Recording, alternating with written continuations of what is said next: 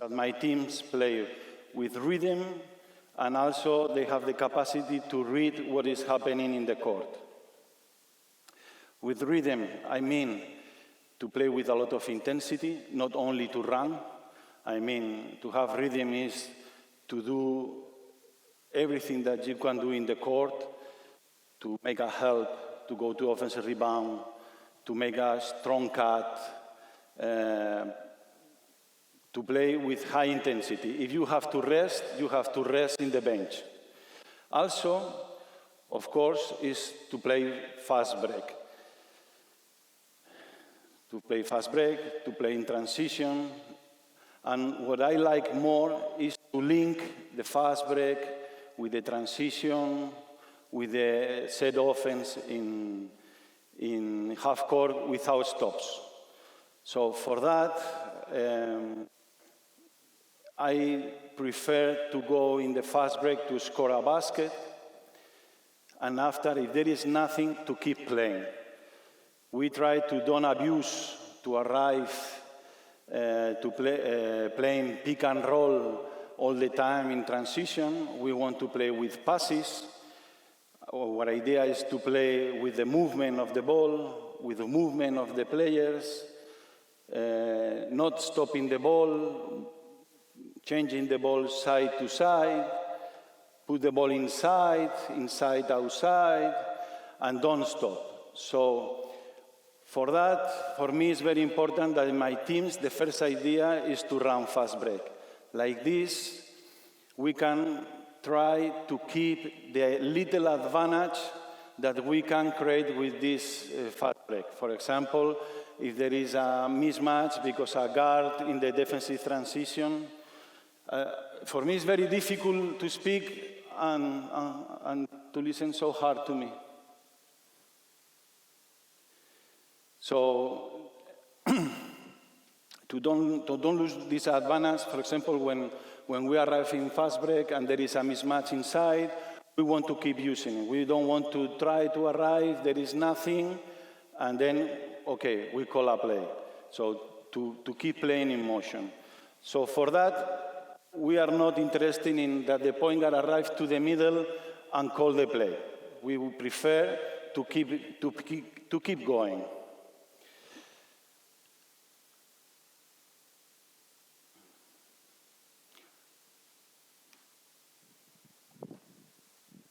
Maybe you can change the...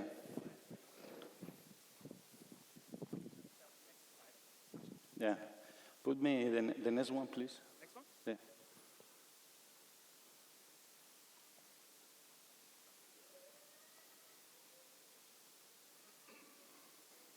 This is what we said before.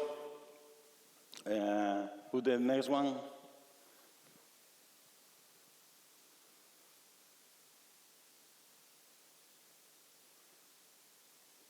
Yeah, what I said, no, to link the fast break with the transition and half court. To don't lose the advantage. Yes, put the next one.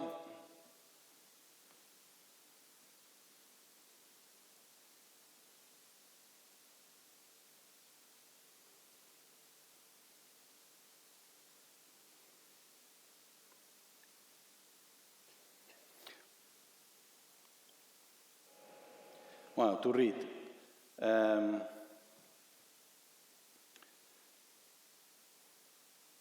We want that our players understand the game, understand what is happening in the game, to read the defense, but also to read the teammates, what my teammate is doing, what the defense is doing, and take decisions, and they make a decision to be always as good as possible.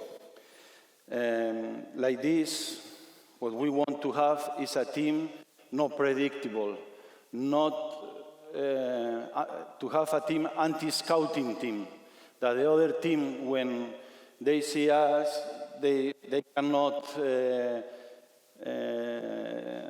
it's difficult for them to know what are we going to do. Because I explained to you one thing, I don't know what my team is going to do. So if I don't know, the other coach or the other teams, worse, they are going to know. I can say that we play the 2-up, And after, we know that how we are going to start the 2-up, but I don't know what is going to happen. So this is a good thing to be a no predictable team. Second thing,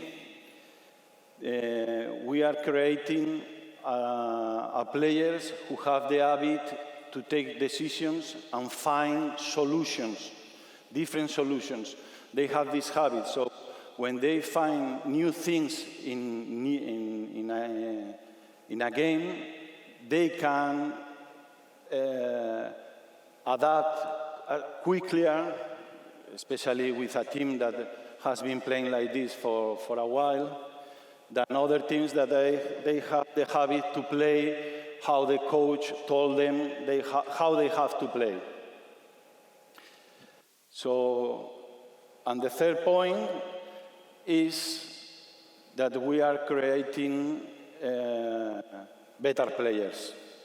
They have to have the skills and the capacity to understand basketball and to understand what is happening. So at the end, for the development of the players is much better.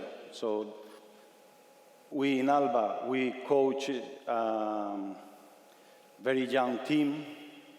So for us, it was a very good idea to implement this way to play because I think we help to the young German players to develop and to be better players.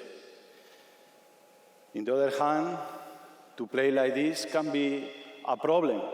At the beginning, the performance is worse because it's more difficult. The results are more difficult to get better results at the beginning, but the curve of the performance is exponential, is higher. I mean, if with in my way to think, if in a normal way to play basketball, your improvement can be like this during the season, I think for us it's more like this. But at the end, you can reach a higher goal of basketball. We have the experience that we in Alba, and also this year in Trieste, for us was always difficult the beginning.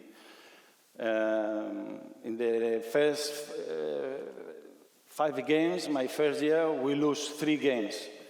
After, during the season, we lose 3 more in all the rest of the season. With Coach Aito, happened to us in Gran Canaria, same, we lose half of the games in the beginning of the first 10 games, and then we improve. And also, you can see this through the years. Our first year was much worse than the last years. And that's why I think it's a very interesting way to play. So, talking about reading, as I told you, for us, the systems are not important. The important thing are the ideas that we can implement with the players to make them understand the game. I wrote there that I am me and my circumstances. I mean, I have to read what is doing what is doing the defense, what is doing my teammates, but also to react how I am. So if I have these skills, I will do one thing on other things. This is a thing to consider. To have a good decision-making. The difference is this decision-making in the different levels is the speed, how the players can do it. This is a key to play in the top level.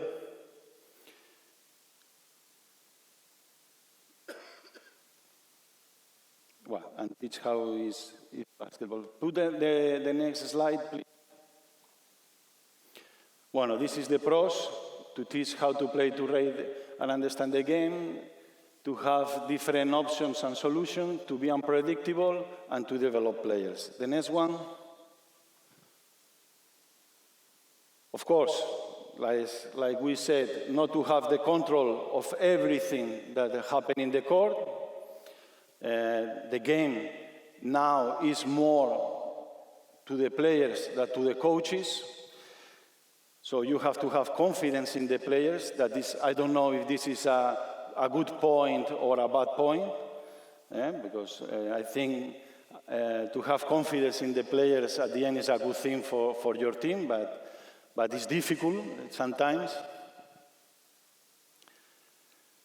The curve of the performance, and of course, in this way to play, one of the things or the problems that we suffered during the years is that we are a team who make more turnover than other teams because this way to play probably. This is a thing to consider. Okay, the next one. The options that we give to the players. Of course, we have to know how is our players, how is our team, and we need to adapt. I mean, I explained you how a base of how we can play, but of course it was different how we did, for example, in Alba when we have Lux Sigma, Alba when we didn't have Lux Sigma, or in Trieste that our fourth position wasn't as good as we had in Alba. As good, I mean, in the way of playing this way. It has got another skills. So we have to adapt this way to play. Some ideas to adapt in the different teams that we can have. As well, especially not only for the young categories, but also for the big categories, we use this free way to play also to teach some individual skills. We don't play totally free, because if we play totally free, the players used to do what they do better. And sometimes, especially with young players, we want that they do another things, to force them that in this situation more times they go to the left, or they have to go to cut in this way. I put you an example.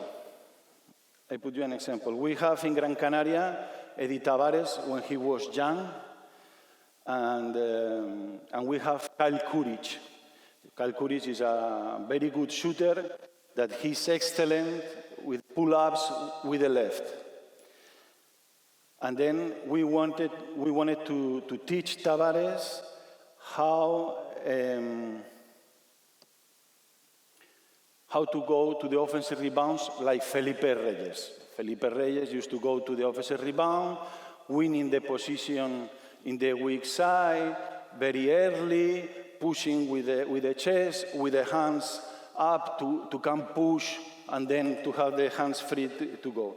So we wanted to teach him, and we use this way to play, to practice this in the game. Coach Aito come one day and come to me and say, which hand is very good, Kyle Kuric? To the left, the pull-up to the left. Okay, let's do this play that he finished in that side, and clear out the corner, and like this we asked him to make a pull-up with the right, because he was thinking that Kyle Kuric missed the shot, and Tavares was in the opposite side to push and to get the rebound. This is extreme, and the worst thing is that happened in the game. We were there waiting, he missed, Tavares took the rebound and make a basket. It was something crazy, but this is Aito level that is a master. So, I mean, that sometimes the system, especially in this way to play, we can use it to teach players to develop some skills. Of course, learn against different options in defense, to read these options, to to have the capacity to read very fast and to adapt to the different ways to defense. And sometimes also we can adapt against the personnel of the other team. That is a thing that we do less. Maybe we can do this more at the end of the season, at the beginning. But also you can adapt, because you can, as you were going to say, you can do a lot of things. And also, sometimes we introduce some options in this way to play, just to change, to continue to be not predictable. Because if we play free or semi-free, and you let the players, and you give them, I don't know, 5 options, after 2 months, these 5 options becoming like a play. They repeat always the same things. They start to don't be creative in the court. They start to do always the same thing, and then you can say, maybe you cannot scout the name, because there is no name, but you can scout the place. So what you have to do is to give them every week or every 2 weeks different ideas. Now, instead to cut like this, you can do this other option, and you practice this option during the week, or another one. And like this, you are creating the habit to don't play always the same. For example, in Gran Canaria, we start the season without baseline play. Like this, we put the ball, and the idea was everybody move, and we try to find the advantage. What players did? They start to move, one go to shoot, one cut to the basket, and every time was different, completely different. But in some point, we realized that they were doing always the same. This is the moment that we decide to put a play, and to put a play with different reads, just to do the baseline. And was close to Christmas, so we spent a lot of time with no baseline play, just with move.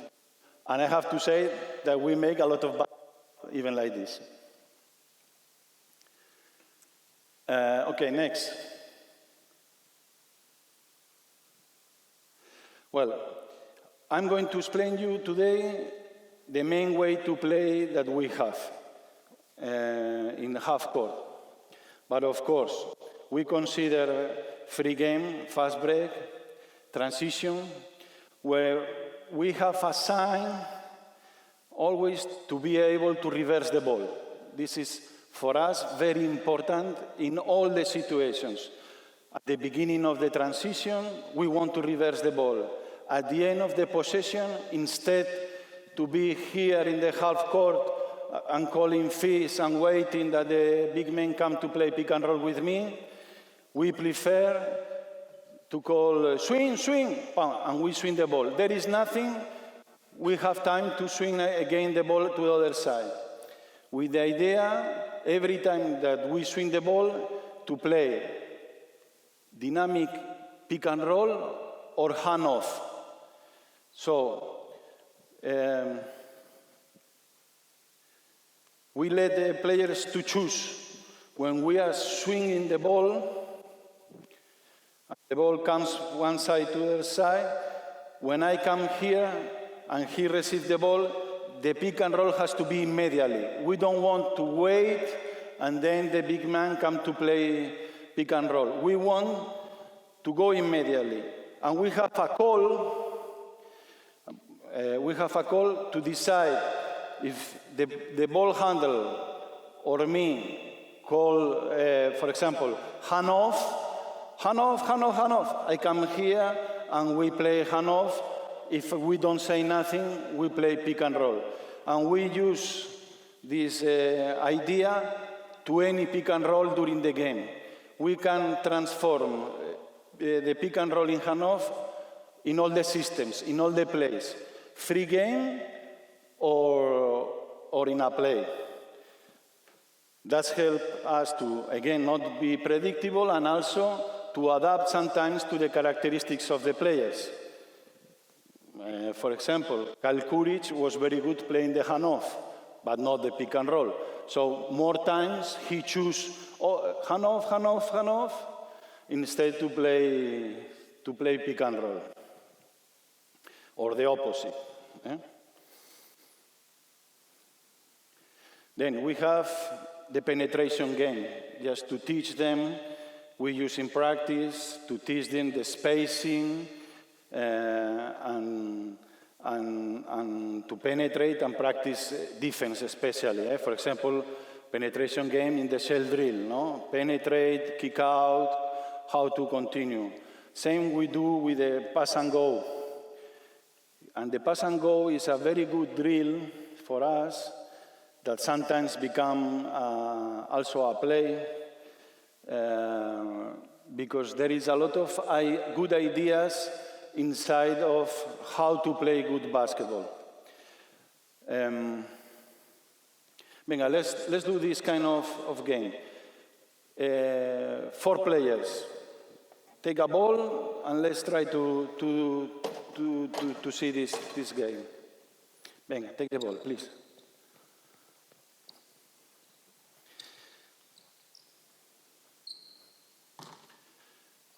Venga. One with the ball here, one with the ball in the corner, one with the ball in the other elbow. Sorry. Not ball. One with the ball here, one in the corner, one here, and one in the other corner. No balls, only...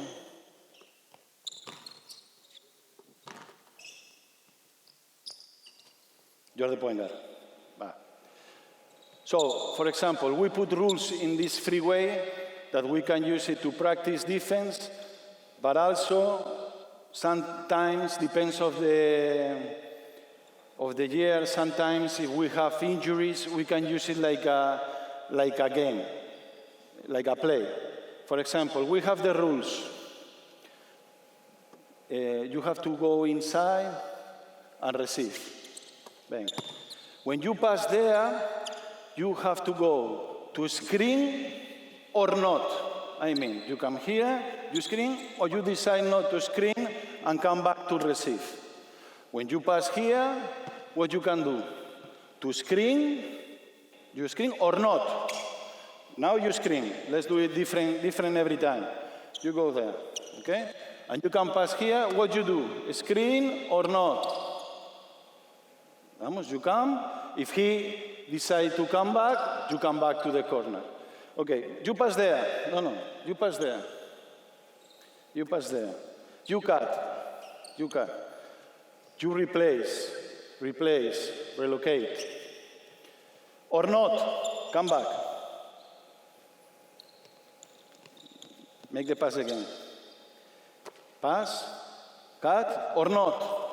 Come, you are coming, so you read that he come back, you go there. Pass to him.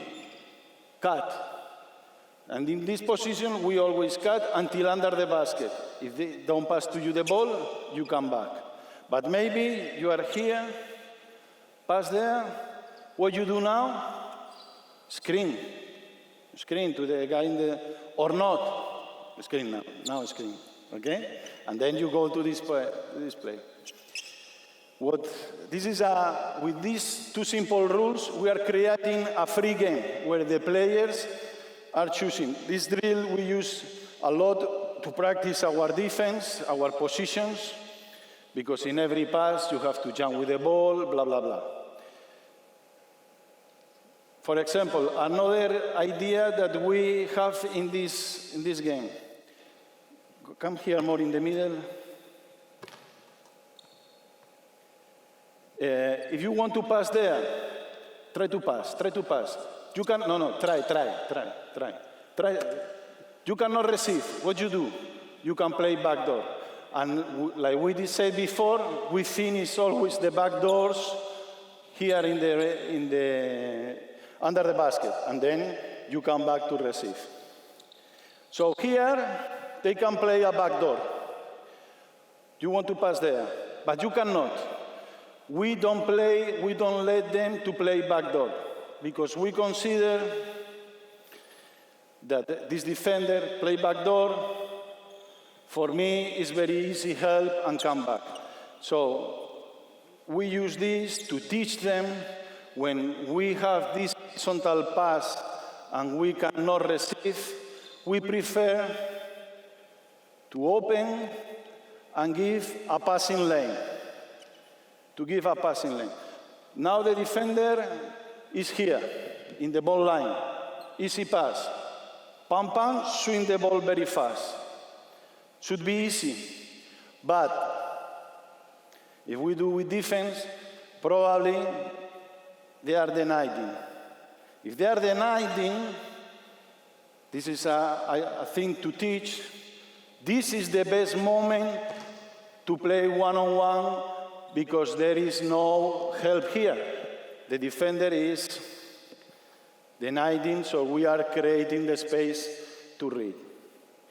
So with these simple ideas, we have a free game, and we have situations where they can learn some things. For example, this idea of there is not a pass, instead to play backdoor, we open and we can have the space to penetrate. And then we can, with the 4-on-4, with penetrations, with the spacing, to work in the spacing. When he's penetrating, kick out, we can work in the spacing as well.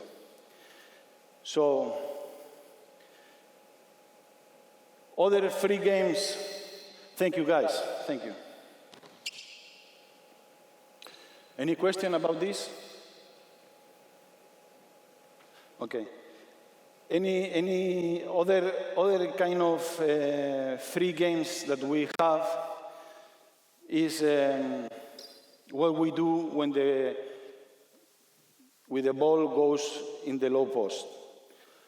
We have, it's not really a free game.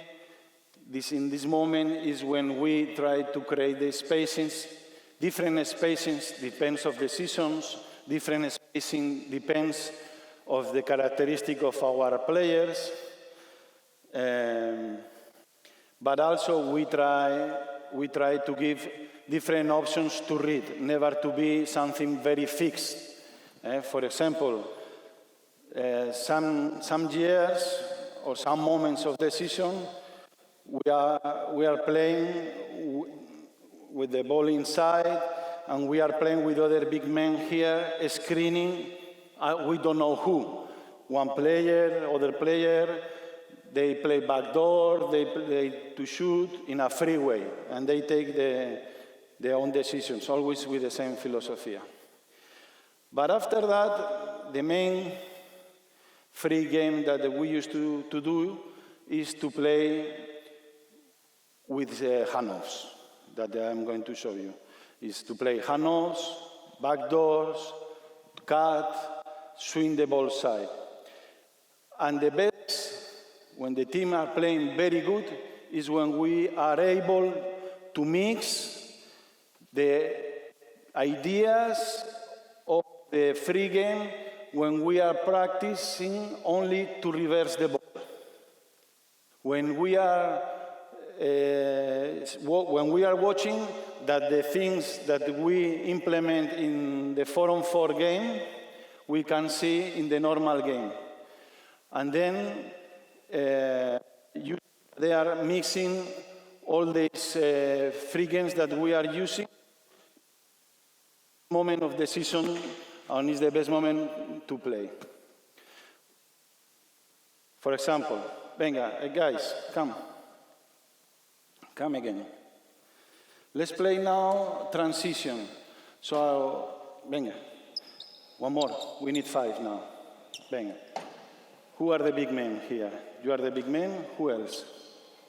4 position. Venga, 4 position.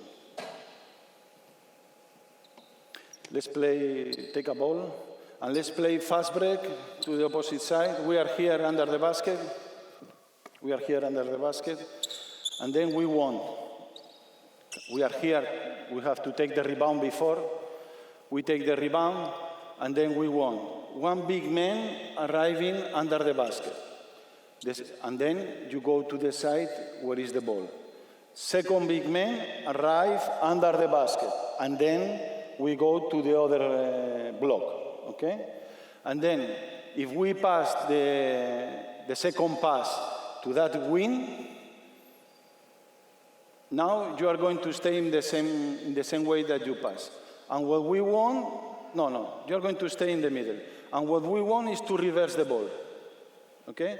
When we reverse the ball, the guy who is in the opposite side of the ball is coming to play pick and roll, okay? Venga, let's do it. Take the rebound, the big man, and play the outlet. You go there to that side to take to the outlet. Venga, run, go. Venga. Look inside, reverse the ball. No. If we put inside, perfect. Inside, outside, reverse the ball. Go to play pick and roll immediately. Play pick and roll, normally to the middle. This could be, but normally to the middle. And we play pick and roll. Venga, let's do it again in the other basket. Give me the ball. Venga, take the rebound. Venga, pass. Look inside. Venga, reverse, immediately. Vale. We introduce another option. We pass the ball to the wing. We want to reverse the ball. But in that moment, you go to the opposite side, and the wing of the opposite side is giving the passing lane to the middle to be able to reverse the ball. Okay? And when we reverse the ball, again, the big man who is in the opposite side goes to play pick and roll. Venga, go. Venga, you pass, go to the opposite side. Reverse the ball, pick and roll. Bravo, venga. Very good. Now, we do the same, but instead to play pick and roll, you start to say, hand off. And instead to play pick and roll, you play hand off. Okay? Venga, let's go.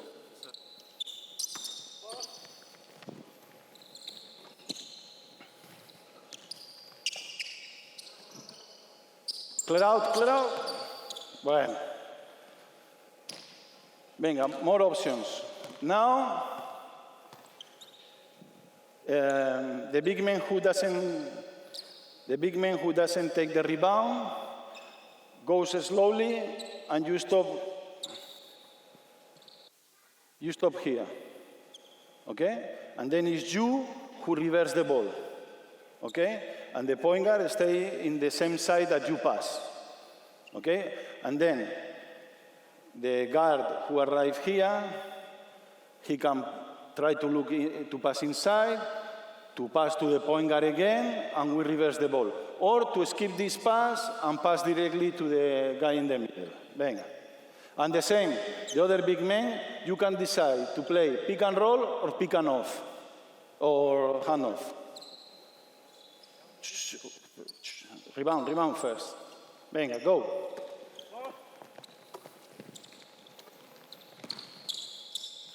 Swing the ball. Venga, before.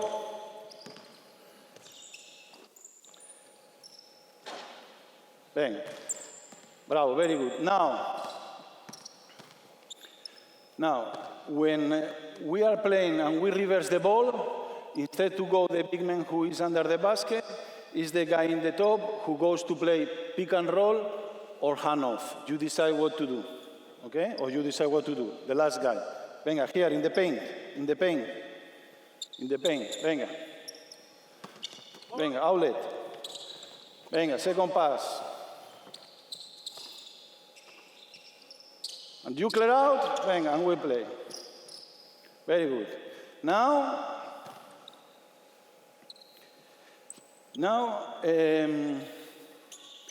you pass the ball, the point guard, and you go to the opposite corner. And when we want to reverse the ball, the first guy that is here, he can decide to cut or to screen the point guard, and the point guard is coming to play the pick and roll or the hand off, and the other clear out, and everybody is in the other side. Clear out the part of the middle. Venga.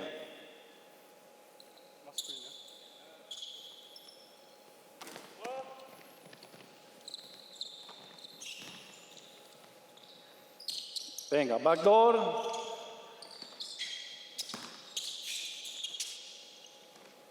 Vale, muy bien. This is another example. The last option for today. You want to play the outlet pass, but there is no sub pass, and you are dribbling in the side. The wing is clearing out the side, and we reverse the ball with the other wing that is coming from the top to the middle. And the two big men, like in the beginning, under the basket. One in one block, the other in another block. Okay? Venga. Venga, take it out. Outlet. Move, reverse the ball. Hand off, hand off. Venga. So, thank you guys. At the end, this one, in my last year, has been a nightmare. I tell to the players to reverse the ball, just to swing the ball. How? In all the ways that we saw. I don't want to put a rule and say, no, we reverse the ball always with the 4, we go always to pick and roll with the 5. No. We practice in different ways. We did once, just to show you, but we practice with this option, then with this option, then with the other option. In the way that when we are playing fast break, we are able to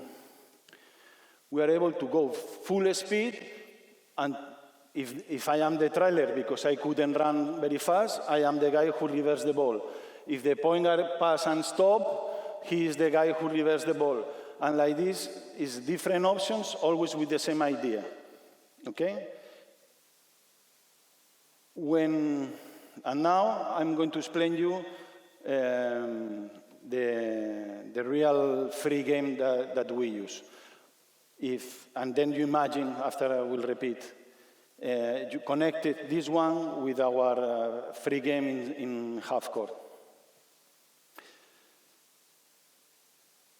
Venga. How put one slice, change the slide.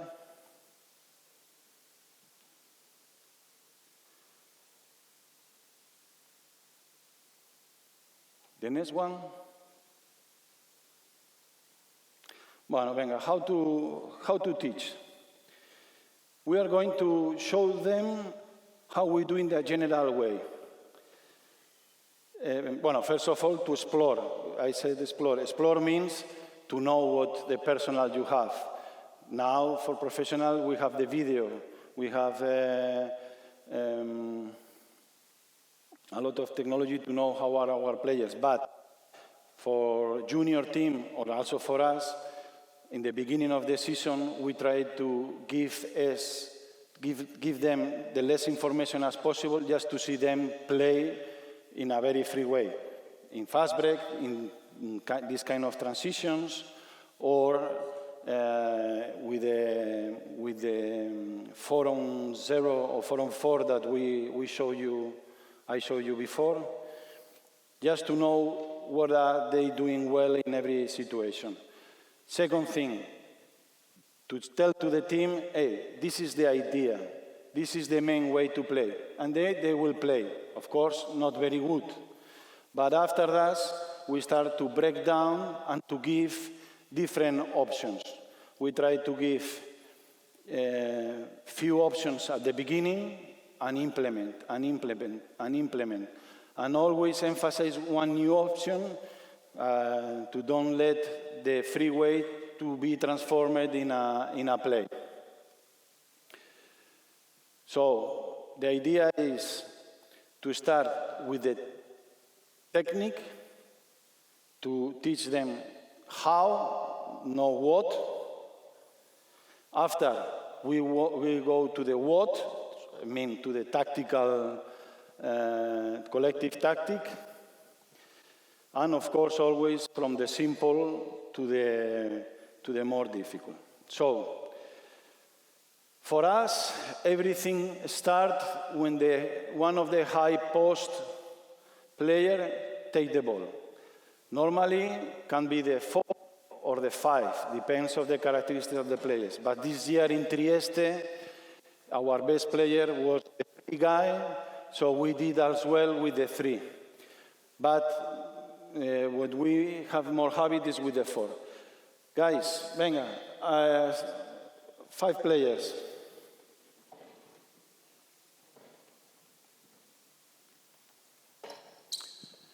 Venga, one guy, take the ball. Venga, who is playing point guard with the ball? 4, 5, 2, 3.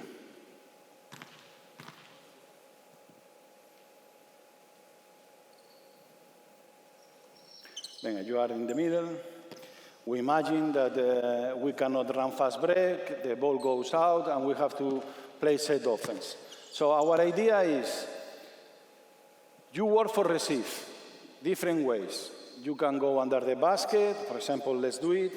You go here, you screen to him, you go around him, you go there, but at the end you decide to go to the other side. For example, you come here, you receive. At the end, we try to pass the ball close to the three-point line, or if we are able to receive with one foot inside, better, okay? Then when we have the ball here in the high post, he can go to the same side, to the ball side, to play there. He can go to away side.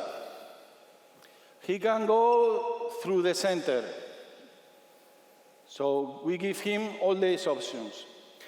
He can go there and screen. I can come here and screen. Or I can come here and no screen and go to the basket. He can go there to screen or not and go to the basket. Or you can come back. And we play again another pick and roll or whatever. You can go through the middle or not and come back. Or you can go through the middle and ask for the ball in the middle. Or you can come, of course, I'm explaining very general. Or you can play flex in the ball side. Or you can come and screen flex in the opposite side. Or you can come and make a diagonal screen. Or even a pick, if he's got a good, whatever he wants, he can do it. For example, a way of the ball, for me, is A. B is a ball side. C is center. This is for me, but not for the players. I don't give them any call, any sign. So, for example, now what you choose? Away. A. Okay, now, you can decide, play handoff with this player, or you can play backdoor, or you can play handoff, or stay. Or when you are not looking him, and you are looking this way, and you are waiting the pin downs, or the back door of someone of them, or you are come to screen to shoot, and then when you make stop. When you make this pass, what can you do? You can screen or not, and come here, like we did in the drill before. Venga. Or give the ball. Or you can go and play handoff with him, or not, and then you have to go on. And you go on to the basket, always to the basket. When there is not handoff, always going to the basket. Okay? Come here. Now we imagine that you go to the ball side, to the B. You can give the ball to him, you are right, or not. And then you are screening, and then you can play or cut, or hand off, or we are in this side and we are playing with the other side. One option that we used to give, or I give, that we didn't play in Alba many times, but we give in Trieste because it was more a pick and roll team. We play here, you play, and now, for example, you can go this way or that way, doesn't matter, this way, venga. You come to play handoff, come, take the ball, and then, once that happened, the handoff, this player has got, we start with 2 options, but has got 4 things to do. One option, come and play pick and roll, directly, handoff plus pick and roll. Then, if I am the 5, maybe I roll. If this player is a shooter, I pop and you roll. Different situations depending of the player. But also, in the moment there is the handoff, I can decide to screen here. And then you can penetrate because you have all the space, or you can be looking for this pin down. Other thing that you can do when it's there is when it's the handoff to clear out. And then you have all the space to play. So, point guard has got many things to do. Ball guy can choose everything. And then once that we start with the first handoff, the other big man has got a lot of things to decide as well. So we have to read what is the defense doing in every situation. We don't want to play like a robots. If they pass under, we want to do one thing. If they pass following, we want to do another thing. If they, well, I will explain. But also they have to read what the teammate is doing, because the spacing will be different every time. And also, every player does different things depending on his characteristics. That you, like a young team coaches, you can adapt to force them to find more situations, maybe to the left, maybe to the right, maybe to play repeat, I don't know. Okay? The idea is clear, more or less. But now, how we do it? Venga, everybody. Let's put one line here in the top with the ball. The big man in the baseline, even normally at the beginning of the season, everybody does everything, but let's go straight to the point. We have the big man there, the rest here in the top. You go like a big man, you go like a big man. Venga. And one more, you, venga. Doesn't matter. So, the first thing that we teach to receive, we go under the basket and we go to this side. And we receive. The first thing that we teach is try to receive with at least, if we are able to receive with 2 feet inside, better. Then, at least with 1 foot inside. What are they going to do if I don't say nothing? To go out. This reverse pivot. We don't want reverse pivot. It's kind of mandatory to play from pivot. I'm here, I want this space, I keep this space. And now we do like this, because to play this handoff, we don't need footwork. But here, if they are putting me a lot of pressure, the gap is this one. So to prevent and to don't make traveling, we want to receive, read through, I try to penetrate. If I cannot penetrate, I can go to the handoff. If I don't want to play with this corner, I read through, I'm not looking the guy in the corner, because in the moment I look to him means that we want to play. And then I can look for the pin down, for the cut of the point guard and try to pass inside, to play handoff with the other one, to do anything. Venga, let's do this for one time each. Venga, you go to receive. Venga. Again. Now fast, because if no, it's not. And then you receive the ball and penetrate. Venga, penetrate. Bravo, venga. Another one. More balls. Venga. Go, pass. Go to the line again. Venga, another one.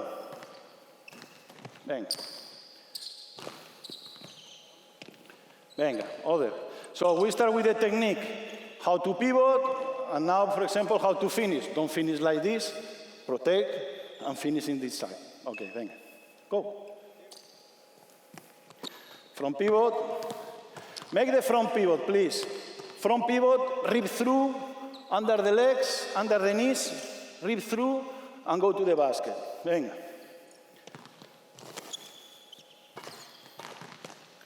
Venga, better, like this.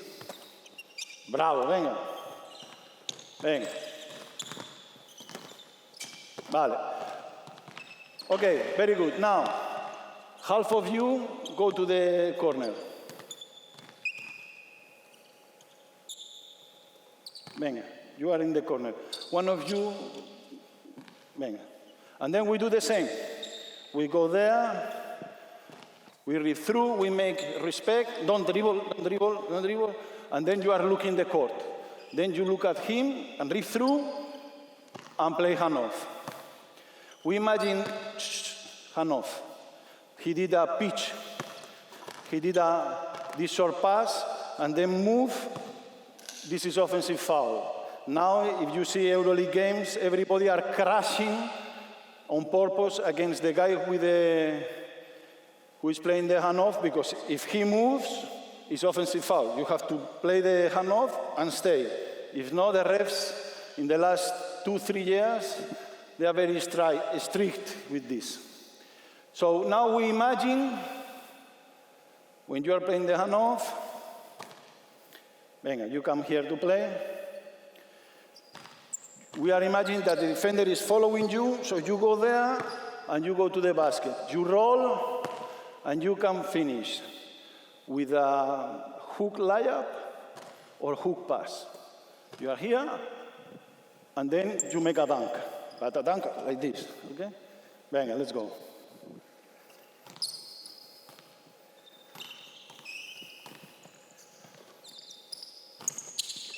Venga, roll, bravo. Venga, other. Vamos. Change lines. Who is in the point guard, come to the corner, the point guard in the corner. Venga. Big man always in this line for the moment. Venga.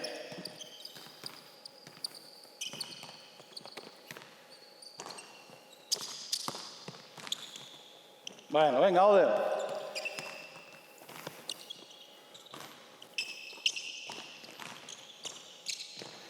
In the moment that he look at you, you are coming. And like this, we can meet around this area.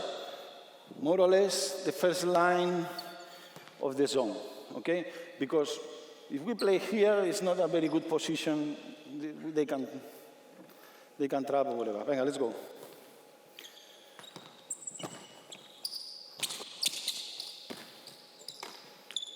Low pass, this straight pass is very easy to steal. Or these short passes, it's a bounce pass or a low pass, but not straight. Okay, now we teach them, when I come here to play the handoff, I go and we imagine that the defender is coming under the screen. So when you are coming, you are ready to shoot. And then I pivot, and when he wants to come back, I screen him. Okay? Venga. See? Don't be in a hurry. When he look at you. Venga. Bueno. I prefer, there is I wanted to teach you first like this, and you screen the guy.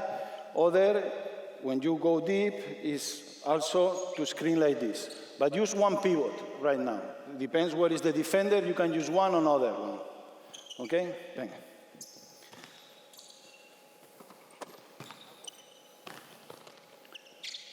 Bravo. And then when he's shooting, when I'm screening him and he's shooting, I screen 1 second and then I roll. And maybe I go to take the rebound, or maybe when I come here, I'm going to shoot, but I see you, that you are looking at me, and we have a little lob pass here, okay? Venga.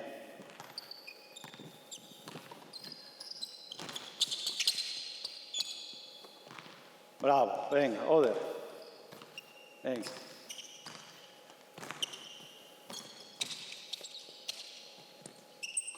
Venga, muy bien.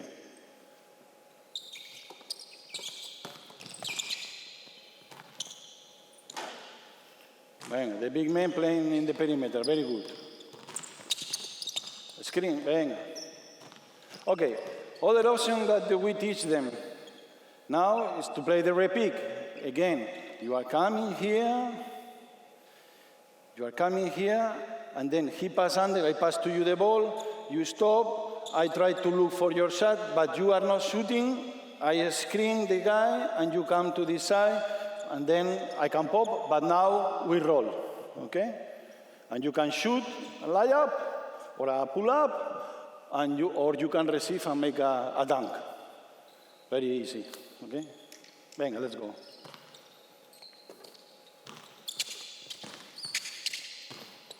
Venga, vamos.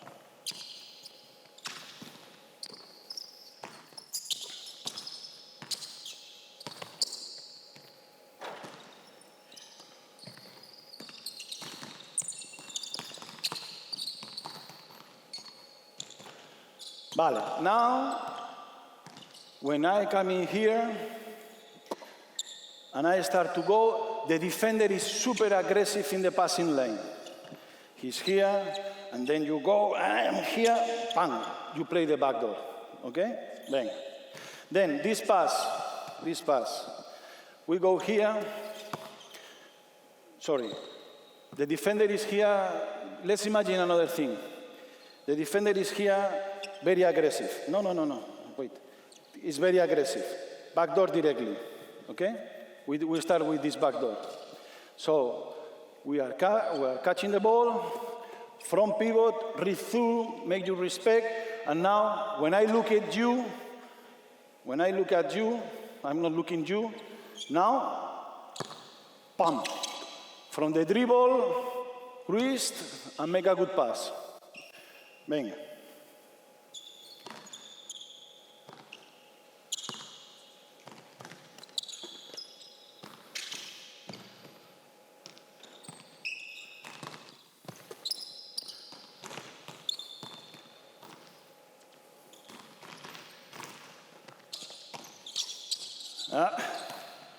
Remember, front pivot, face the basket. If you can shoot, shoot. If you have to pass, pass.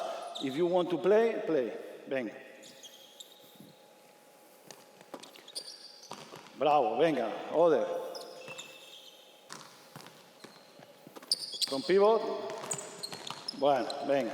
Muy bien. They are doing like this, pocket pass. It's not bad. But I prefer the other one. Now, we go, he's here, you start to go, and then I'm very aggressive.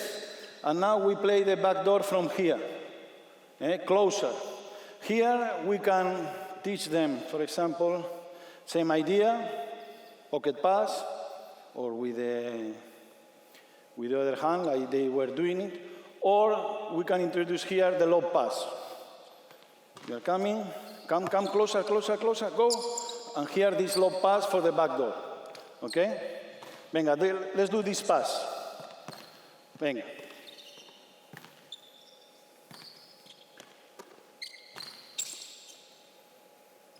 Come on, try to do it with the left.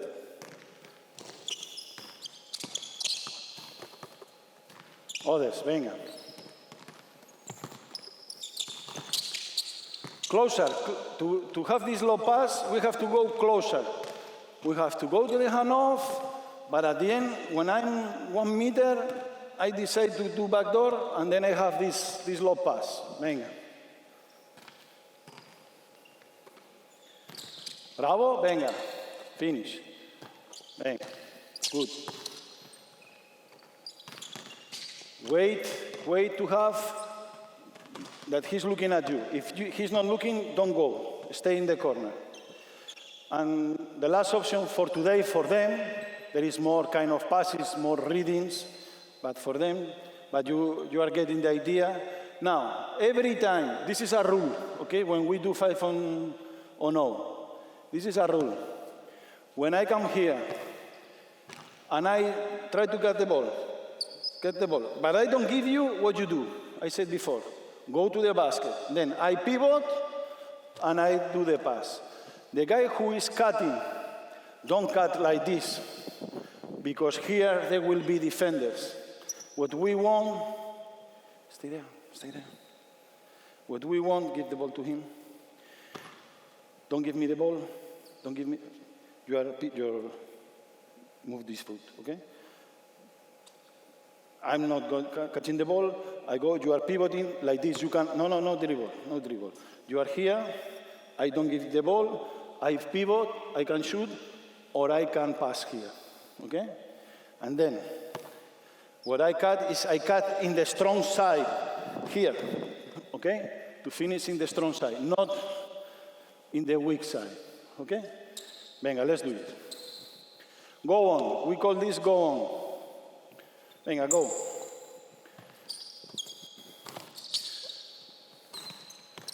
Bueno, venga, more low. Here, not here. Venga. Bravo, venga.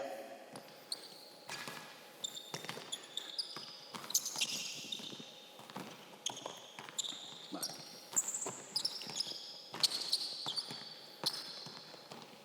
Okay, this is the go on. To go on, okay? Go on. We have under and shoot, or pass. Under and repick, okay?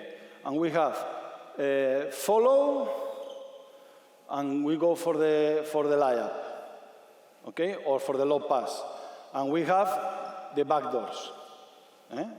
So now we go to the other side. And now, what we do normally, in the beginning, is we teach them how we want to do the things. Now, they do the same, but not organized like before. Talking, improving their communication. So now, when I come and say, they are following, I penetrate. They go under, repeat, and then you say what you want. Okay? Try to do it every time something different, the things that we practice. Or backdoor, or backdoor closer, okay? Venga. Communication, everybody, venga.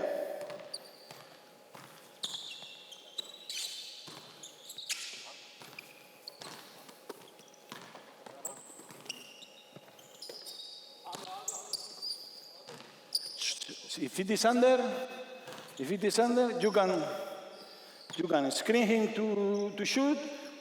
to shoot, and then roll, maybe you receive, or he can tell you repeat, or you can tell to him repeat, okay? Venga. Backdoor, venga. Good talk, venga.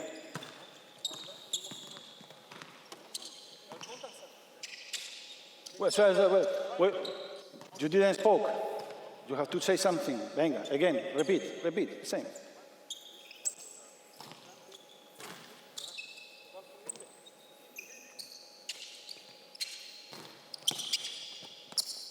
You didn't spoke. You spoke. You spoke in German.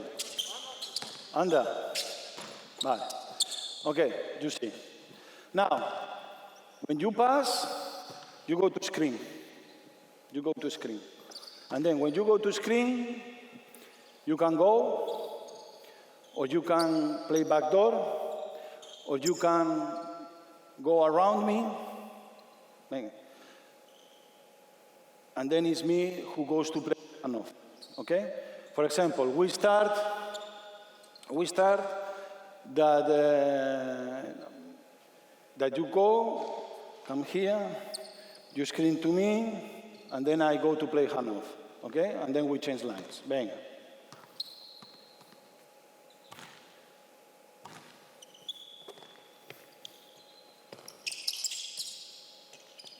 And here, the same, always. There is no difference. We need to improve our communication. To tell to the big man, or the big man tell, if the guard doesn't speak, what is happening. Go under, follow, venga.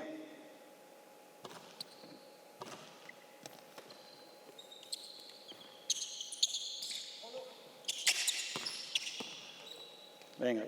In this case, now we are playing in this half court. You can come back to the corner, or you can go to the other corner. I really don't care. In the game, you will decide what you want. Venga.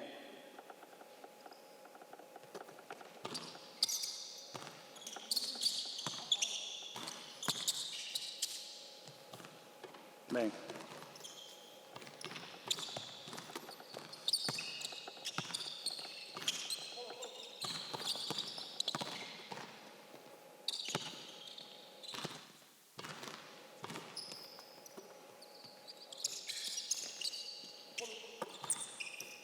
Ah, very good, go on. Okay, now when I come to screen you, you are here, you are coming to go, and then I go before, and you are passing to me. Or you cannot pass to me, and you play handoff with him, talking, okay? Talking what is happening in the handoff, okay?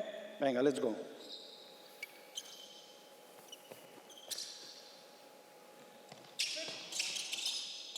Venga, good. Others.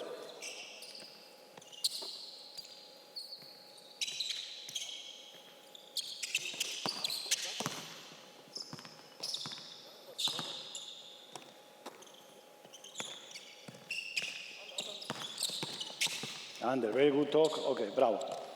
Okay, now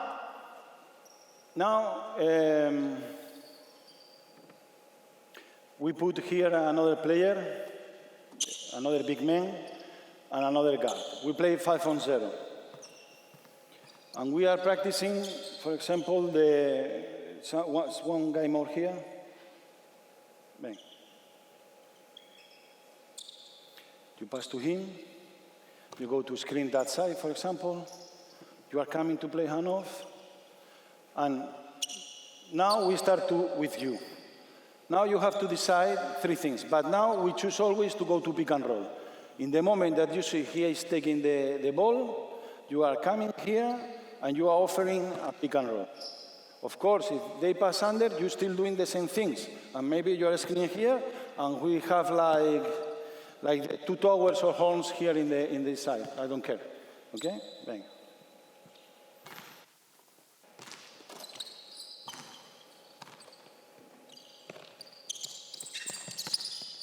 Eso es. Here, another communication that we can have is to say, I roll or I pop, and you do the opposite. Okay? The first one who speaks is the guy who takes the decision now. Venga. One time more.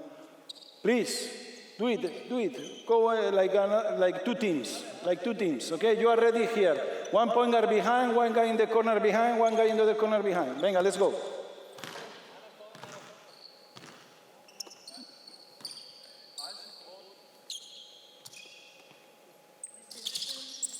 Very good.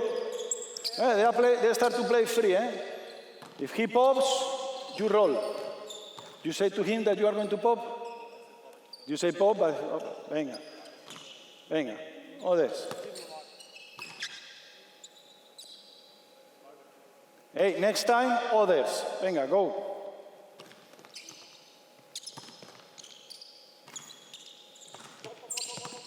Bravo, venga. If you cannot shoot, we start again. Every time that the big man is close to the elbow, we can start to play there, all the options that we was playing before.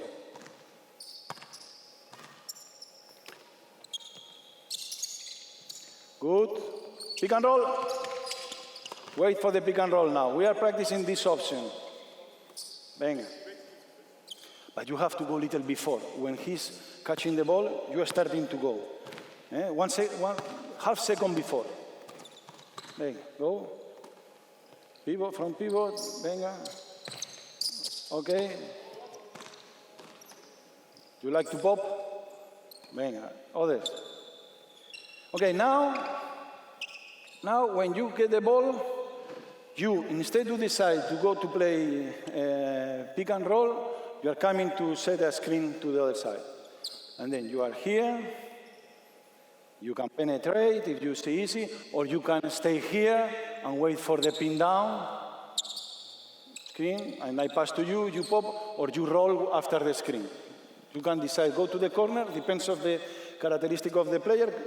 You can do one thing, other thing. Venga, go.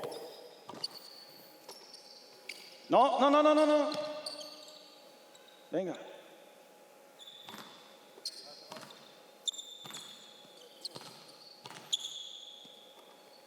No. Again. Front pivot. I receive the ball. I go face to the basket. Then I rip through and I play it this way. Venga. Bravo. Venga. Good. Now, come. Venga. Rebound, opposite side. Venga. Bravo. Others.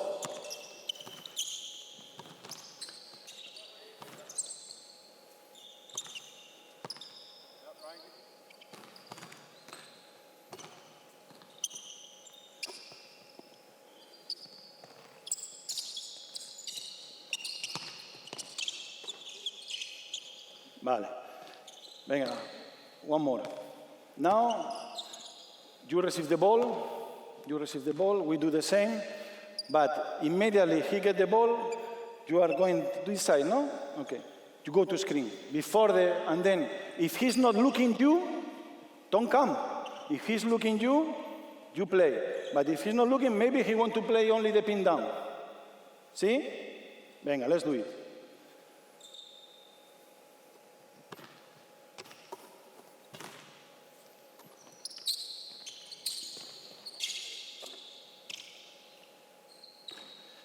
And then, when you pass to this part, remember, you can pass, and after what you can do, screen or not. And then you go here, and you offer another passing lane to continue playing, or to have, and to continue another handoff, okay? So at the end, we are mixing a little bit everything.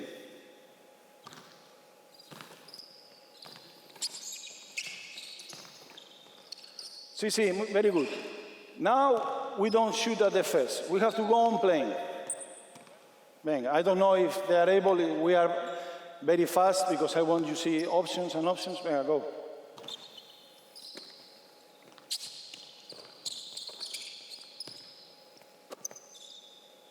Venga, good. Bravo. Very good. Now, we do the same. The big man now goes to play pick and roll, for example. But point guard, don't go to the strong side. Go to the center. And you can choose, go one side or the other. Okay? Venga, pass, go. No. Point guard through the center. Venga, play handoff.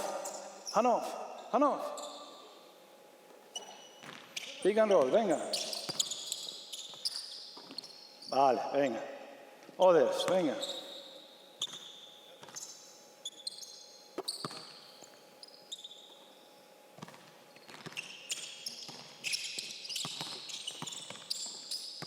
Bueno, same idea. But now, instead to play the handoff with this player, you get the ball, and you look at there, you go to pin down, venga. And you are coming here to play. Here the same. We read, it's under, no under, whatever, okay?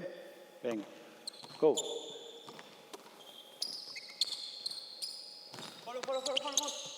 Bravo. Good call. Venga. Again, other.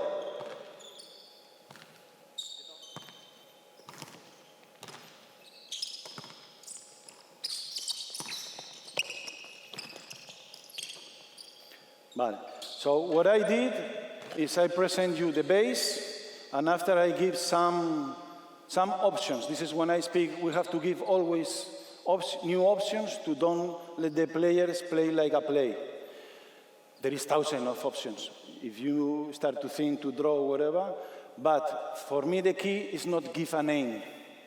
Maybe when we start to play flex, we give, and we say clearly, 2-up flex, and we don't care for the scouting. But the goal is to play only saying 2-up. 2-up means that the two big men want to have in the elbows. After that, there is thousands. We pass, we come back, we play pick and roll. We play directly the horns. And everything without a call. Of course, if you are during the week practicing, I don't know, the point guard go to the strong side, hand off and pick and roll, after, if you play 15 times during the game, it's going to happen more times the option that you play this week.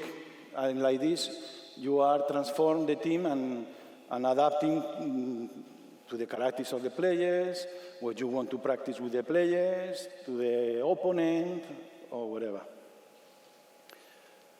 Okay, guys, thank you. Thank you, sit down. Let's put the video, please. So, we are going to see a video with Alba, and if we have time, we are going to see a video with the junior team of Trieste, that the coach sent me some clips. Like this, we can prove that we can do in the high level, and we can do it with the junior team, okay? Let's start with the other one. With the other one. With the other video? Okay. Perfect, perfect. So now he called 2-up. Sigma was a master playing these things. He goes to the opposite side, but he decided to play with the strong side and play backdoor, for example. Now the same. They were cheating, trying to switch, no switch, backdoor in the other side, because they read. We start now, see, stop. This is an example. We are in transition. We pass to the guards. In the moment that one of the big men receives in the elbow, we connect with this kind of game. So if Sigma receives now in the elbow, now everybody knows that has to start to play this hand-off or this way to play. Go. Again, he plays a backdoor in the opposite side.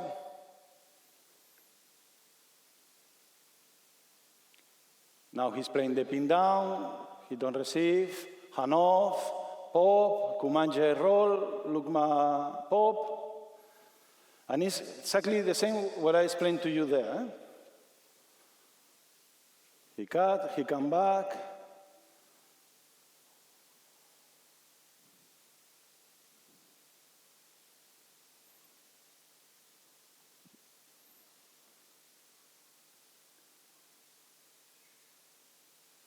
Play the pin down.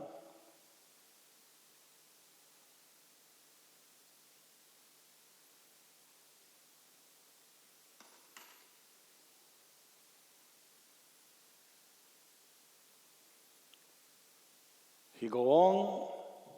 Now he play hand-off with the other one, and at the end, they find the roll. We were a very generous team in this season, sharing the ball very well. Again, they play the repick.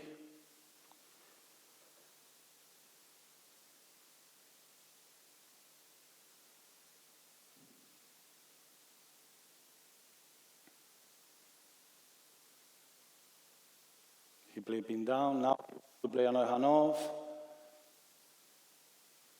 At the end, they are playing always with the same call. They are not having any different call.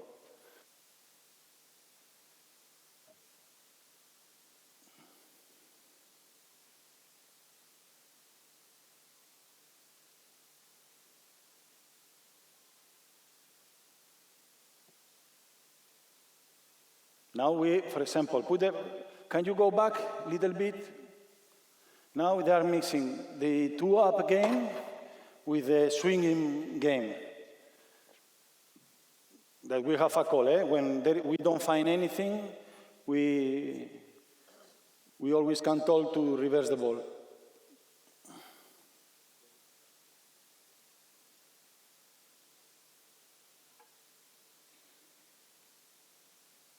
See, he cannot receive the handoff because probably he wanted to receive the handoff there with the point guard, and he go on, and it's a layup. They switch, no switch.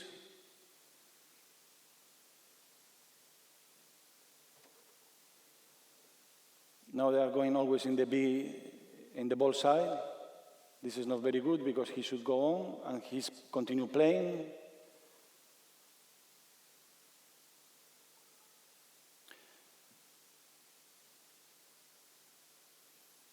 So we believe more in the movement of the players than not in the static pick and roll game, especially, for example, in this thing, I think Tamir Blatt was excellent pick and roll player, Mao Dolo a little, but the rest, really, we weren't very good in pick and roll. So for us to play like this was very good.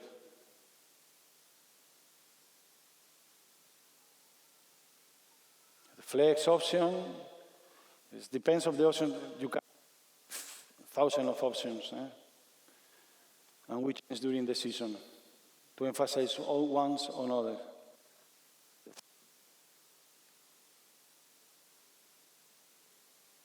I think it's finished.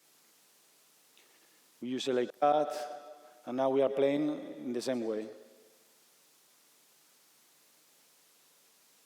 You see that there is a lot of to do with the eyes contact, to activate one situation or other. And sometimes we start with the pass in the wing, sometimes we start with the directly pass through the big man, but it's everything the same. Like a curiosity, we found sometimes scoutings of the other team in the locker room, and they start to say, 2 up, this option, and they draw it, 2 up, and sometimes there is nothing. Put the junior team, please, the Trieste.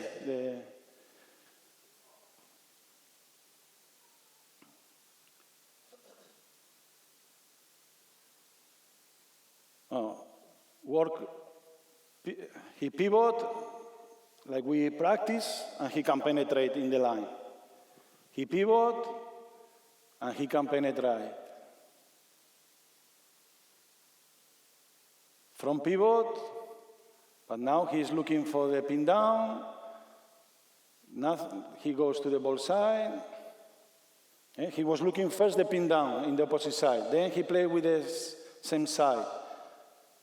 Now he played directly with the guy in the opposite corner.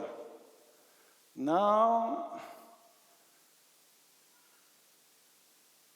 he played pin down, and this player make a great 3.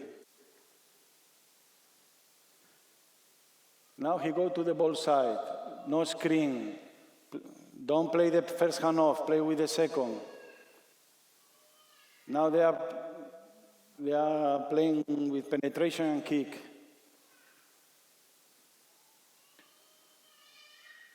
Pivot footwork, pin down.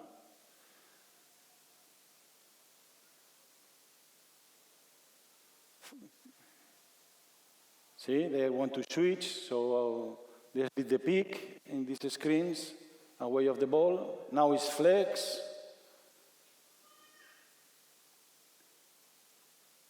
Now they play inside.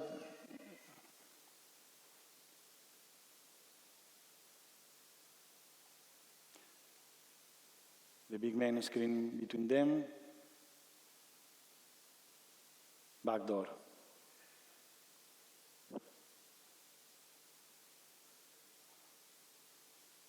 Again, backdoor.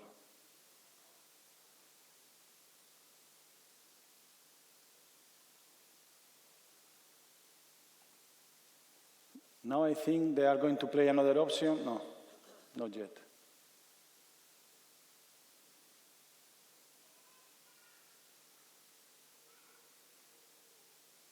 Look at the point guard now.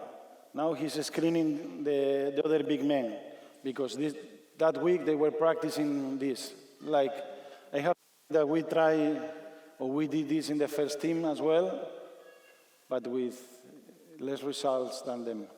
They play better.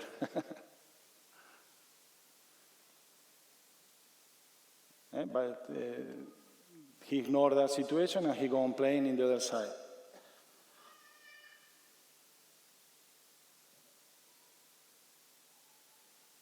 Again, back pick with the point guard, but they decide to play the backdoor in the weak side. Okay. Venga, the last clip. Again, backdoor, open, and shut. Okay, very good. And like this, you can implement all the options that you want if you respect the main rule. Give options to play free to the players. Okay, this is what we did, what I did, and I share with you. I hope you like it. If you want to make some questions, I will be happy to help you. About the communication of the actions, especially when you go between pick and roll and handoff, right? Yeah. Is there a player that has the first way to communicate, basically? So on a pick and roll, I imagine it's the guard, right? In the pick and roll, I imagine it's the guard who decides if he wants handoff or no, I let both players to choose. Okay. The thing is that when they start to understanding themselves, if they don't say nothing, they play pick and roll. But if I play with Matisek used to call more times the handoff, for example, more times. But if I see that he's always asking for the handoff, I will say no. Every 10 times, 2 has to be pick and roll. Like this, we confuse the other team and we continue developing the player.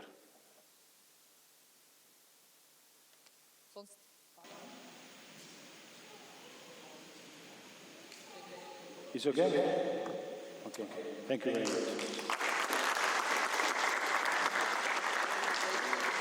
Okay.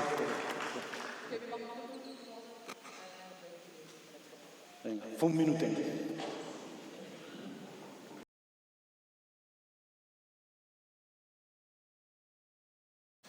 So from before, we play these things, we teach the technique and the reading of the concept, in this case the handoff, in 2-on-0, in 3-on-0. But of course, we didn't show the part where we play 3-on-3, 2-on-2, 4-on-4, 5-on-5, of course. And also we have some wheels, not only with 2 lines, with all the lines where we are practicing more dynamic, but at the beginning of the season, I like at the beginning of the season to start just simple like this, and after go on and complicate a little bit more to take the focus of the other team. If you have any questions about before we pass to the next topic.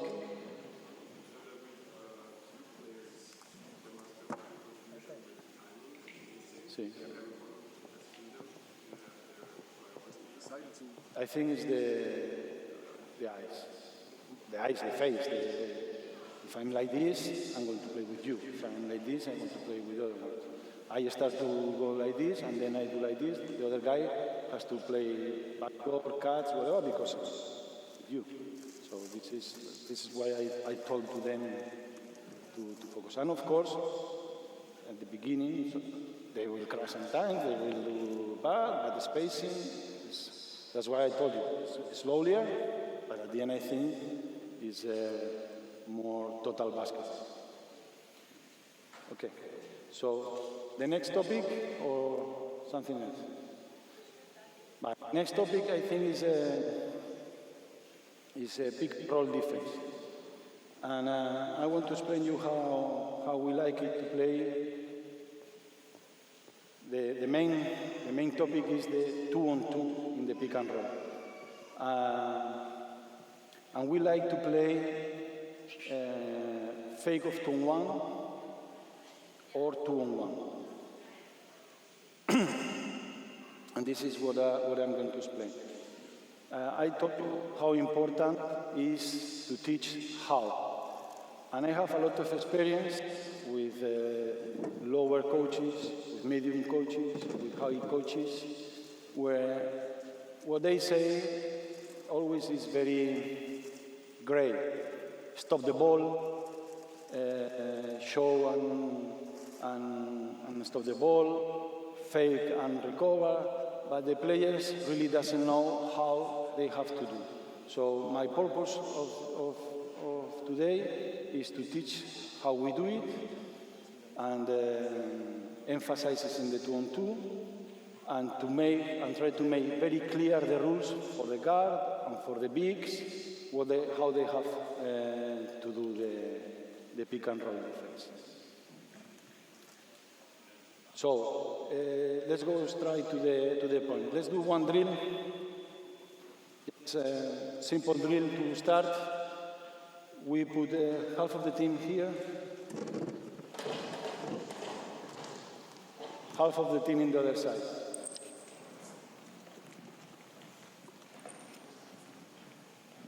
One ball. You are in the middle. We call the silly game. We start the practice, let's warm up, and before stretching, let's do this game. You have to go and try to touch the guy with the ball or touch the ball. If you are able to touch him, it's 1 point for you. If you are able pass the ball, to touch the ball is 1 point for you. When you are coming here, now you pass. Not this kind of passes, has to be straight passes, because lob, he will never touch the ball. When you finish here, you go to the line, and you go to the next, and you repeat the same, okay? See? So now, half of you, the last 3, go to the other side, and do the same, and the 3 there, and, okay, you start here, and you go, you go and go to, here in the tangent of the 3-point line, please, in the blue line. More.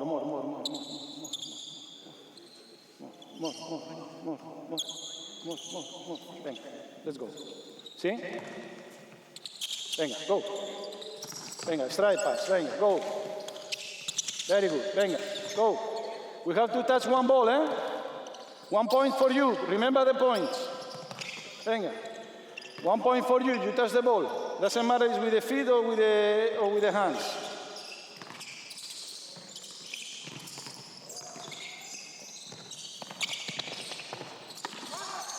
Venga, bravo, venga, vamos. Venga, go. 1 point for you, very good. Bravo, good. You touch the ball, bravo, venga. Don't give up so quickly. Stay there and venga. If you touch the man, you don't need to always to touch the ball. If you touch the man, it's 1 point. If he's got the ball in the hands. So he has to pass before. Venga. Well, very good. You will see why, okay? Trust on me. Okay, bravo, very good. Now, those three, stay in that side. You stay in that side. You stay in this side, 3 and 3. Venga, very good.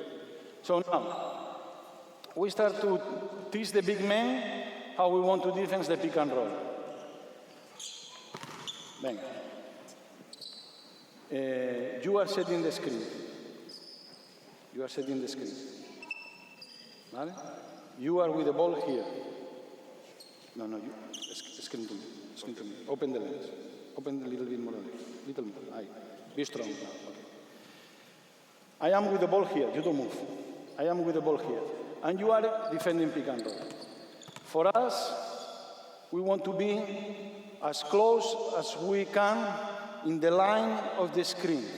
This is will be the perfect position for us. Not here, because there is a space to go to the basket. Here is not bad, but the perfect one will be here. And the goal is to invite to the offense to pass the ball, but we know that he can receive the ball and we want to steal the pass. We want to run back in the passing lane. So now what we practice is, you are where I told you, here, you imagine that you are there, and then you are going to make an easy pass. You pass when he starts to go. When he goes to the block, okay, because you know we crash with the other guys. When you go there, I start to go. So I'm here ready, you roll, and I run. And I run looking the ball. Right now, it's easy to see in this side, so I'm running. When he passes, I go to steal with the farthest hand. Okay? Go back. Then, go. Bam, and I try to steal. I touch the ball a little. It's 1 point for me. Okay? Venga. You understand the idea?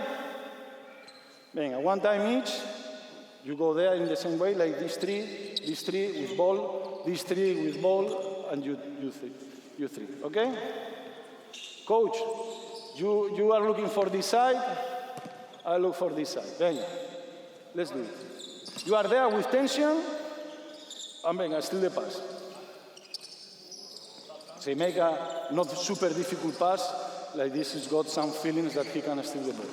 Venga. More easy. And then rotate. Every time once. Venga. No. You attack to the middle now. You are screening. You are defending. If you are defending, you are screening, and you are here in the line, and you are there. And then you make the pass. Venga. Go. No? So this is the mistake. We want, stop, please. We want to run. We want to arrive to this position and now to run. I don't see the 100 meters runners running like this. This is a very difficult situation. We must sprint. How we sprint? We sprint, we run. We don't go running like this. Okay? We are here, and then when you pass, we sprint. And when I see the ball, the farthest hand, that you have half second or less more time than if you go with this hand. You go there, and you try to tip, to touch. Venga. Run. Bravo. Oh, bravo. Very good.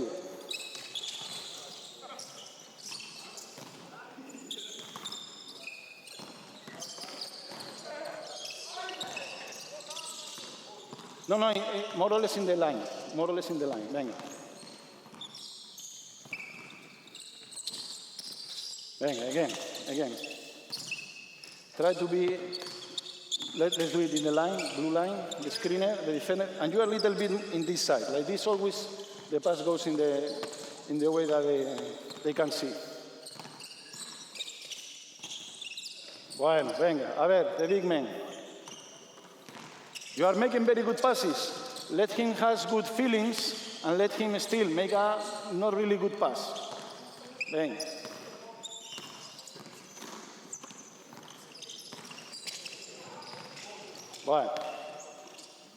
Bueno, this is first idea. Second idea, let's repeat it.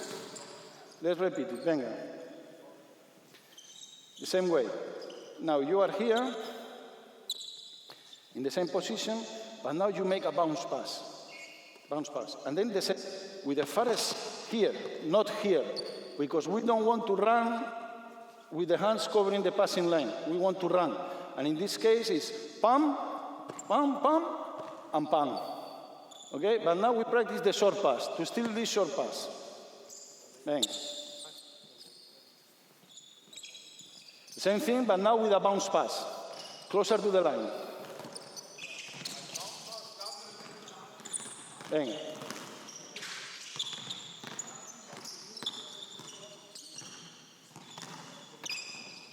Bueno, in offense, make easy pass for the defense to steal.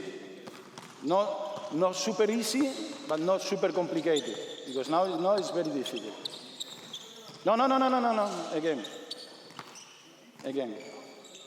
He's grabbing and doing like this, and this is foul. We want to have the hand here, touching. And when he touches, I'm free to steal. Okay?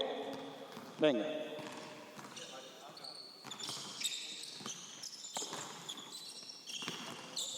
Good defense. Bravo, venga, you touch the ball.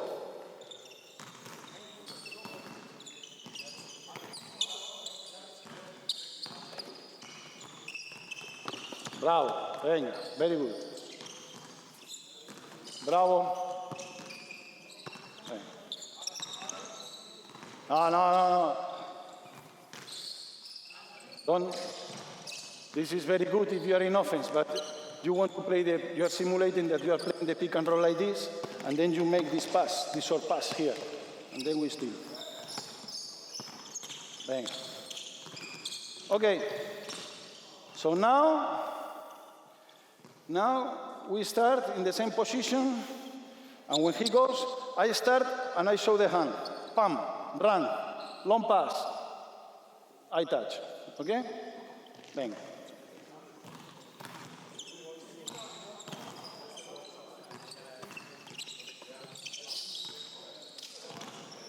You cannot steal the ball because you are doing like this and you want to steal here. We say it's much better to run and to have chances with the farthest hand. Thank you. See, now you touch the ball. Thank you.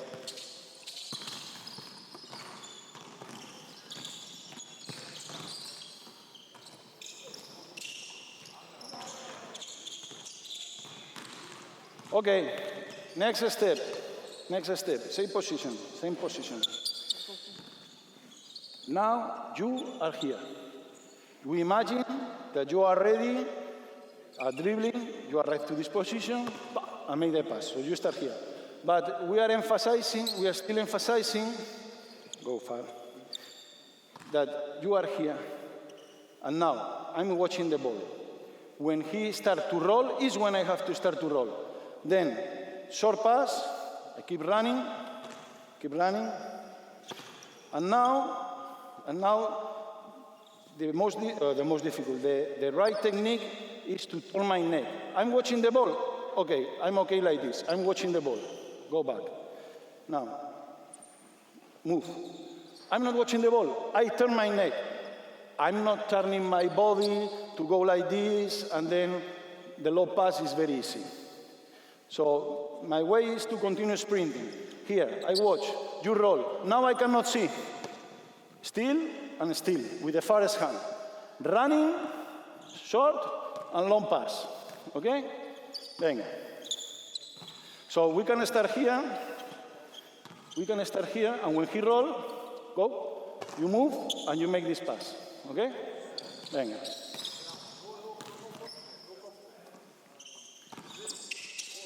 Okay, bravo, with the farthest hand. Don't spin, go on with the neck. I'm here, I run, I go with the neck. Venga. No, stop.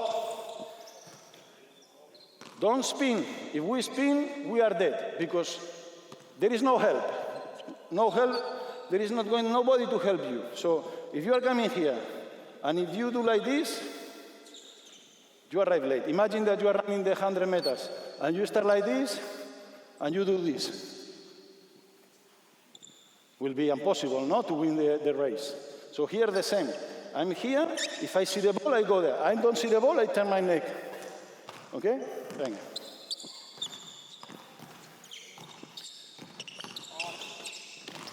Bravo, venga. With the farthest hand.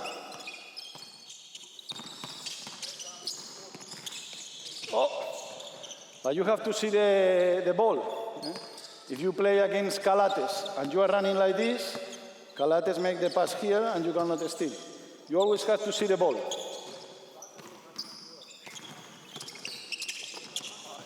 Venga.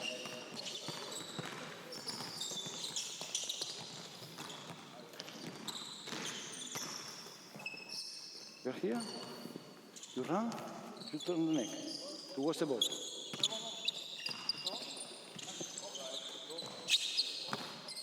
Aye, bravo, better. Yes, yes, this is the technique. Very good. Now, venga, very good. Now, we start down. We start lower. And then, the idea is, there is a guy with a ball, and you are going to play pick and roll. And I go with you. Go there, go outside the three-point line, and you are going to screen this way. So, I cannot be here, like a lot of players does, and then you are coming here, and then I go here, and you are rolling, and then I'm late. My goal is, when he arrives here, arrive with him to this spot. Perfect, perfect. If we arrive to the line, this is perfect, which is not always possible. But I ask at least 1 foot outside of the screen, and to be here, screen. Okay? So very important. Very important. Don't be with you here, because you go, now I'm late. What I do is I have my triangle, ball, you, I am in my triangle. When I see that you are running, I go with you. I have more time to react. And now I'm here. We stop with the short steps, because probably we have to change.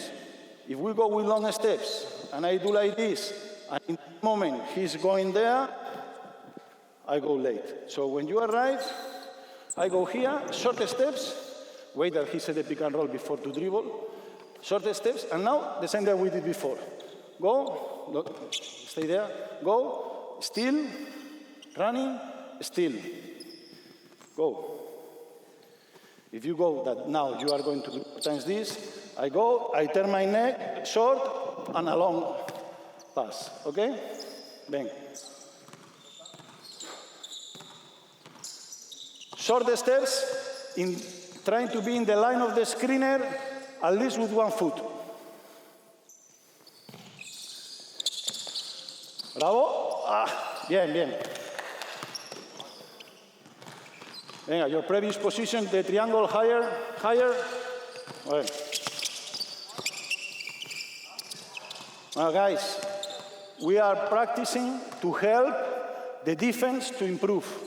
So we want now to go there, put easy, set script. When he goes, I roll. Okay? Venga.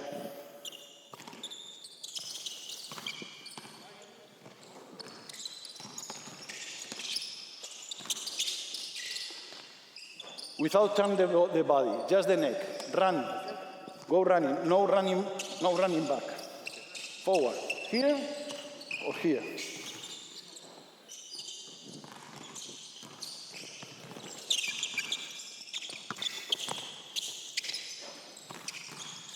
We don't need to push.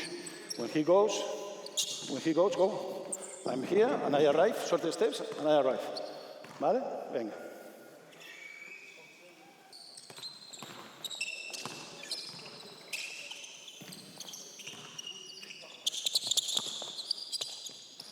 Bravo. This guy is doing well. More things. More things. When I arrive to set the pick and roll, go, stay, play far away. Like this, we have more chances to steal the ball. Now, look at one thing. Mistake of almost all the bigs. Come here, cover like this. The balance of the body is not good. Then he goes, and then run. What we want is to learn to arrive with this position. Look at my legs. I'm not open, I'm ready to come back. Like if I'm starting to make the race. So I am like this. If he dribble here closer, go, Boom, I can touch the ball, okay, like this, but not to be here, that a lot of players go on purpose to take the foul, okay? So now, when you go there, arrive to this position with the legs ready. Legs ready. When you see that he's rolling, go with your man. Running, okay? Venga, let's go.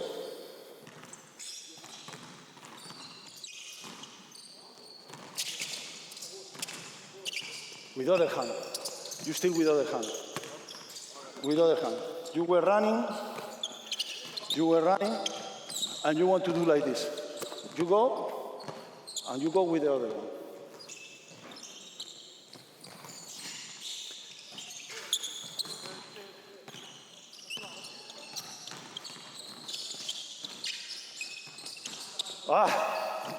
Venga, almost. Bravo, venga, good.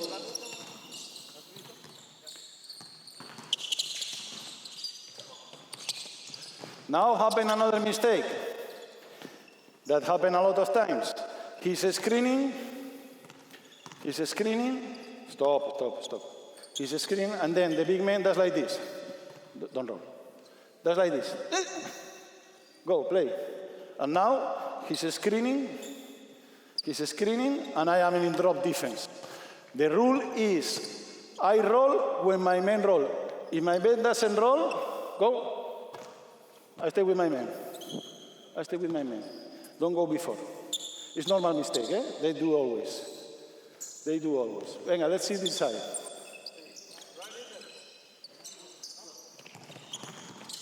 Still, bravo, you touch the ball. Venga.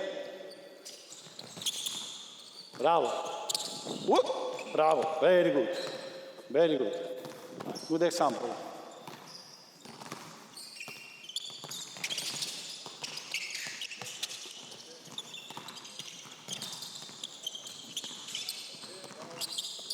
No, don't turn. Keep running, turn the neck.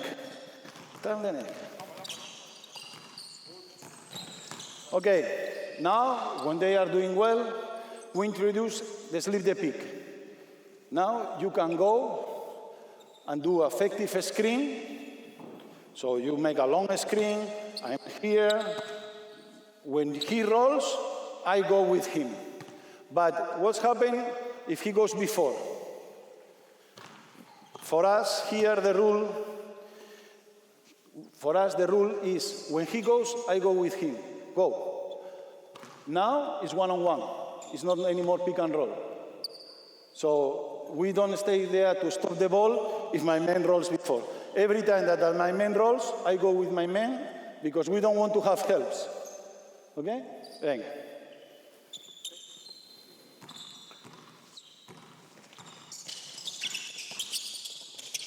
Not, again you turn.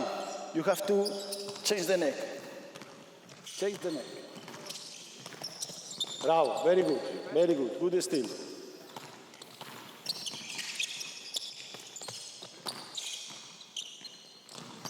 Venga, sometimes go before.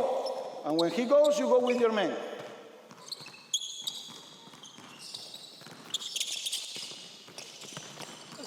Don't run like this. Run. And then, when you see the ball, gadget hand. Venga. Bueno, no está mal. Good technique. Very good. Venga. You are not looking the ball. They're always passing you here. He learned how to pass.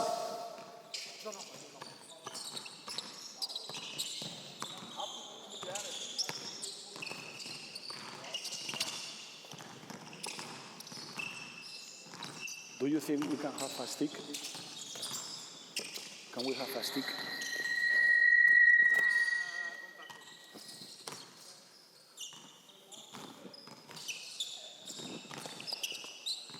Okay. Now, let's do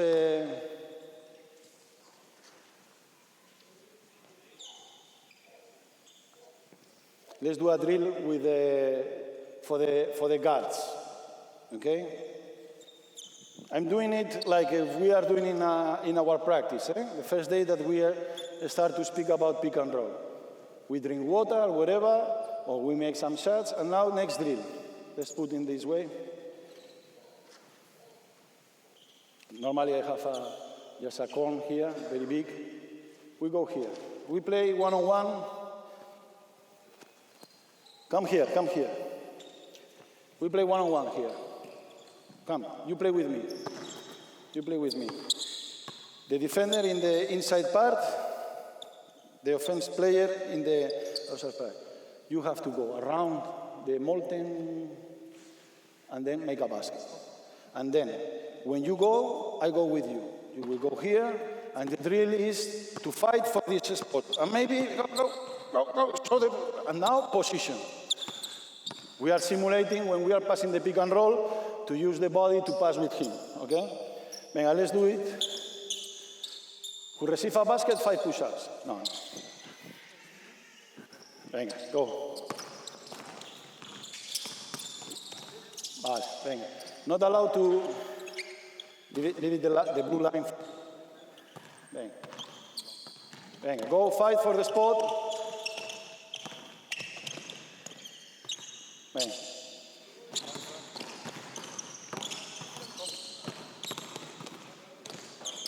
Bravo.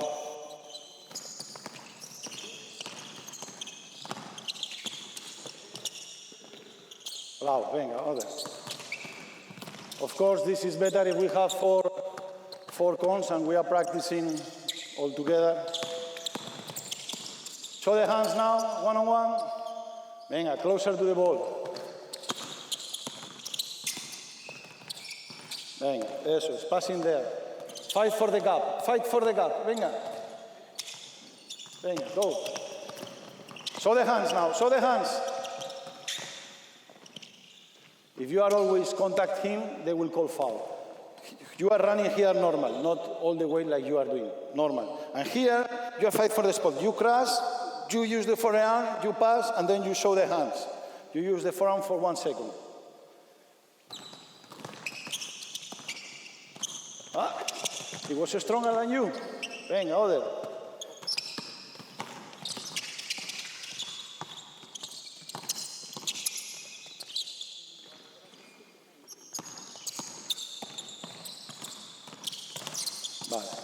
Very good, very good. It's an example, okay?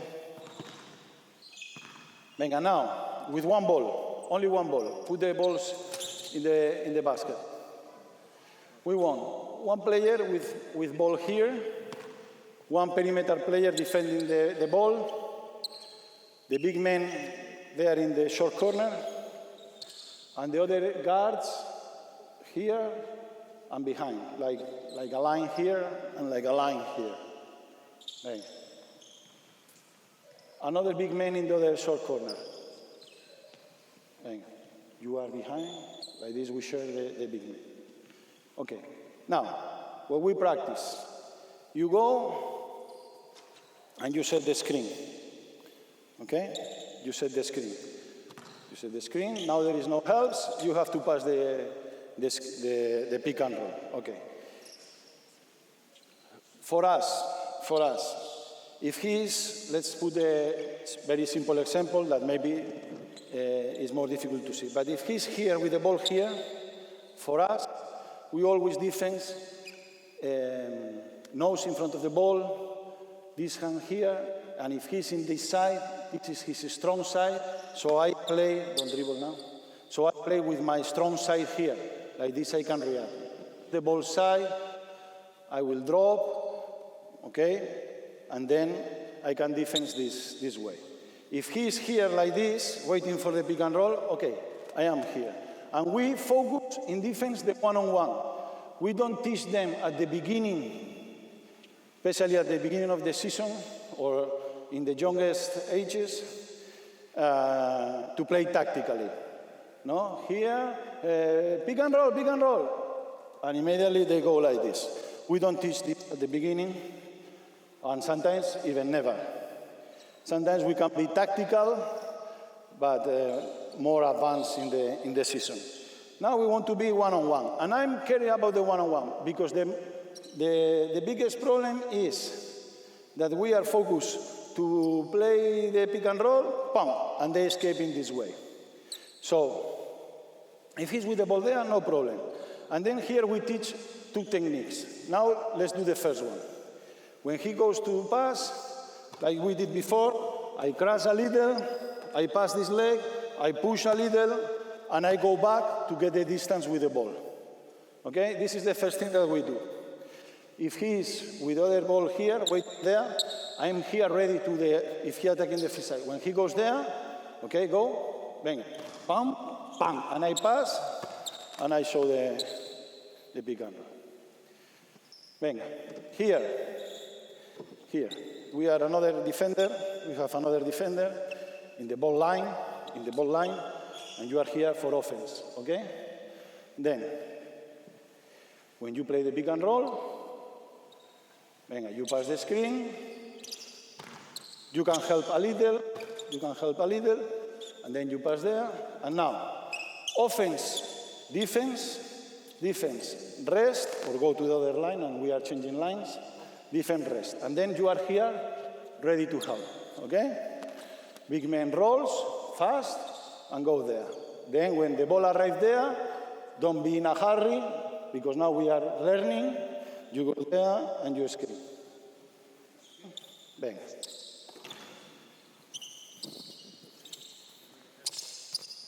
Yeah, you pass, show the hands, very good. Now you are in defense. Bang. Stop, slowly, because I want as well to say some things, and I don't want that they go super fast. Later, when we catch it, we can go fast. Bang.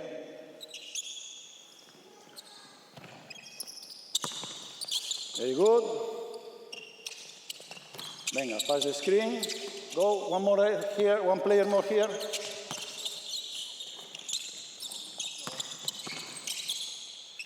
A ver, venga, that's why I want to go slowly. Venga, go. Offense, defense, rest. Now, stop. There is more people in the line. You go to the next line. If you are in this line, you go there. If you are here, you go there. Okay? Venga.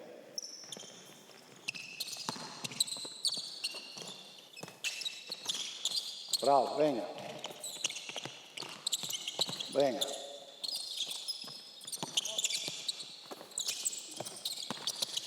Venga, go slowly, big man. Wait more time. Wait.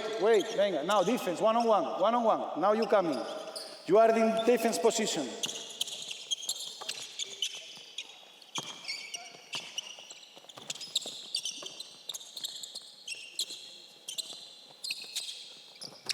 Venga, good.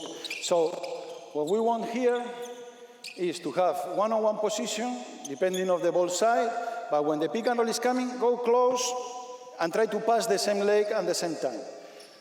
And here is what we spoke at the beginning of the practice, the silly drill, because we play next defense. So this is one way that we have to practice the next defense. When we are in this situation, I am my triangle, instead to do like they were doing, that was here, that they were here, and then they help and recover, which is very good. A lot of things different like this. We want to be here, and when they play the pick and roll, we go like before, like goalkeeper. If I touch the ball, 1 point. If I'm able to touch the guy, another point. When they pass, don't cheat. Stay there in the blue line, in the tangent of the three-point line. You pass already. I come here and I defense again. Okay? Should be one here helping, whatever.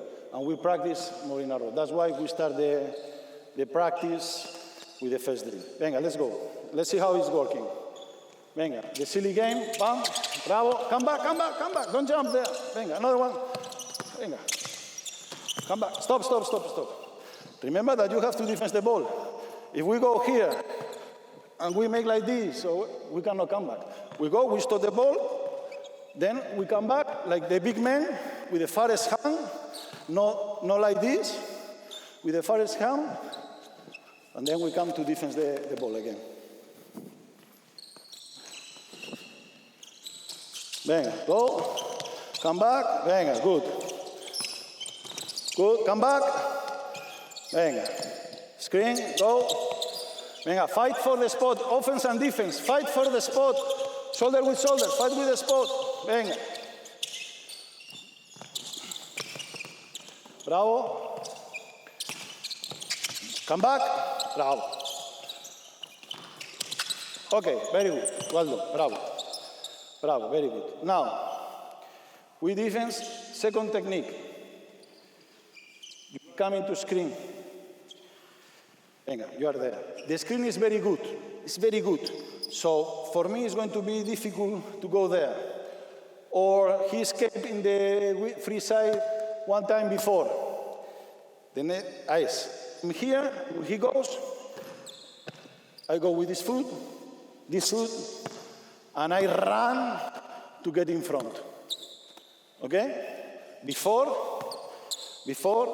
we were defending, and when we see, we fight for the spot. Now, when we see, I don't want to hit the screen, and I run. And I go with this leg. Okay? Venga. We continue doing the help. Okay? Venga. Slowly. We help. Stop. Wait a little bit more, like this we are sure that they organize. When we do 2 days in a row, we can do faster because you do very well, but now no. Venga. The help. Wasn't the help there? Venga, ready to help. Come back. Stay with the ball. Good. Help. Good. Venga. Pass the screen. Run. Very good. Venga. Good. You still the line. Venga. Screen. Pass the screen. Help. Stop. If you are there here without doing nothing, he penetrates very easy. Venga. Like you have to do like in the beginning of the drill. Now you defend the ball. Venga. Go. In the passing lane. No. Stop. If we play another defense, it's perfect what you did. You fake and you recover. But now you are playing my defense. And my defense is like before. Goalkeeper. Like we did in the silly game. Venga. Bravo. Venga, come back. Bravo. Venga. Ecco. Bravo. You steal the ball. Venga, another ball. Go.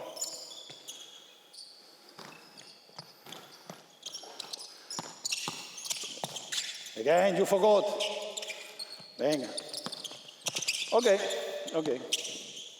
Okay, now, pick and roll is coming, your defense one-on-one. Pick and roll is coming. Set the screen. Venga. Now, come to screen. And now you have to pass the screen. Use the technique that you want. If you feel this leg, okay. If you feel that you are going to crash with him, with this leg outside. Help and recover. Okay? You wait, you are coming, attack always the free side, and then we defend the pick and roll. Like this, they also practice with the guy with the dribble. Okay? Venga.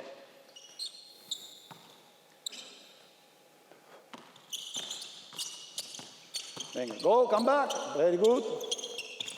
Free side, okay, venga, good. Venga, bravo. Pass the screen, bravo, venga, good. Bravo. Very good, good aggressivity. The one-on-one before. One-on-one, pass the screen, pass. Fight for the gap. Vale, okay, very good, bravo guys. Venga. Of course, we can do this, passing under, a lot of more things. Now, we go no defense for the guards, defense for the bigs. What we did before, we repeat it, okay? You go to screen, I try to arrive in this spot early, my legs is in position to run, my hand is here, free to touch the ball. When he rolls, I roll with him, and then I run, bam. To steal, when I cannot see the ball, change the neck, and to steal. Okay? Now we need that the offense do fast. If you go slowly, it will be very easy. Okay? Then, if you see easy pass, you do it. Then, if you steal and touch the ball, we try to put the ball in the other side. The offensive player catch the ball, no rush now because we are learning, we pass the ball to the other side. And then my assistant coach is here with another ball with more balls in case that you touch the ball to have a little bit of rhythm. Venga. Venga, assistant coach. Okay? See? And then you with passing, okay? We are learning. If you you are here, wait, don't go before, he's here. Venga. Effective screen right now. Later we will do slip the pick. Okay? Pam, and we go. Then you are ready for the next one. You are ready for the next one. So you are in your triangle. You are in your triangle. They are playing pick and roll there. I am in my triangle, watching my man, watching the ball. When there is nothing and you pass the ball there, you go, pam, to arrive to this position to run again. Dribble, pam, pam, and go. Or change the neck. Okay? Venga, let's go.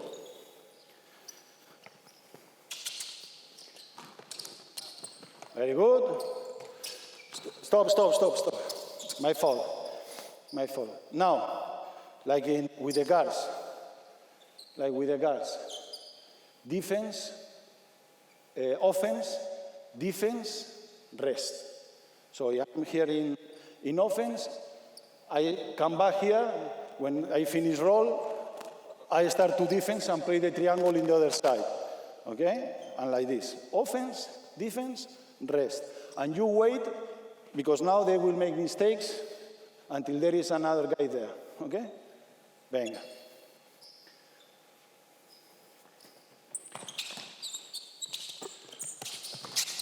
Very good. Good D. Venga, others. Who is here in offense?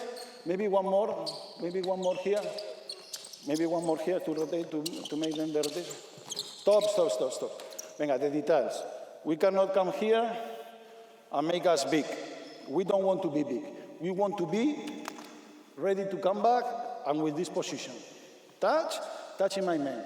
And then I can roll, okay? Don't stand up, don't make big. Bravo. Venga, other. Stop. Don't hide behind. When you are coming here, go, you cannot be here. I want that you are screening in the... this is the perfect position, okay? This is the perfect position. If you arrive here, it's understable, okay? Venga. But not behind in his back. Bravo, better. And the other hand in the hip, not in the shoulder. In the shoulder, the ref can see easy if you are grabbing or something. And change line. Offense, defense, rest, changing line. Venga. Go. Very good. Other. Venga, position. Stop. Venga, wait. Venga, who is here in defense now? You make a step and come back if there is a pass. Venga. Go slowly. Guards, wait. When they do very well here, we can go in a row.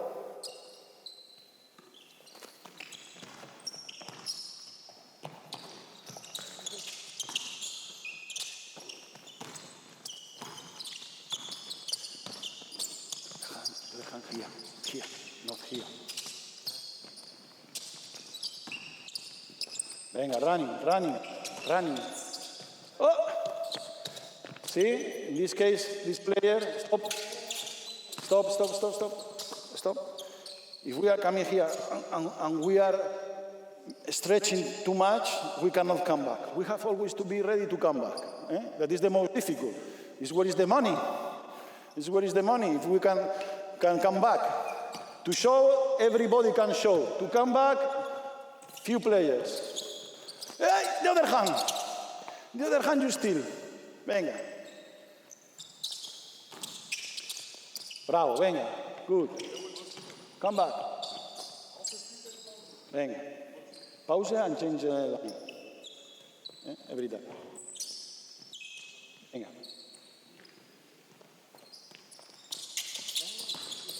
Don't stretch yourself. Don't stretch. Venga, vamos.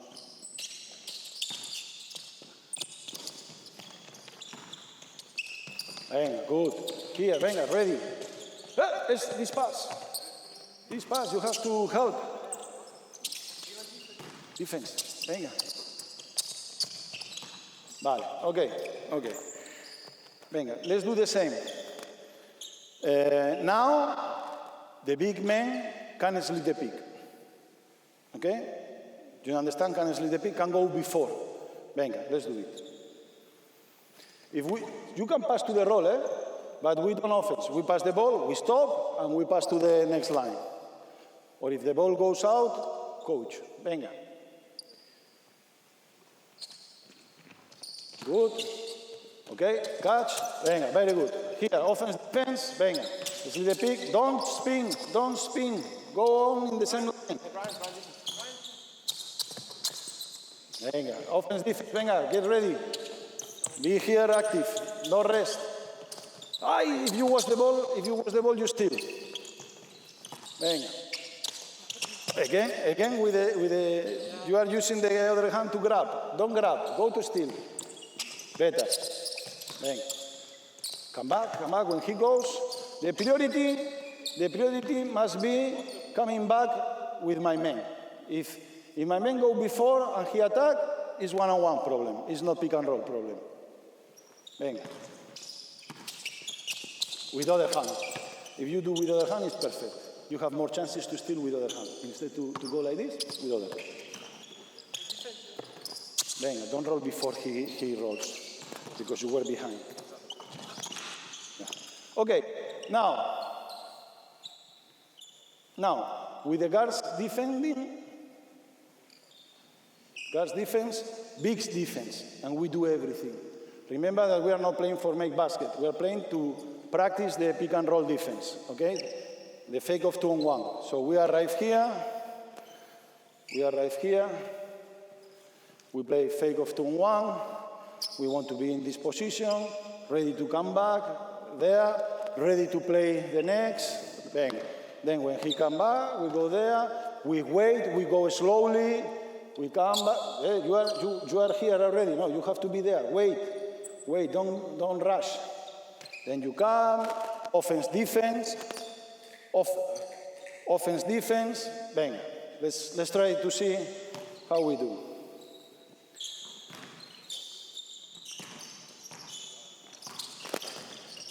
Bravo, come back. Venga, go. Good. Bang, okay.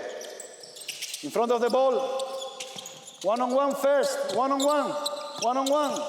Bravo, venga. Fight for the gap, the guards.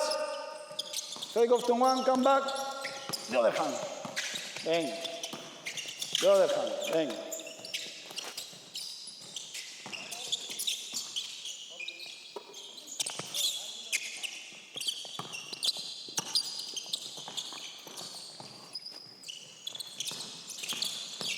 Bravo, venga. Show a little more. You were behind the screen. You have to be at least 1 foot outside the pick and roll. Okay, very good. Now we do the same. But you attack free side before, and then you play the pick and roll. And you can screen or not. And you have to go and come back with your man. Okay? Venga.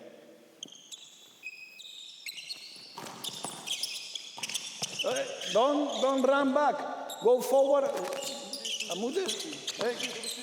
Oh. Venga, pass. Go. Defense. One-on-one. One step. Show 1 step before. One, so. Venga, go. Stop. He's rolling, and you are going this way. You are with your man, touching. If you want to touch here, I like less. I prefer here, but touching. When he goes, you go with him. Don't worry about anything else. Okay? Venga.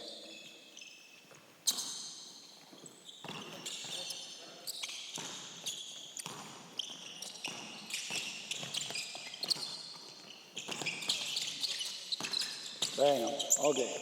Okay. Bravo, okay. Okay, bravo, bravo.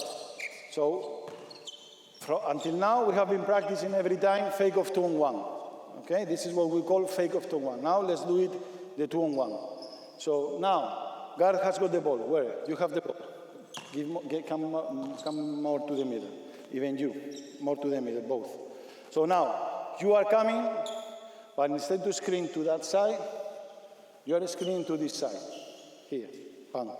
And then we go to the 2-on-1. To go to the 2-on-1, we do the same.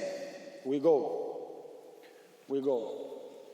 You're screening. Short steps, ready, flex, hands here, okay?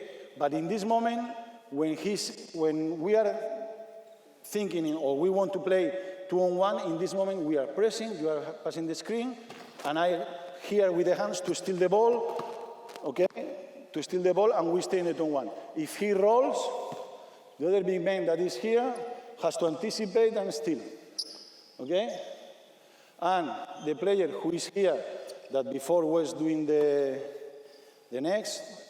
silly game, in this moment, we are denying, because it's 2-on-1, we deny first passing lane, it should be another guard there, we deny the other passing lane, and now we have last, that is you, okay? Venga, let's practice the 2-on-1. Here, venga, go. Stop.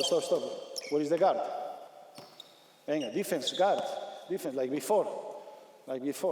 So we are here, go. 2-on-1, venga, 2-on-1, both with the ball. And we are 2-on-1 until he passes the ball. Pass the ball. Show me that you can steal the ball, but then let the pass, okay? Wait, then we start again with the other side, and we do the same, all right?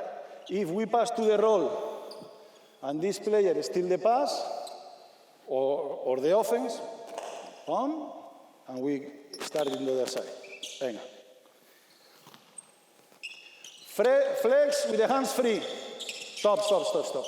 But you cannot give up. You have to defend. It's very dangerous situation. You cannot come here, stand up. If I steal, good. We are flex with the hands here. Flex all the time. Venga, flex. If he want to attack to this side, it's my responsibility. If he want to attack to this side, it's his responsibility. If he attack to escape this way, we follow both. Okay? Venga. But flex.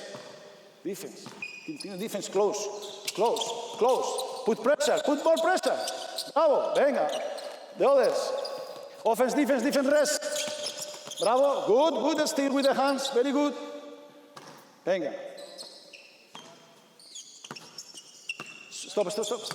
Ready? Venga. Vamos. Venga, 2-on-1. Venga. Bravo. Now the others. Venga.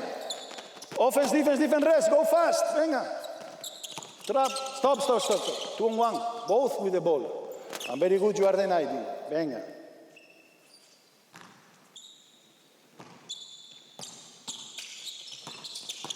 Bravo. Venga, pass to the other side. We go on. Now the other guy. Venga, come. 2-on-1. Okay, venga, pass here. The other guys. Don't stand up. Go flex. Venga. Stop. If we decide to do trap. Stay with the ball. Venga.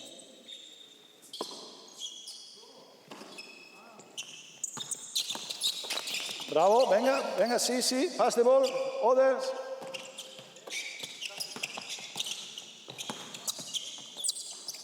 Okay. Okay, bravo. Take a rest for a second. Any question? Sí, bravo. The short roll. Oh, difficult question, eh? It's a nightmare. With the short roll, we say trap, deny, and last. If we know, for example, we play against Miros Bilan, and he plays short roll almost 80% of the time, what we here, instead to deny, first, we fake here to steal the quick pass. Second, we go here. Then, if we receive the ball,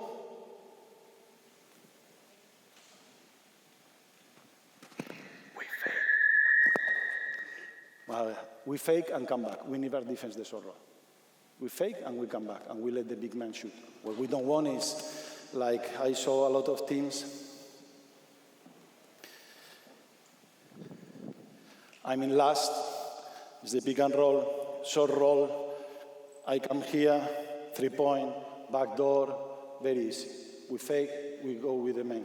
And this player, if he's playing fake of 2-1, boom, has to steal, and with these fakes, he has to arrive to be in front or to block if he decides to stop and go. Other times, we must go with the last, and then this player, instead to deny, we fake, we stay, and when he receives the ball, we run into the corner. But it's a very difficult situation. So what we emphasize the most is to steal the ball, to steal the pass. I didn't say to the guards, no, when you are playing this pick and roll, and you make this pass, we show to the big man to try to steal, to continue.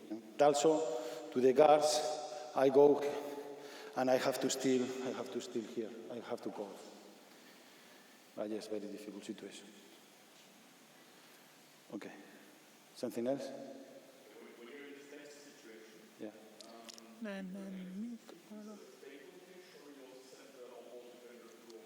Well, it depends.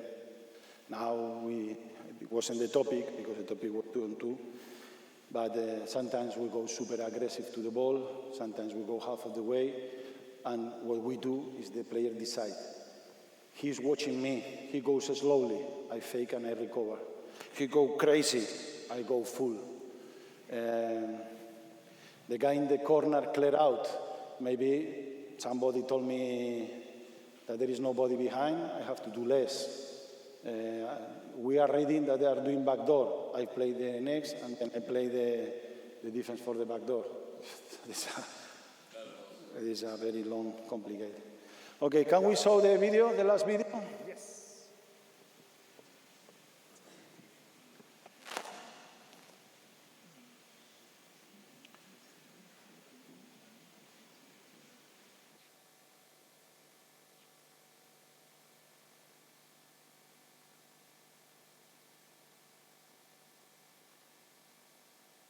The fake of 2-1, still with outside hand.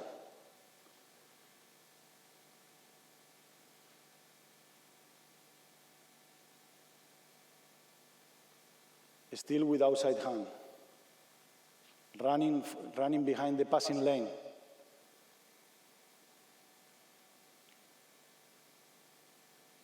See, now this is, stop. This is an example that he could see the game and he stole the short pass. He didn't go for the long. Again, with the long, farthest hand.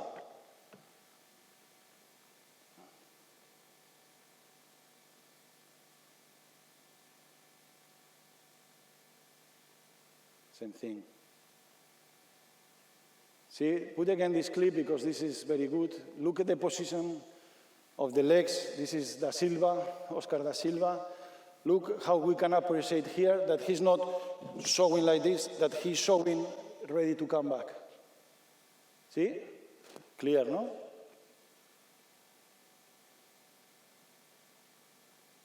Good defense, easy basket.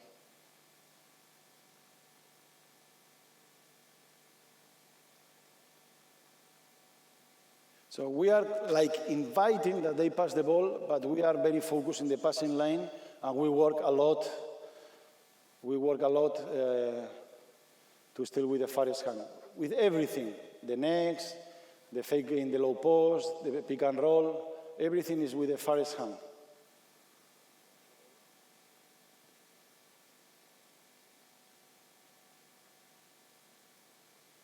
It's from the same season every time, eh? Okay, fake of 2-1, nothing. Fake of 2-1, they make a pass, low pass for Tavares. And Lammers used to do very well this. He was very quick.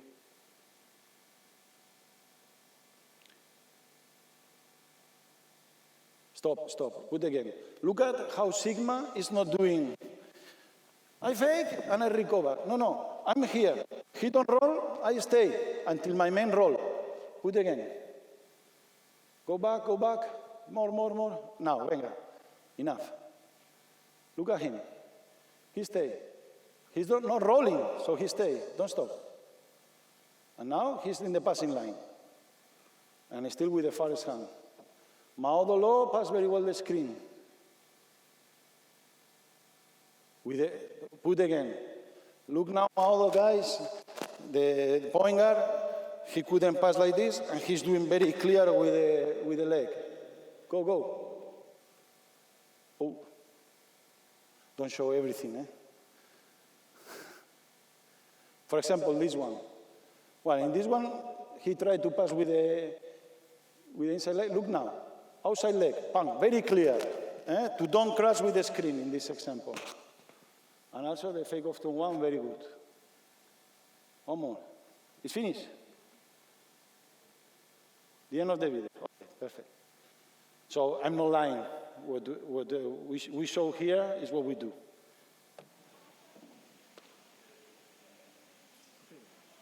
Questions? Clear? See?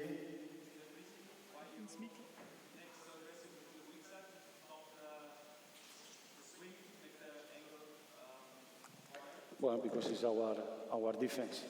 Same thing that we do in offense, that we want to teach the players to read, we do the same in defense. We are not a scouting team. We fix in our we try to teach the players to learn to read. If he sleep, if he not sleep, if I need to do more next, to do next, to read, always with the same rules. And we base on our triangles, and we try to don't do a lot of scouting, and to do every time better, and to get habits, good habits in defense. And why we do next? Because we decide when we go to the side of one, I'm here playing the pick and roll. And here there is a guy, and one guy in the corner. Here, with the fake of 2-on-1, could work. But we believe it's better to play more aggressive because we have a last, okay, in this situation. But if we play elbow pick and roll with a ball here, screen here, player, and player, we go toward the side of two players. So in this, we want to have the help. Everything starts because we always play our basics. Our basics is the triangle. My man, the ball, my triangle. I am closer to my man than to the ball in my triangle. I'm always open with a position where if there is a pass, I can steal with my farthest hand. Again, no, not like this. We defense face to the ball, and if there is a pass, and we can steal, we go to the other side. So everything starts. And then we have another rule that is more or less 1 meter. Everything that is more or less 1 meter around me, I have to do something. So we start, I'm here, more or less 1 meter, a ball is coming to me, more or less 1 meter, I fake, and I recover. like this. And then one day we say, hey, why don't we send this guy a little bit more aggressive? And instead to send him here, straight passing line, bang, and 3 point, why don't we go, but we cover this passing line and we force lob pass or a bounce pass, help from the, and when he's coming the ball, again, farthest hand, not like this, like the big man. And then I arrive and I defense. And this is the evolution that we get. And now, the next become a defense that everybody knows, but when we start to do this in Gran Canaria, nobody knew what is this. So we arrived with Gran Canaria first and then with Alba to 2 finals of the Euro Cup. And because we have good players, we did a good job. But also, I think we surprised everybody. First, because they don't know what we do in offense. And second, they didn't know how was the defense and how attack the defense. Everybody plays always the same backdoors. Now, the teams does a lot of things. They do the screen, the guy in the corner is a screen, the guy who has to rotate, to don't let him rotate and let this guy open. Or this guy is screen to me, or this guy play backdoor, or this play backdoor. There is a full of, or they play the pick and roll here in the cell line, and the other player in the other cell line to give a lot of, they do a lot of things now. Now it's, in fact, after the 3-4 years, a lot of teams start to copy us, and in Spain was more than half of the team defense like this, that was fashion, and then the other the recipe, then now the other teams are not doing, and we have a few teams who is doing. Nimburg did very, very well this year.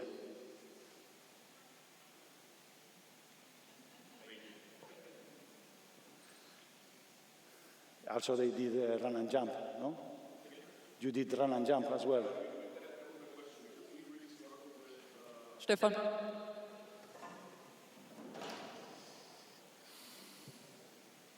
So that was my question before, because our guys really struggled with gauging and estimating the distance when they could come back. We just went through because it was easier for them to rotate. It does, and we always let the players, sometimes they can call, instead to call next, they can call run, means that the other guy goes to the next one. But for example, in one playoff against Bonn, we did always run and jump. We let Kumanje under the basket, and we did the pick and roll defense with, and was very, very, very, we surprised them very well. Also, it's another tactic, but it's more risky because there's more rotations. Okay.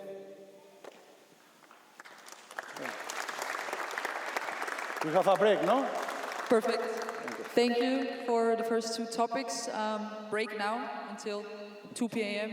Dann machen wir weiter mit Big und Inside Development und mit unseren National Coaches. Bis später. So can I start?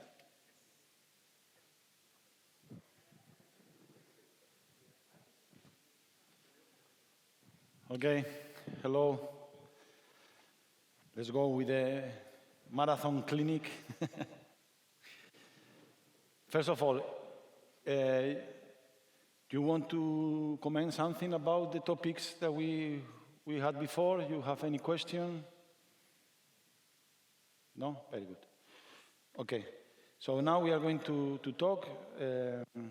Last time they asked me for 1 hour.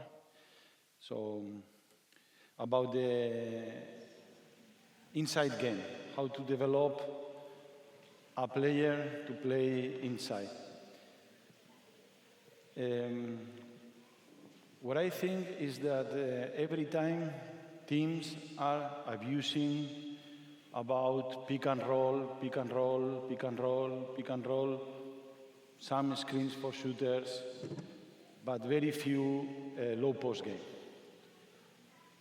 Why is this? Well, because it's more difficult, probably. You need to teach the players to play inside, and you have to waste more time. Then, not everybody knows how to coach the big men.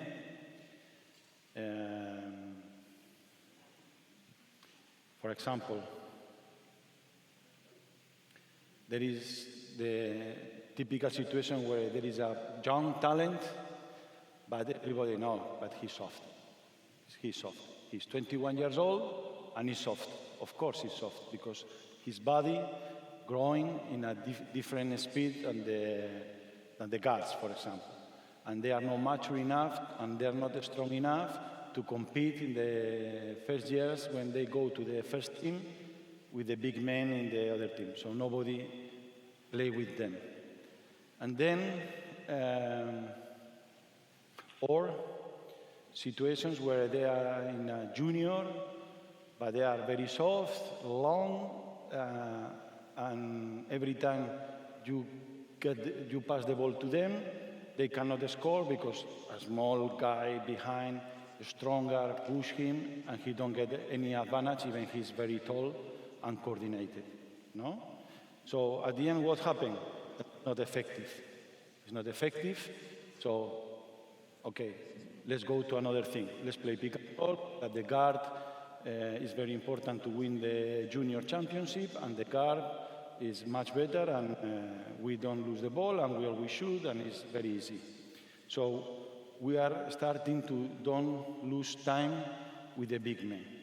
But when a very good big man arrives to the league and he can play, it's like, oh, with this guy, it's like you are cheating because you have a very big guy who can play.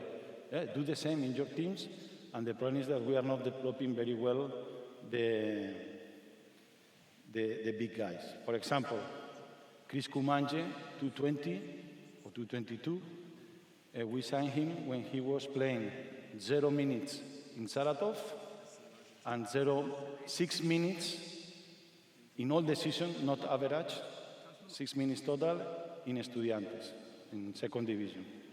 And then he started with us and he started to play little by little, and he finished playing 15, 16 minutes average in the league or BBL. And when we play BBL with him, it's like, you are cheating because he's so big, he's inside and so on, and like this, everybody can win games. Yeah, but you have to know how to do this. For example, when you have a young player and he's not mature enough, but he's talented, 5-on-0 skills, he does everything very good, but then when he plays, he cannot. One of my recommendations, keep playing for him. Keep playing to pass the ball inside to him. And the message that we can give to this young player is, you don't need to score. Don't lose the ball. And give to him solutions to don't lose the ball, to don't make the teammates not confident to pass the ball to him because he's going to turn out the ball, or he's going to miss an easy, because he's soft, he's going to miss an easy shot under the basket. Why I said this? Because another problem that I see and we have in a professional level is that not all the players are able to make good passes inside. Why? Because they didn't practice when they were juniors or in the first years of the professionals. Because nobody or very few people are losing time teaching how to pass inside or whatever. And a lot of times happen that the big man is here, pam, pam, and the ball is a bad pass, or is too high, or is too strong. And this is a situation that you can see very easy when you see a mismatch. That right now, the mismatch, a lot of times is not advantage inside. Because a lot of things, because the rules are protecting the small players, not protecting the big guys. But also because the guards doesn't know how to pass well. A lot of times the pass goes away too far, they don't have the height. So that's why I said in junior teams, if you have a talented player that can play inside, keep practicing because it's good for the inside, but also to the outside players.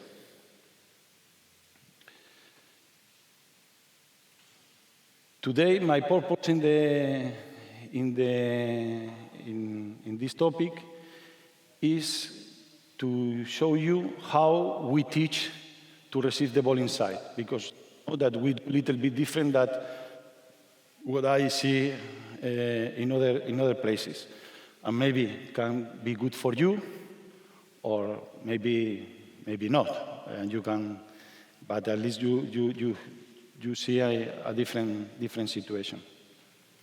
Because another thing is, outside players doesn't know how to pass the ball inside, but also big men doesn't know how to win position. Again, mismatches is not an advantage a lot of times, and it's crazy that it's not advantage because you are guarding by a small guy, and then you should receive easy inside because you are taller, but they push you a little, they fight, they don't know how to pass inside, and I don't know how to receive the ball, and I do like this, and I make offensive foul. I use the hands, and I do offensive foul, or I punch the face, so I want to show you how we teach it, and also maybe we have time to see some of the movements that we use for the young players when they play for us, that they are not strong enough, but there is some movement that they can do at the beginning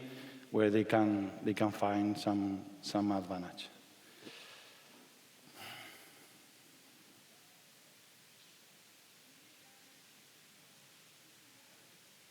Okay, so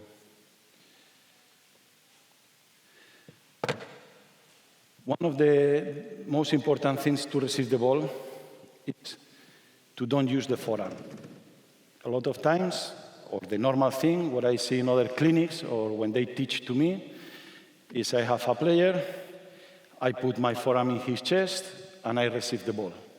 But especially with young players that are not strong enough, when you are like this, and at the end, they anticipate and they steal the ball, and then I will not pass again to the big man, because if I pass, I make a turnover. So this is the first thing, not use the forearm. Use the shoulder and this part of the body. I will repeat a lot of times this, but to use this part, because I believe that using this part of the body, I can control my man, but I will be strong enough to avoid that he anticipate, or at least more than with my forearm that I'm not strong enough. So I will use all my body and little bit of this part to control the player. And another thing that I'm going to insist a lot is not only how I win the position, also where. Because a lot of times what happens is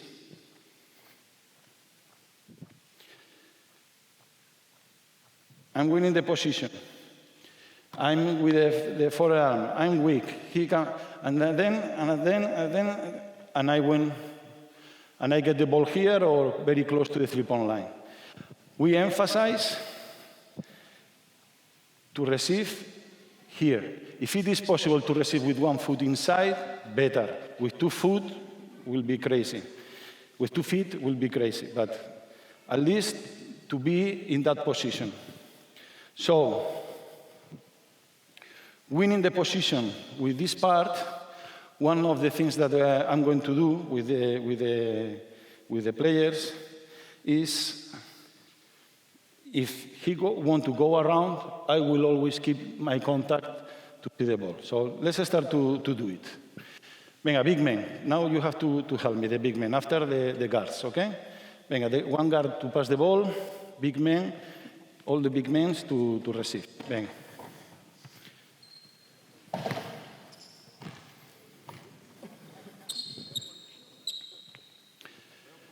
Venga, you are here on defense. And the first thing that we want to teach them is to be feet parallel to the baseline. Okay? I will be like this. Second thing, I will try to fix my man with the shoulder and a little my arm. Here. Try to push. Here, I think I can push better than not go. Here, that normally young players cannot. And also, when we teach them with the young players and we show how they grow, they're still doing like this. Also, veteran players like Johannes Tiemann, that you saw there in the video, he does perfect. And he still is veteran, but he still is very strong, but he's still doing with this part because he understood that it's better for him to receive the ball. So the first thing is this one. Second thing, parallel feet to the baseline. Then, ask the ball with this hand. Okay? And then, when the ball is coming, I can go to catch the ball with two hands. Okay? Venga, let's see how we do it. All right? See? Venga. To be easier, one of you are here behind, just to let him use this part of the two hands like to the ball, and this one little far away, and you have to pass there. In the moment that you see the ball, boom, you go to catch with two hands. Okay? Venga, one of you there. Venga. Very good. Pass the ball. Venga, change. Another one. Venga. No. I don't want that you are doing this. This is offensive foul. I want that you come here, and you have to imagine we are a dancer, okay? And then this hand is going down, and this hand is there. And like this, I have a lot of surface to control, okay? And then I go to catch the ball. Venga, flex. Venga, other one. Venga, let's see you. Venga, you can ask a little bit more, like this you protect. Not grabbing like he did, but just to make you bigger. You are not comfortable, eh? A ver, again. Parallel feet with the baseline. Venga, then this way, like this. And then contact with this part to his chest. Eso es. Venga, other go. Yeah, okay. So,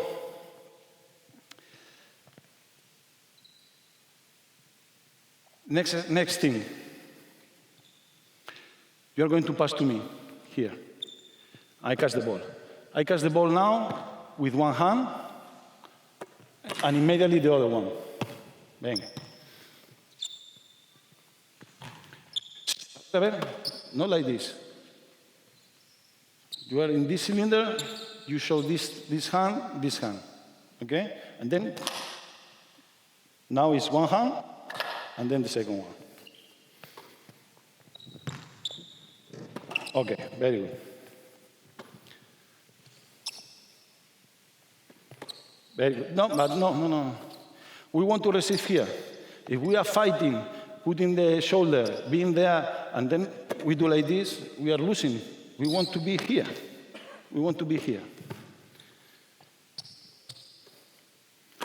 Bravo. Venga, other one.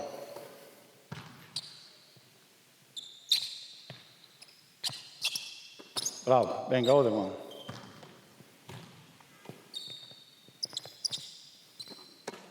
Bravo. Venga. Okay, now we are practicing to receive with one hand. We are here, bam, and then you make the pass, okay? Just drills to get the confidence to catch the ball. Venga, good. No, you are here. Show. It's like a kind of curve. Ahí, venga. No. You are here. You are easy for him now to target you. You are coming here with the chest here, okay? To the shoulder to the chest. Bravo. Venga, other.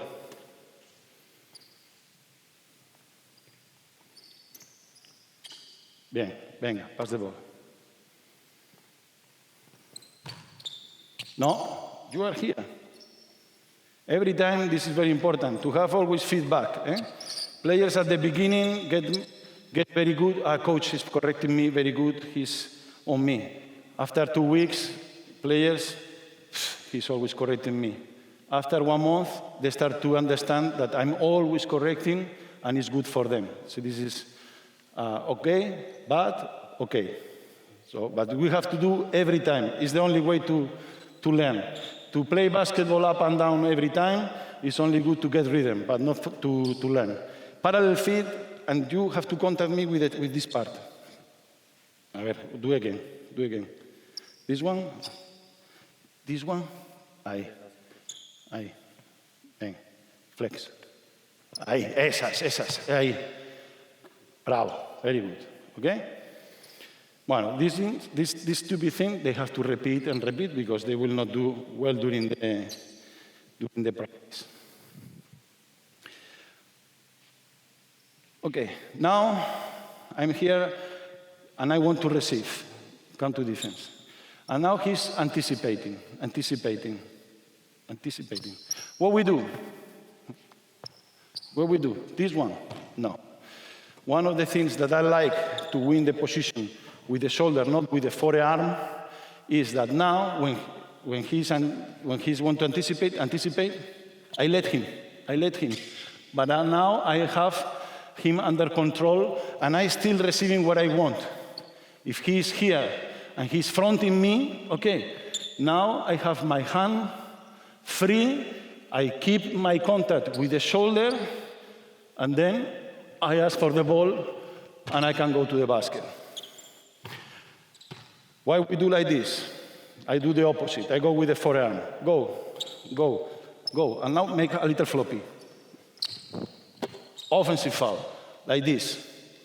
If you have a mismatch, more, because you are with the you are like this, pam, okay?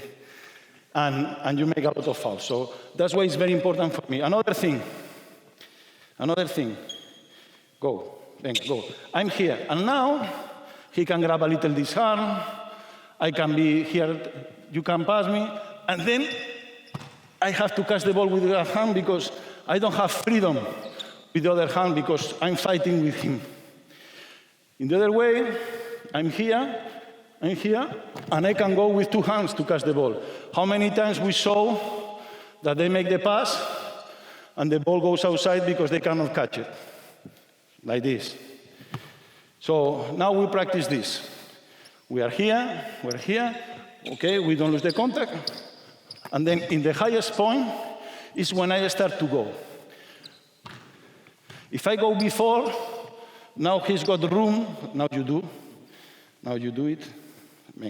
I'm fronting, and now you go before, let he arrive, don't pass, go before. I have room to move and to compete in the jump. So when we see the ball here over us, is when I start to go to catch the ball, not before. Okay? Venga, let's do it.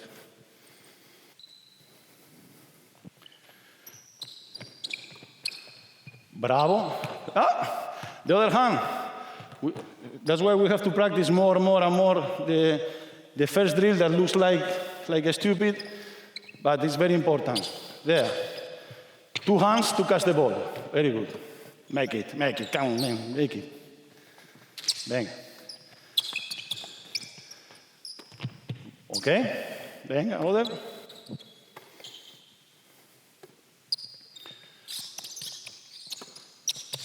Foul offense. You were a little bit holding the arm like this. Remember, dancer, like 45 degrees, and this one extended, okay, from this position. And you have the shoulder here, the back, and if he wants, you can control a little bit with this part, that you are still strong, okay? There you go.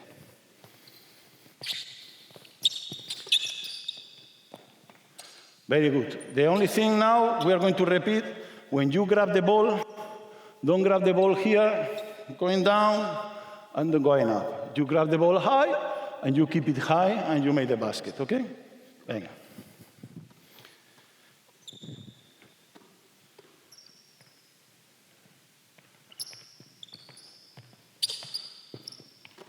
Bravo, very good. Other.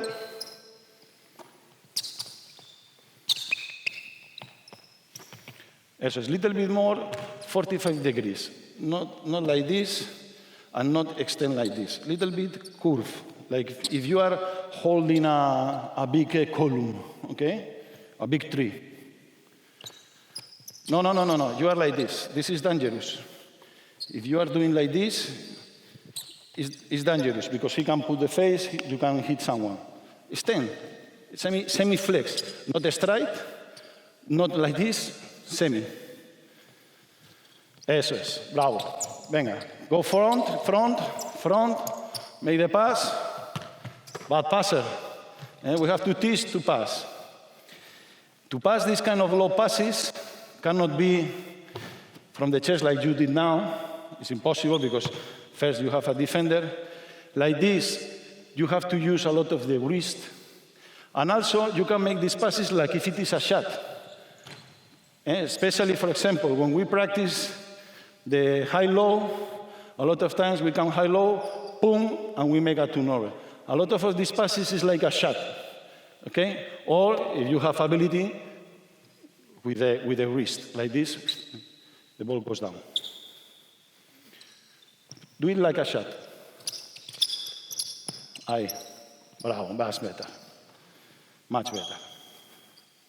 Okay? Venga. Now, I'm winning the position. We want to receive always here. You are fronting, go, and now you realize that you are in a bad position. Come back. I keep my contact with my shoulder, and now I receive even closer if you want to come back. So now what we do is this. In defense, we go here, don't pass. When you arrive totally in front, you come back to go back or to go to the other side. And we keep my contact with my shoulder, and when you go there, go back, and I keep you behind. And we are winning the position in the same way. Shoulder, little bit of this part, and we are going, extend, catch the ball, and go there. Okay? Venga. Venga, go back. Venga.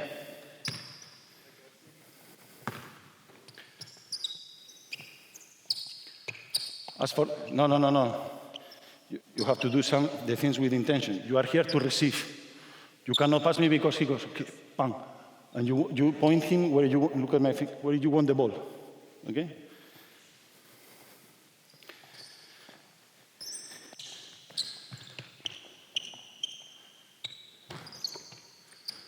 Another thing that we can teach to the guards, and now I see you here like a robot. This pass is more difficult. Improve the passing lane to pass the ball, okay? Especially because he's more three-quarters. All of this, a lot of this in the perimeter that I didn't have in my mind, is happening to my veteran players a lot of times. I cannot pass inside, and they pass the ball inside from here. What's happened? Don't make a turnover, and then they pass from there here, instead to make one dribble to improve the passing lane. Simple things that they should learn when they are juniors. Don't grab. Venga, go. Go front. Now go back. Venga. Bravo. See? Once each. See? Now, no, you have to do it. Venga. No, I don't want that you play with the hand here. I want that you make bigger. I want that you hold the tree and then extend your arm here. Venga. And use this part to touch with this or with this here and flex. Venga. Go front.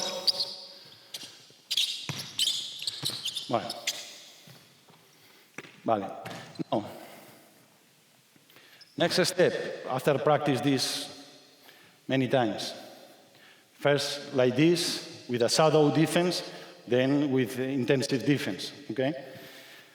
Now, we go. Venga, front. Front. Now, go to the other side. I keep touching, I keep touching, I keep touching, and then I change my hand. But I don't lose the contact with my man, okay? See? Venga. And we are teaching them, and we're emphasizing to receive here, not to go there to receive.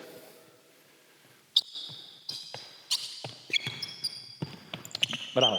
Venga, other one.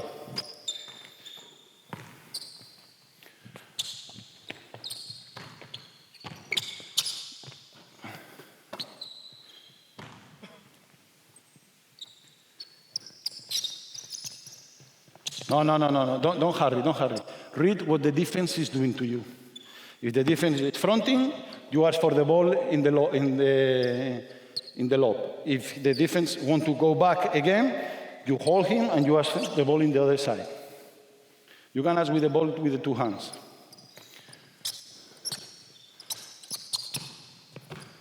Venga, bravo. Venga. Hold the tree. Venga, go down. Eso es, go to look for the ball. Bravo, venga. So they practice this with more reps and real defense.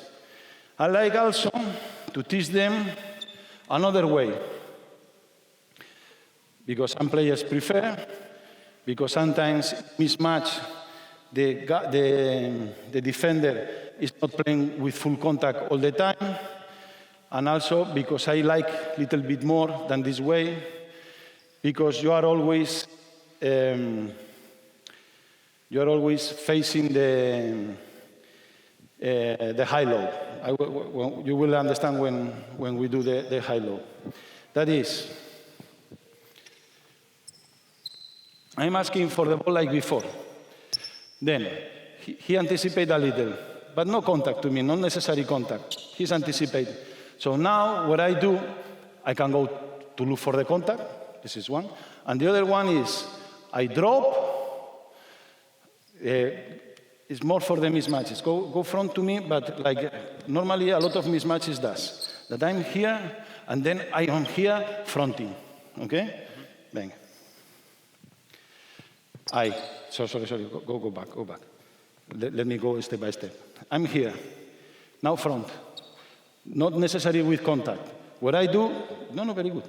What I do is I drop, and now I'm looking him with the other forearm. I drop, and I go against him to his back, and with the same philosophy. Okay? And also, when there is coming the high-low, I always facing to the ball. If I do it the other way, when it's the high-low, I have to make this spin that we will practice as well. Venga. See, you understand how? Because it looks like a little bit of judo, okay? Venga, you drop, and then you go to look for with the other foot. No. Again, go very slow now. Go very slow. Venga. Go front, I drop, and I go to contact without the spin. You lose the contact now. Offensive foul. If he flops a little, you were pushing with the forearm, doing like this, extend your arm. Again, venga. Wait that he goes in front. Go in front, drop. One, little better. Venga, another one. Don't go in a hurry. He dropped, very good, and now he's winning the position. Good. Bravo, venga. Try to hold the guy here in the top. If you are losing like this, at the end there is no space for the low pass because the rim is defending you. You have to try to stay all the time in this circle. It's easy? Here. It's not easy? Here. It's different? It's here. Okay? Venga. Bravo. I didn't watch very well, but I think you were doing like this again. Shoulder. Venga. I'm going to improve my angle. A ver, venga. No, again. Venga, don't worry. It's the first time that you do. Venga. You want to do without defense? Drop. Venga, eso es. You have two problems. First one, that you play always with the other hand here, instead to make your big. Second, every time that you receive a lob, you go down with the ball. Keep the ball high. Do it again. Venga.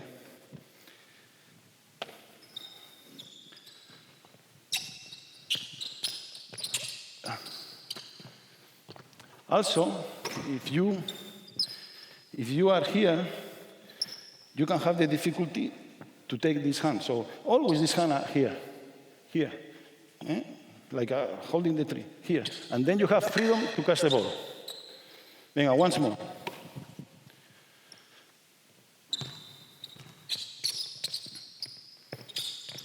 One, little better the hands, good catch, venga. Bravo, venga. So next step, we put the high-low, for example, there. And then we do the same. If it is receive, fronting, I invite him to front, lob pass, your defender is here ready for the lob, so you go to the elbow. This one, we can do it with a big or with a guard, to the elbow. I want to be in the elbow because I want to be in the line, because we want to have this spot. We are not talking about this. To be in the line with my men. And from here, I will make a pass like a shot, like a shoot, okay?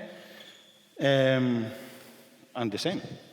Now we do with keeping the contact. Here, contact. You cannot see the ball. Contact with all the back, with this one, this hand here. Bang, okay? Venga.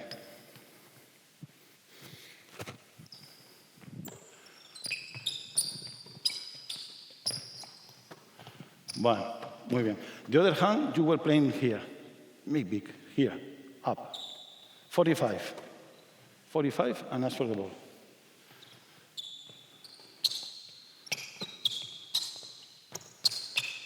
Venga, very good. Be careful when you turn, because if we turn and we are like this elbow can be in the face. Always, little bit like this, we hide the elbow. Okay? If he contact here, he contact with the arm, not with the elbow that the ref always call. Venga.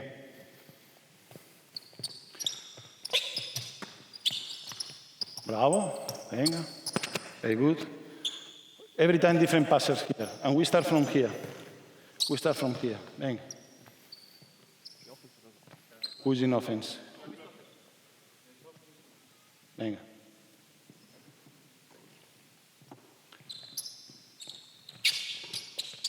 No. We are now with the first one. Venga, again.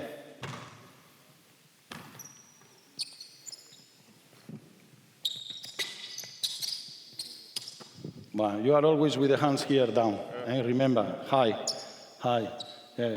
Here, keeping the guy. Bam. Always like if you are round.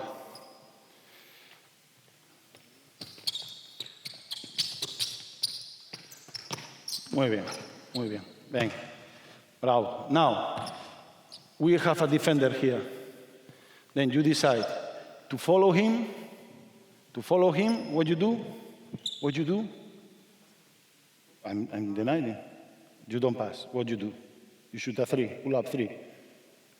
Or you go in the top and play pick and roll.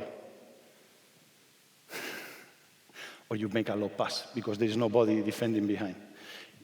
When he goes, you go there. I stay, you cannot make this pass. You pass there. And then if I don't go, you shoot. But if I go, what you do? Pass to the high-low, because there is nobody behind. Okay? Bang. 60% defense, 50% defense. Bang. Vale. Well, this is repeating. Venga, one more.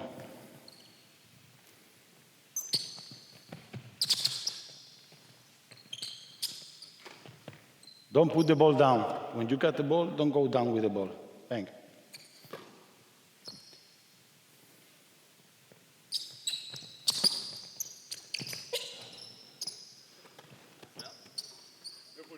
Berfen, because he was down. Okay. Go back. Now, we do the opposite. We do the opposite. I'm here asking for the ball. He's fronting to me. And then I go back, and I'm here, and I'm watching this player, and you make this pass. Okay? Thank you.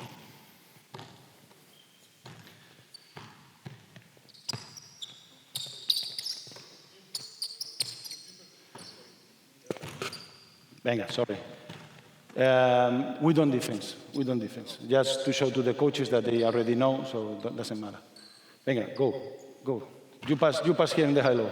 Stop. You have to go up when you see that he's fronting. If he's not fronting, you stay. Okay? Venga, ask for the ball. Front. Venga, he's fronting. Pam. Keep your guy in the back. Venga, again.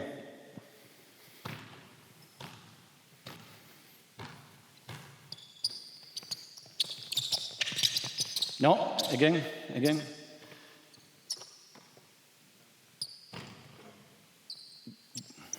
Drop with this leg.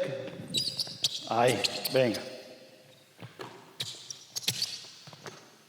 Venga, and put your hands straight. Don't be here holding your guy. Okay. Any question? Easy? Easy to explain like this. To get to the players to the habit to play like this, it's a lot of work. And repeat it with defense, with no defense, with 60% defense, with full defense, with different sides, just to keep. Next step that we can teach how to receive the ball. When we want to receive under the basket. So, for example, in transition or in a pin down, but let's put it in transition. I'm running. My defender is waiting me here. Let's put more difficult, here, okay? And we are in transition. The first goal that we teach them, of course, to cut, to play with the fakes for the alley-oop, whatever. But if we are talking only about to shield my men, how I like to teach, and I think they get easier, is to have a target. And my first target is to go back. And then, in this side, in the opposite side of the ball, try to put my foot in the middle and win again the position with my shoulder. Not this one. Okay? Not this one. Venga. So we start there. We are with a shadow defense, means just to stay there and to mark. And we pass the ball, for example, and we go there. The first goal is, don't move. No, you are helping me. You are terrible defense now. And we are going here. We put this foot on my hip, on my shoulder, in his back, and you make this pass, and you shoot. You see that how? Okay? Not this. Vamos, venga. Once each, okay?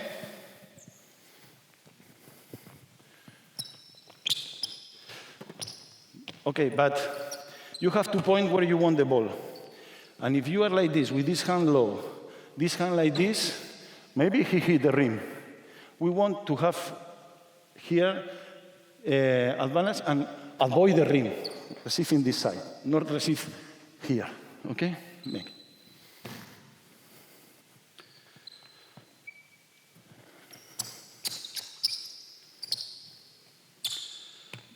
You don't need to be taller. You don't need to pass the ball like this. Flex. Venga, once. No. But more clearing his back. If you are in that side, we don't ask for the ball. We receive the ball here. So you are here, you make I defense. Venga, go. Venga, go. Venga, and then I'm here pushing, okay? Venga.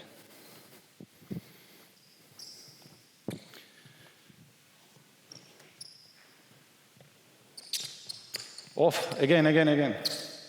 You are always like this. Venga. You are always like this. This is easy to do this, to get the impulse to go to the ball. Venga. Shoulder and hip. Catch the ball. Hey. Immediately. Venga, immediately.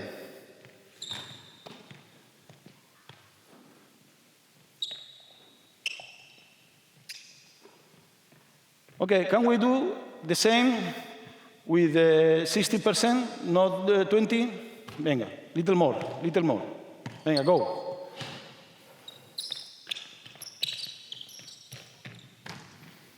Make the pass more from the point guard, venga, like this.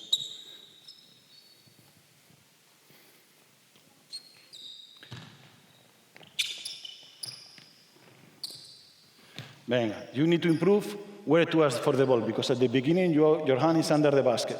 A little bit more in the other side. Other, venga.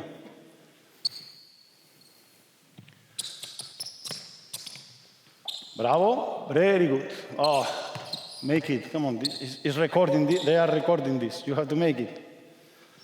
Another one. Good. Two hands, venga, 2 hands. Okay, of course, go there. Now, a lot of times, the reaction is, I'm going to catch you here. What you do? And now, when I'm close enough to the basket, I like to teach more front pivot and try to receive here, or here if he wants to anticipate, or here if he wants to anticipate in this side. Okay? So now we do the same. We wait you. Come to do it, venga.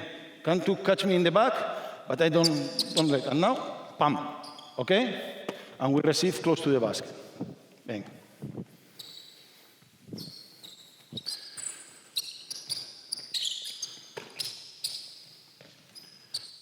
Venga, others. Venga, other.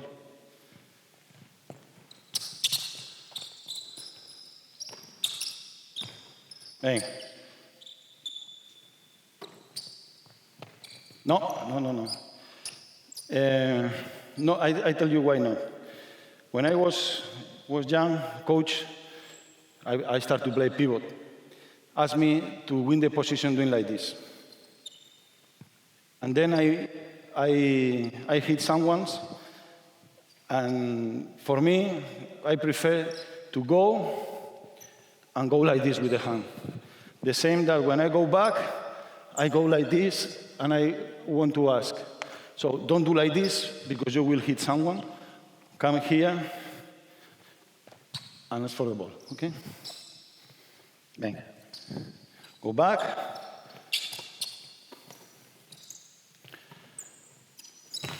Venga. We start here, and then when he's coming, I change my position. And then when he changes my position, I don't need to do like this because I under the basket. I asked for the ball before. Venga. And now go back. Bravo, venga. Very good. Venga, other one.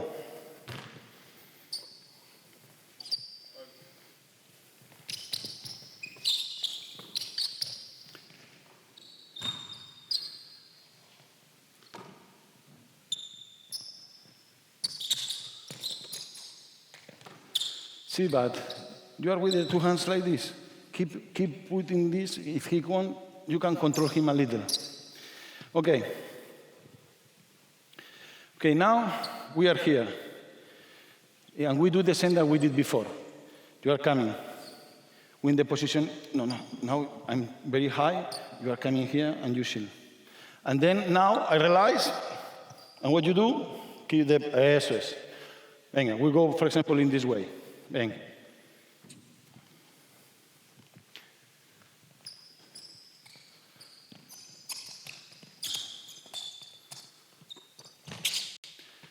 One.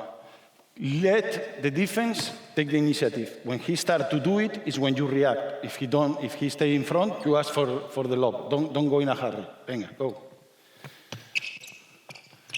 Go back, venga. See, but you arrive here, and now, if you want to go back, you are doing this, but at the end you are coming here to receive far away. If you are holding him, you are going to receive even closer, and we want to receive closer. Venga.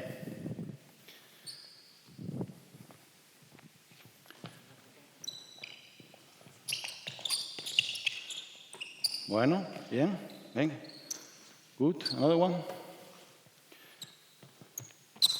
Go back, bravo. Show the other hand, bravo. Oh, now you were extend, but here, better here, in the level of the body.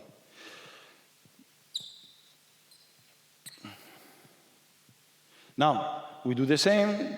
The defense is here, and now instead to want to go there, I want to come back in this way, and you keep holding the position. Venga.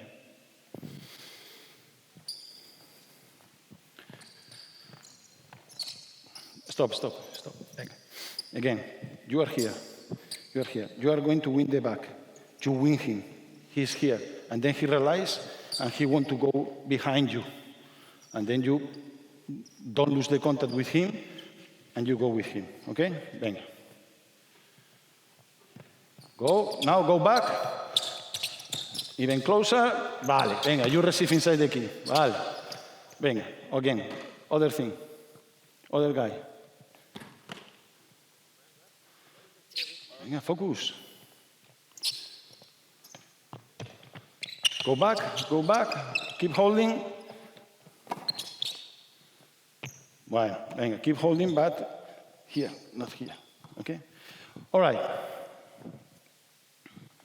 A lot of work to do to receive there, to repeat 50 minutes every day, with defense, with no defense. Let's go to the other block. The last thing I want to show you.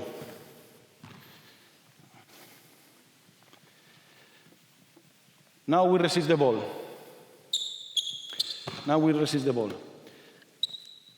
Lot of times, lot of players. Now I'm farthest. We don't want this. They can do it, some players, of course. I'm not a Taliban. But what we recommend is, I fight for this position, this leg stay here in the paint. We don't want to play nice there. We want, okay, I hold the ball here, I want to go to the basket. So we can go with this foot to the basket, or we can dribble. That one thing, personal thing, practicing, I practice a lot of movement in the low post, very nice, 1-on-0, but then arrive the real game, and they cannot. Or, of course, they can with 1 or 2 movements, very good. But the idea, for me, is to teach them to make layups. I prefer to practice layups, even a hook here. What I don't want is a hook from here. I want layups. If it is possible, this, or if I'm good when I receive and they push me going baseline, very good, like Timan, very good. But the main thing that I practice now is to dribbling until under the basket. To dribbling until under the basket for me. The thing is, it's like a boat against the wind. You cannot go against the wind. When you are in the boat, you have to go 45, 45, 45, and at the end, you can arrive to the point even the wind is against you. But here is the same. I receive the ball, okay? I don't lose my advantage here. And now I dribble, and I want to go here and make a dunk, if it is possible. Of course, they are not going to let you. And what is happening a lot, boom, boom, go to the floor, offensive foul. So, how we teach this? I go a little bit back, a little bit here, a little bit here, a little bit here. And if the defense let us arrive until under the basket, perfect. Okay? So now we practice this. Parallel feet, asking for the ball, resist the ball, get closer, dribbling, inside, pam, pam, pam, pam. Venga, go. Venga, I'm more energetic, guy. Stop. Parallel feet. Hold the tree. Not this, not this. This. Venga.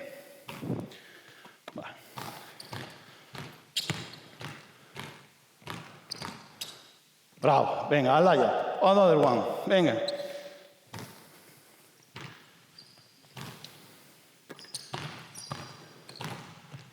Bravo. Venga, another one.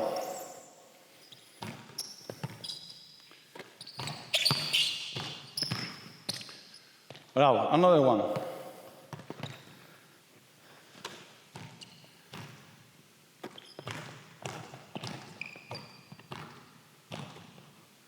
Well, the way is to dribble short, like when you are in defense, and always dribble in the middle to protect the ball. Okay? Venga. Protect in the middle, or sometimes even depend what is the defender. Eh? Vale. Eco, bravo.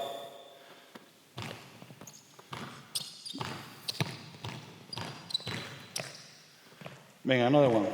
When you arrive here, you can pivot. You can pivot. You arrive here, you are close, you shoot, come here, you pivot. Eh? Venga.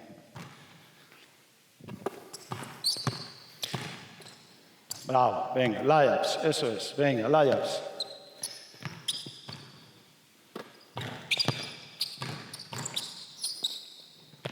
Muy bien. Venga, try once more. Again, parallel feet. What is the baseline? How is the baseline? Venga. Little bit higher in the block. Venga, now. Flex, again, pass the ball, pass the ball, pass the ball, pass the ball. Venga. Flex. Venga. Arm. Bueno, venga. Okay, now. I receive the ball. I want to dribble. You are in defense. Come to steal the ball. Come to steal the ball. Now we want to practice this play. Remember, teach to the bigs to don't lose the ball. So if for them it's difficult, when someone is coming, not complicated. Teach this movement, passing with one hand. Venga.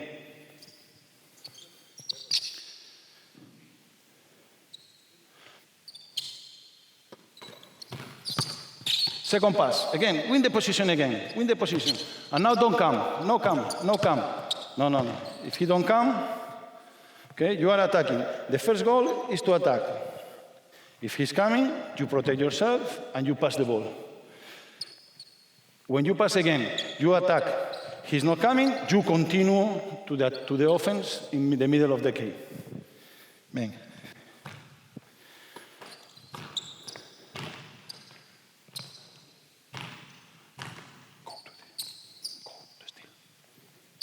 Go to steal. Bravo. Again. Venga. Good. Off. Bueno. You step on the line, eh? Venga. Vale. Second time. Venga. Zigzag. You can start in this way, but then coming into this way, and then coming into this way. I want this zigzag. Venga.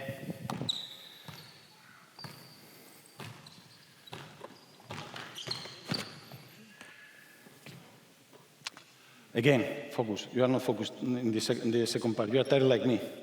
Eh? First time that he receives the ball, try to steal.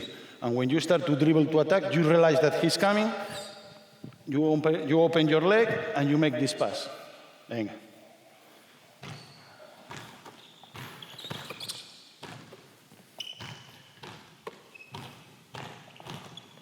Bueno, venga, better. Try to pass with only one hand.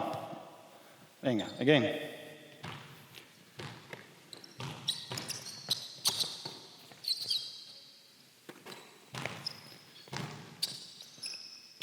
you see that someone is coming, try to make this dribble very low, and then you open the leg.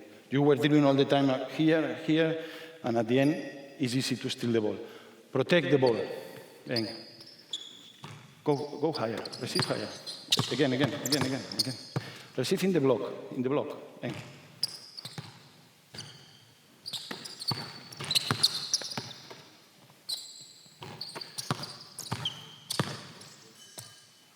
Vale.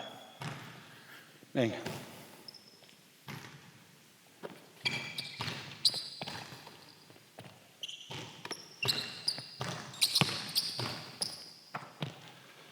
Okay. I do this with the big man 15 minutes every day, winning the position and also to play low post. We can add some movement, but maybe it's too long. Let's do one.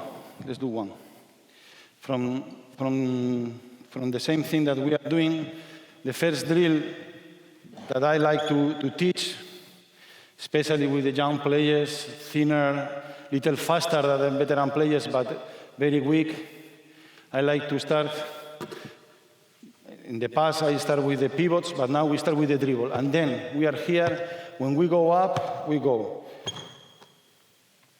1, catch the ball at the same level as this leg. This is 0. 1, going there. And 2, coming here. Okay? So it will be something like this. You pass the ball, I go with the dribble, and then I attack. Go there, here, and then I finish. Venga, let's practice this move.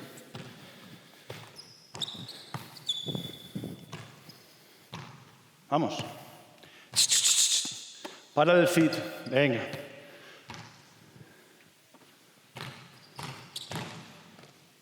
Bravo. Venga, other. Very good.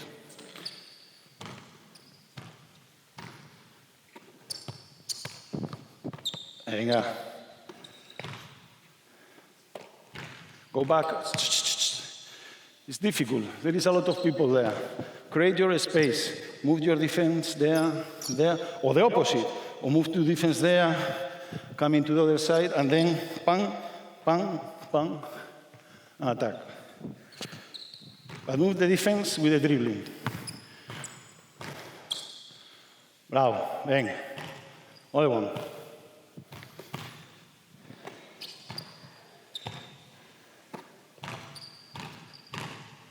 Repeat again. Attack the baseline first and then do this. Bang.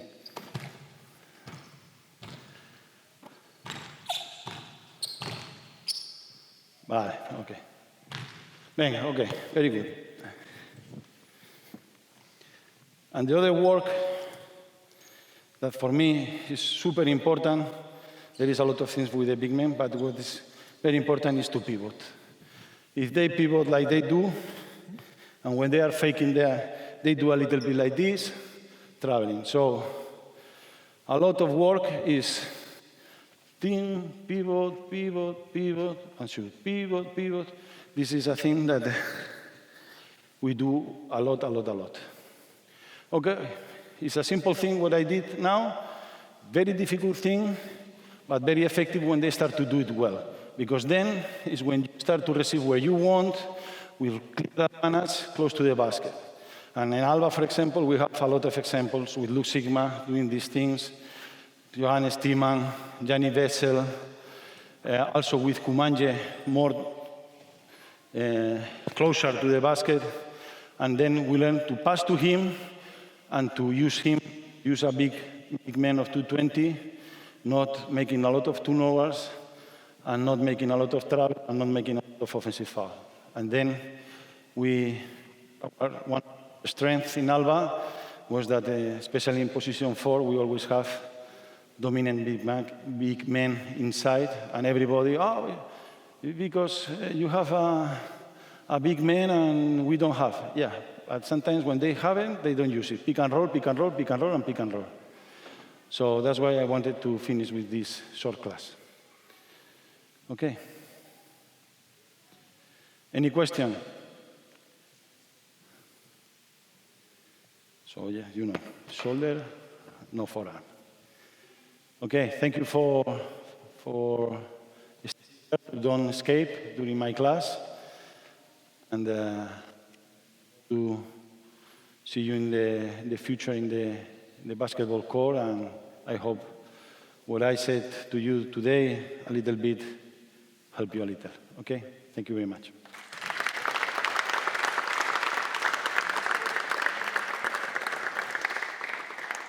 Thank you, Israel. Appreciate you having here. Thank you for sharing your knowledge and coming all the way to Austria. Hopefully, we will see each other again. And I would move on to the next part. Jesper, stage is yours.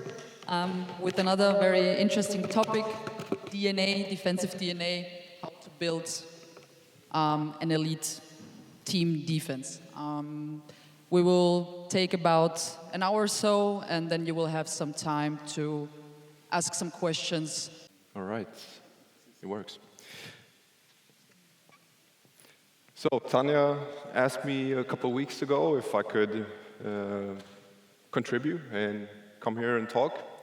So basically I asked her what she wanted me to present on, and she said we talk about our defensive principles that we do for the national team. So Tanya's gonna help me, and also Ash, who's over with the guys, is gonna help out.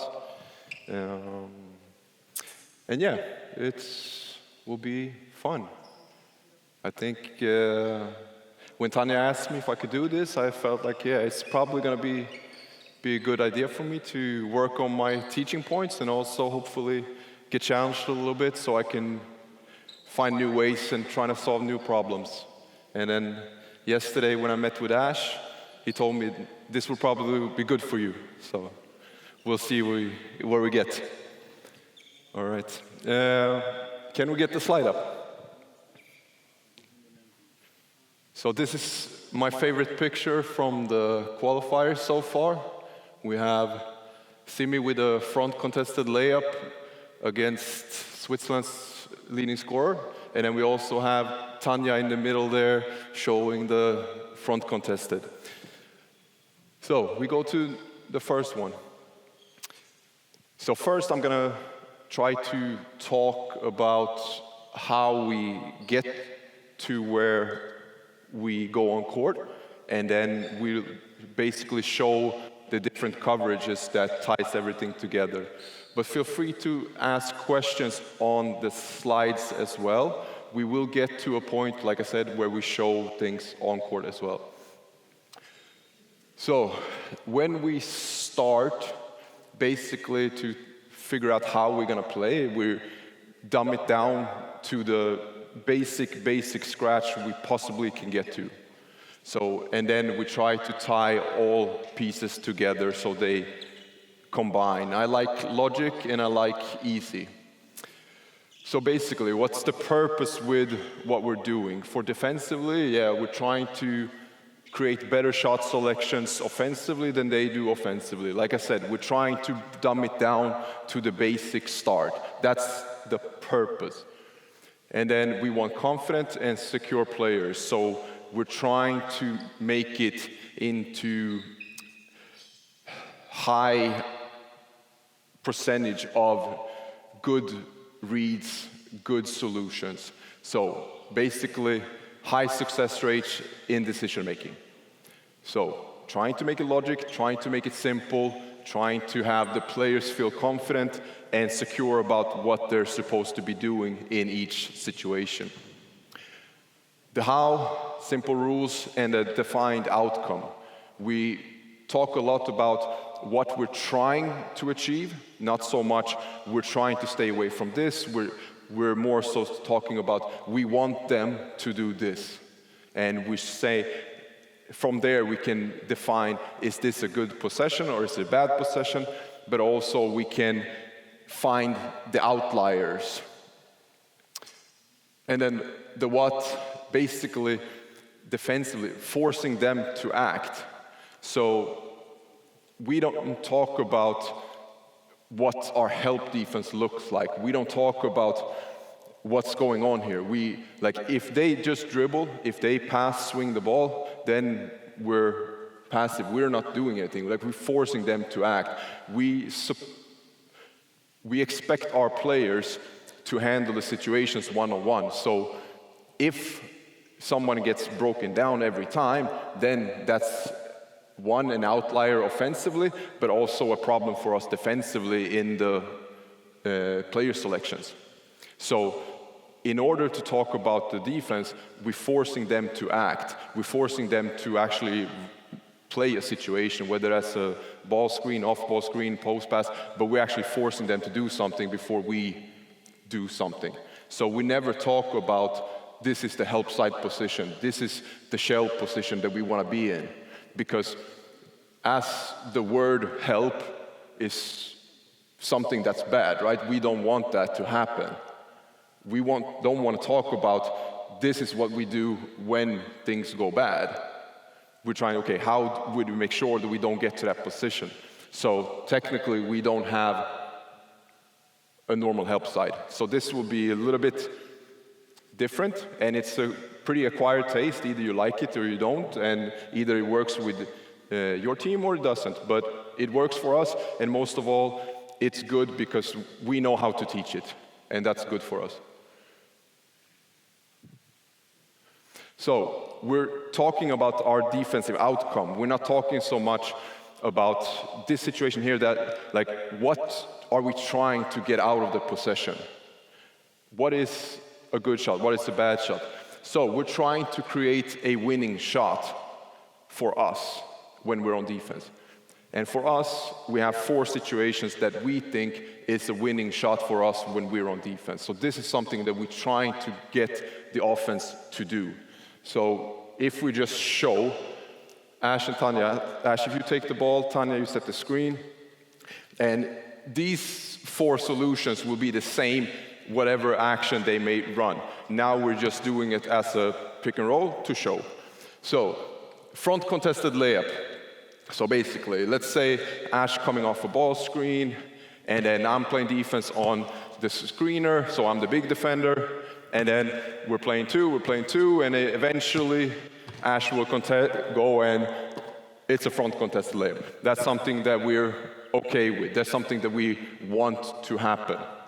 The second one would be a rear view pull-up contest.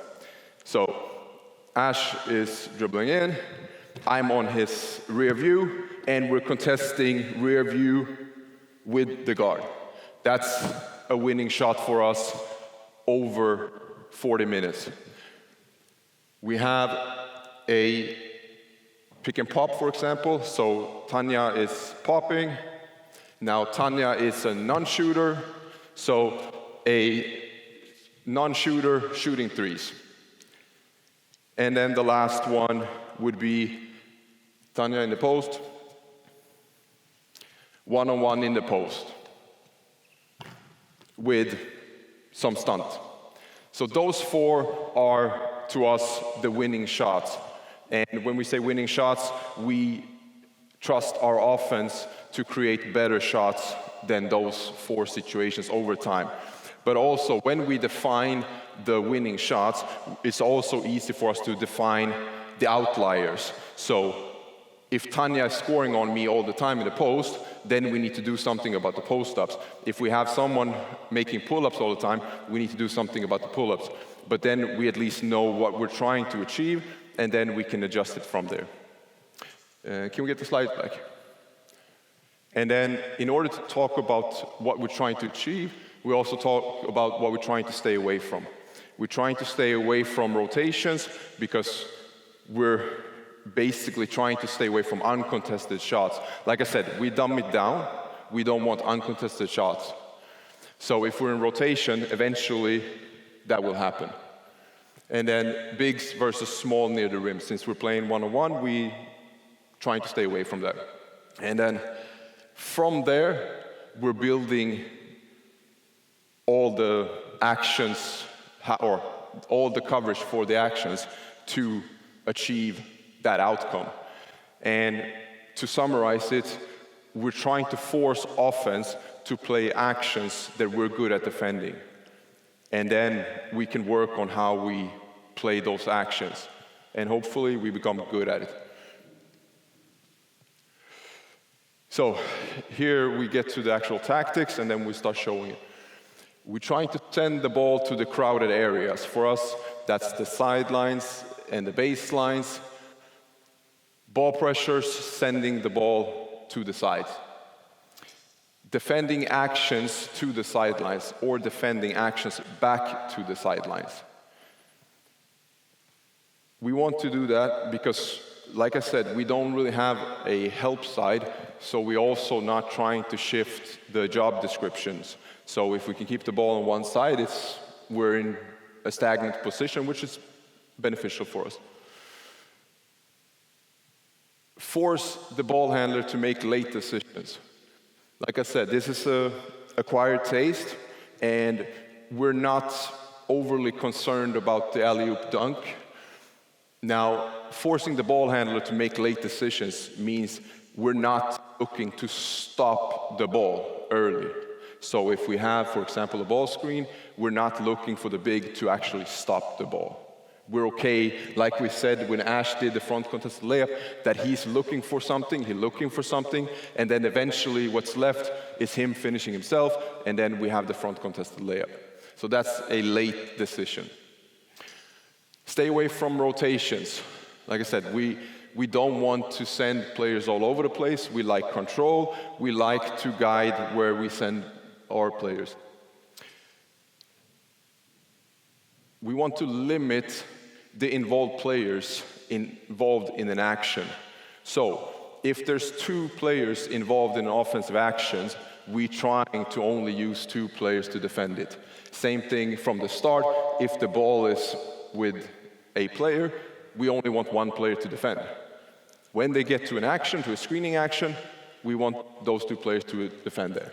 And like I said, when we get there, we can find the outliers where, okay, now we actually need something else. And in order to do that, we're talking about triangles to defend 2 players. So we want all of our players to defend 2 players at the same time, and then we can design the job description. We will get into more of that in the actual actions. In order to figure out with 2 players, we talk about early and late switches. An early switch would be, for example, a shooting big for pick and pop that we need to switch early. A late switch would be down at the rim when we have a late decision from the guard. When they're at the rim and we're contesting, we have the guard peeling down to the body of the rolling big. That would be the late switch. And with those 2 switches and the triangles, we usually figure it out with 2 players. And then the other 3 players have their job description at the same time. But we want to limit the involved players, and we want to limit the chain of communication. Because we always talk about we need to talk on defense, we need to have this and that, and the more players we involve, the harder it will get. But obviously, if you can do it with 5, it's good. But our seasons are not very long, so how can we be more efficient? When we're talking about national team, we have 2 days to prepare to play a game. So if 5 players needs to be on the same page, it's a lot harder than just the 2. With that being said, it's important that the other 3 players know their job description also, but the chain of communication is not as important. And then, as always, active hands, active feet to crowd space and help your teammates and save time, save seconds. And then the last one, the terminology. How do we define the actions? How do we define the coverage? And like I said, I like logic, so how can we make it easy for the players to be successful? And the terminology is very important there. Not so much what we call things, but that we have a terminology. So, who is responsible for what? Ash. So these are the 5 players on our team.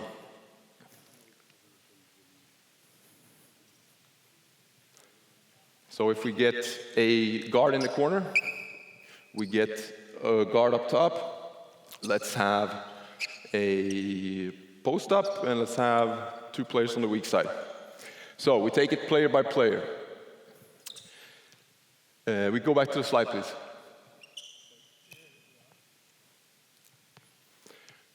The high guard, or the on-ball guard, is, in this case, this is me.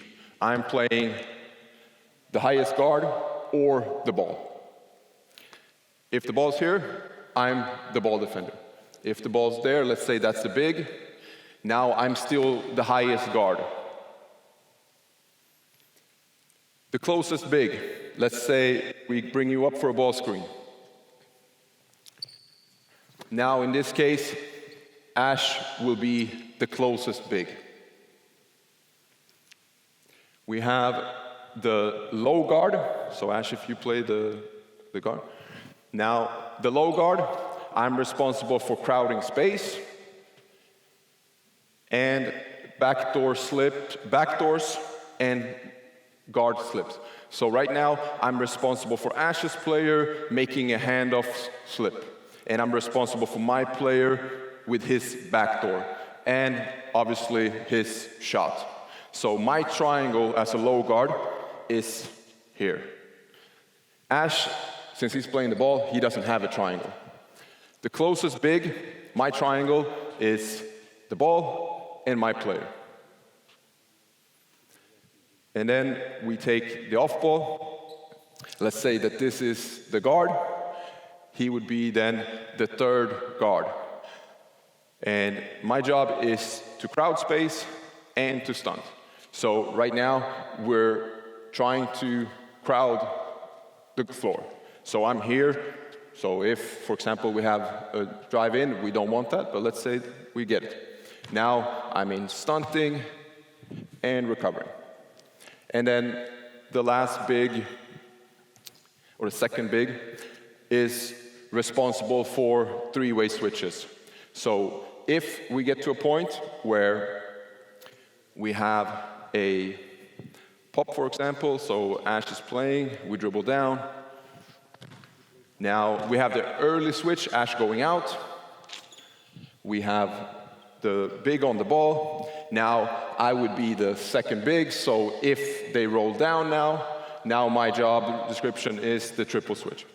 So those are the job descriptions for each 5 players in all coverages, not just the pick and roll, but this is how we would define it. So basically, with this, we're trying to find the source to the problem and stay away from what-ifs. Because like I said, I like logic, I like simple, and I really dislike what-ifs. So normally we get the questions, but what happens when this happens? Or when they get into the middle, what happens then? And for me, the answer is likely they will score. Like, we're not gonna spend valuable time on figuring out how do we play when we do things bad. Like I said, we have solutions for outliers, but for one-time mess-ups, likely they're gonna score. And we're okay with that, because sometimes they will score. The question is, can we manage their offense for them? Can we make sure that we're okay with the shots they're taking? Not so much the result of the possession.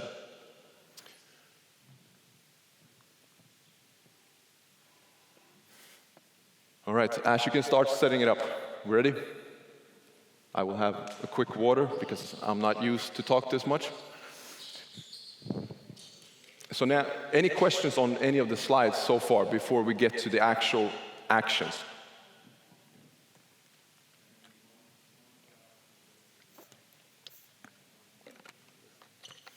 All right, we start with manipulating trust and manipulating buy-in.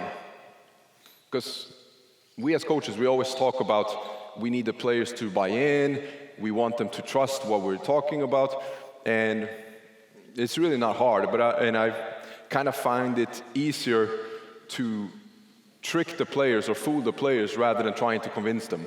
It goes much quicker. So what we're trying to do is we're trying to manipulate the buy-in. So when we work on our defense and when we introduce our defense, I want them to feel secure, I want them to feel confident, and I want them to leave the practice feeling like this actually worked. And I want them to feel like when I was on offense, it was hard to play against. So when we introduce it, we would introduce it with one more defender all the time so that we manipulate the trust, manipulate the buy-in to make it harder on offense, because we're trying to get the defense to work good. Because we're not so concerned about what are the problems in the defense going to be. We know what the problem is going to be later on. So if we start 3-on-3, they will find those issues right away, and we're then going to focus on something that we don't want to talk about or practice. So when we start this, like I said, we're quite acquired taste in how we do this. The first thing we would do is we would play 1 against 2, so that the defense will feel like, okay, we're in position.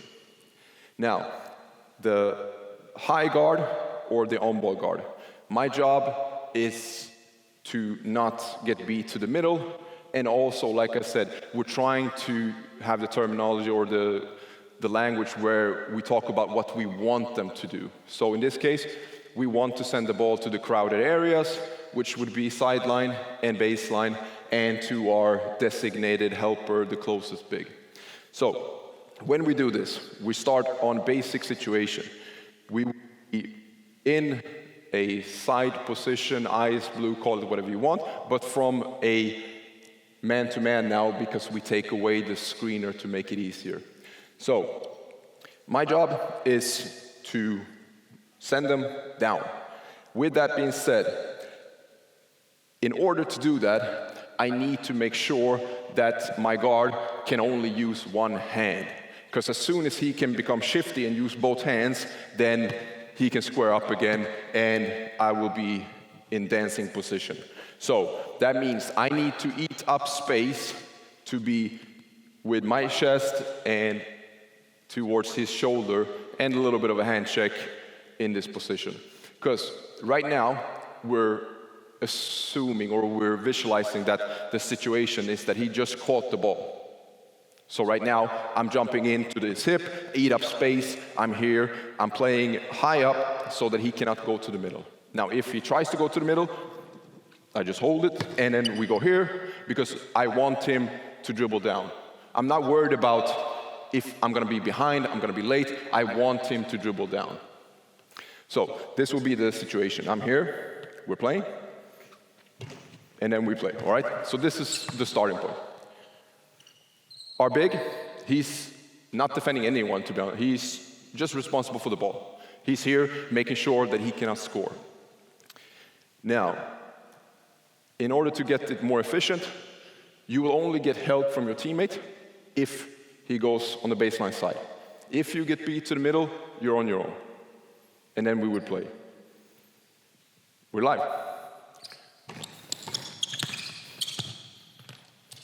All right? So, when we do this, offense, try to get to the middle as much as you can, as much as you can. And defense, we're only focusing on trying to eat up space. Eat up space. Yeah. All right.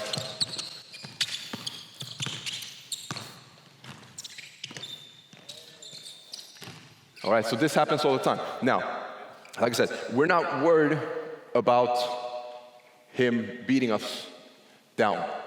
So we're also not really trying to get back in front. So when we go, if he stops now, since we're in a potential ball screen coverage, we will add the screen. I'm not looking to get in front of him, because as soon as I get in front of him, now we open up the middle. And that puts my big in trouble, right? So we're here. If he stops, I stop. And if you start veering out, we veer out. And then we're getting closer to the crowded areas all the time. Ash, we can go both sides at the same time. So alternate. Yeah, we go. Yeah. Stop. All right, same thing there. We're here. We don't have to jump. So if you jab, we're here. And then once you start going, now we're still, and then we're ready. Because as soon as you jab, we leave, right? He cannot go to the middle. Trust that your big is there. Yeah, there you go. Now, good, good, good. And now we keep it that way. Good. Yep, let's go, next. Oh, go again, let's go. Yeah, it's been a long day, let's do it. Yeah, good, chase it. Yeah, eat up space, eat up space, eat up space. Good. Now, since we don't have fully the time that we would need, let's bring the bigs a little higher to take away the snake a little bit. Yeah, eat up space, you're too far away. There we go, yep. Yeah, there you go. Now, eat up space, eat up space. Yes, chase it, chase it. Yeah, there you go. Yes, yes, yes. Stop, good. This is perfect. This is where we get to. Now, when we got to the low position, the further down we get, the better it is. So, when we got here, you had the perfect position, right? And then we're trying to get back, and this is where we open up. And this is where we go back to the job description. Who's responsible for what? Right now, high guard, we're responsible for the middle. Closest big, we're responsible for the layup. That's the only thing. So when we bring them down here, if I play your position, go. Right now, I'm only concerned about the layup. That's my only job description. Because if I need to contest the layup, your job description is to peel down. If I have a shooting big, your job is to pop out, right? So right now, I'm only concerned about the layup, which means you don't have to be concerned about the layup. So when we now start veering out, stay on top of his hip, yes, and now you force him down even more, all right? So this is how we would start it. Let's do a few more and then we move on. Yep, go ahead. A little higher, a little higher. You open up the middle. Good, there you go. Yeah, good. Let's go. Yeah, now bring it back, bring it back, bring it back, bring it back, bring it back. Eat that space, eat that space, eat that space. All right, so this is a good example. Now, when we do this, when the guards are, so like I said, it's very logic in what we're trying to do, but it's quite the hard work to make it work. Now, if the guards are lazy, I'm not saying you're lazy, but if we not get the full commitment, we're going to foul out the bigs every time. And usually we have more guards to rotate with than bigs, so this is not something we like. And if we're overly aggressive, then we're going to foul out the guards, so it's kind of hard to find the great level there. But once we get there, now, if we're late, it's a one-on-one against the big, which is tough for us to cover over time. But we move on. So next step would be we add the screener. So if we get the white team on offense and red on defense. So if you step off, like we said, we're trying still to be one defender more so that it's a positive feeling. Now, with our defense, we're trying to force the offense to hold the screens. So we're defending actions back to the sidelines, which means we're forcing them to do it. Now, we choose to do it, and we choose to ice because we want to guide the offense to pop, because it's much easier for us to cover 2-on-2 than it is with a roll, because the guards don't have to worry about the mismatch. We can then have time to tag and triple switch, and also it's easier for the big to see his player all the time, rather than with a roll when we have to backpedal. So this is why we would ice it. Now, we start in the same position, and we add the big, so we set the screen. I would assume that we're gonna flat it, so we flip it, go.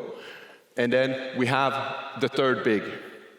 So now we're gonna allow them to roll. It will hopefully be a late roll, so we play it. Here, we do the same thing, boom. And then if needed, we would have, so in this, we would guide them to say, in this position, when we do this, we roll all the way, because that's where we have the help now. Like I said, we're trying to make the players feel like this is working, so we go. Yep. Good. So when we now add the screener, now we're talking about the individual tactics. Like I said, we're trying to dumb it down, and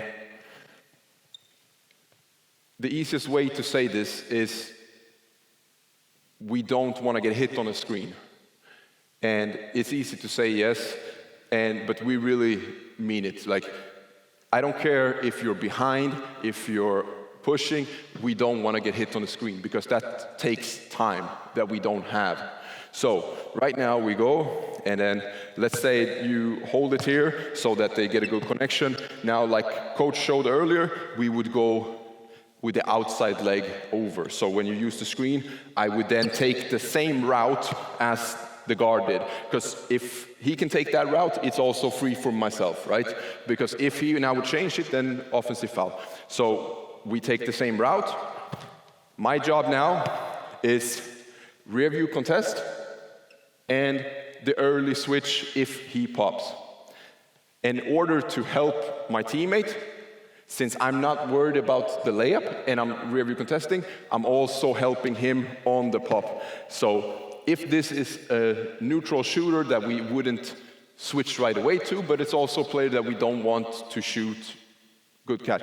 We're trying to talk about, can we make this a bad catch? So if I'm here, I get a deflection, or you need to actually lob it, I'm earning half a second for my big to recover, compared to we're here and it's a perfect catch. Those two is way different for us when we talk about the winning shot. Is it a good, clean catch, or is it a catch into the pocket? That's the difference. So when we play this, now, make sure you don't get hit on the screen, all right?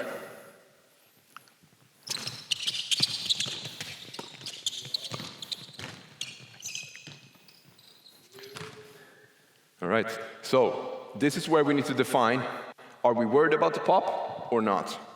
And if we're worried about the pop, we're switching. If we're not, then we're not.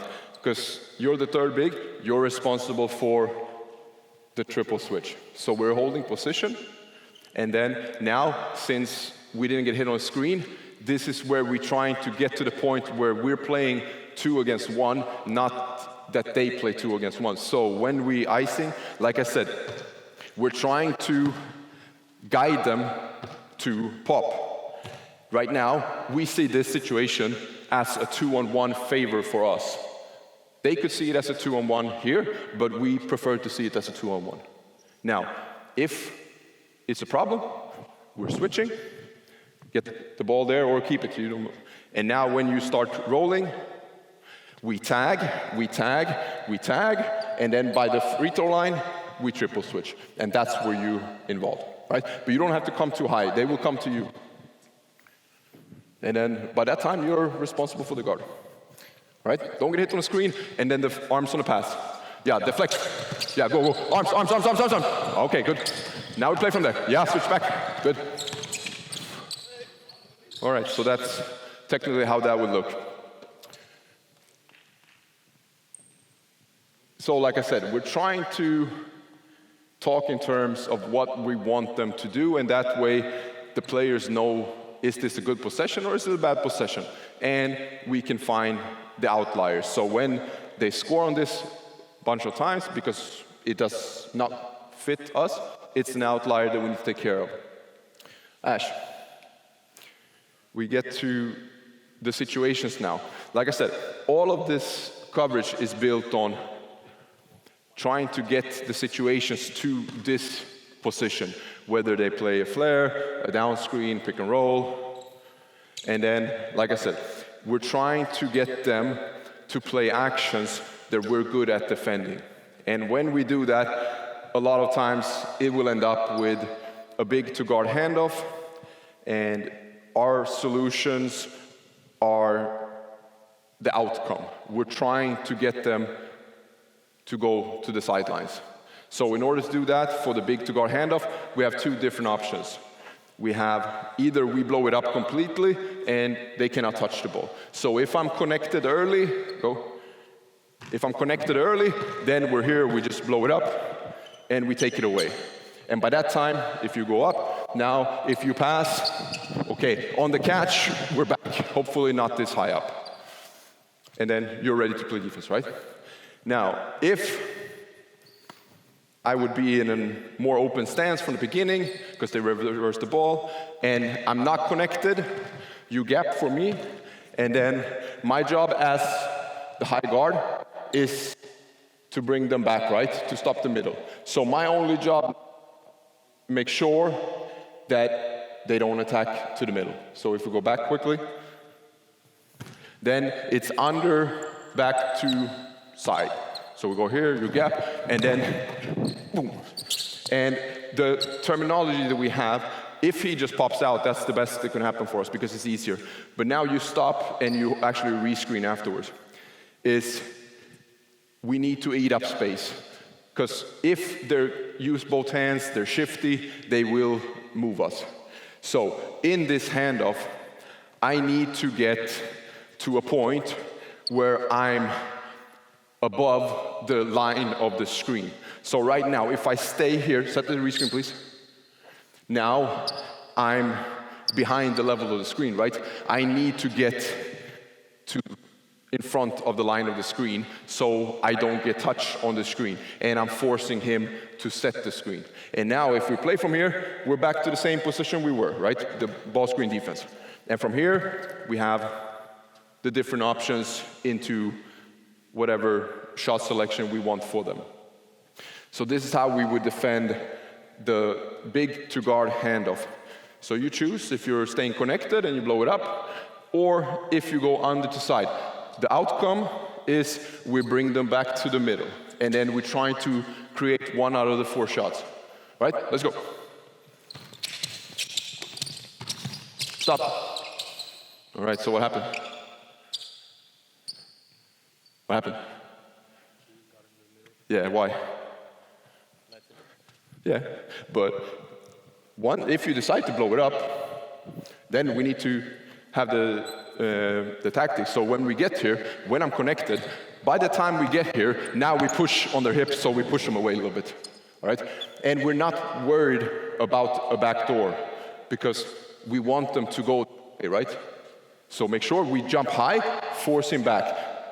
That would never be an option. And if you can deflect the ball, perfect. Yeah, there you go. Yes. And now we're in the same position. Arms. Good. And pause. So you did a great job with the first one.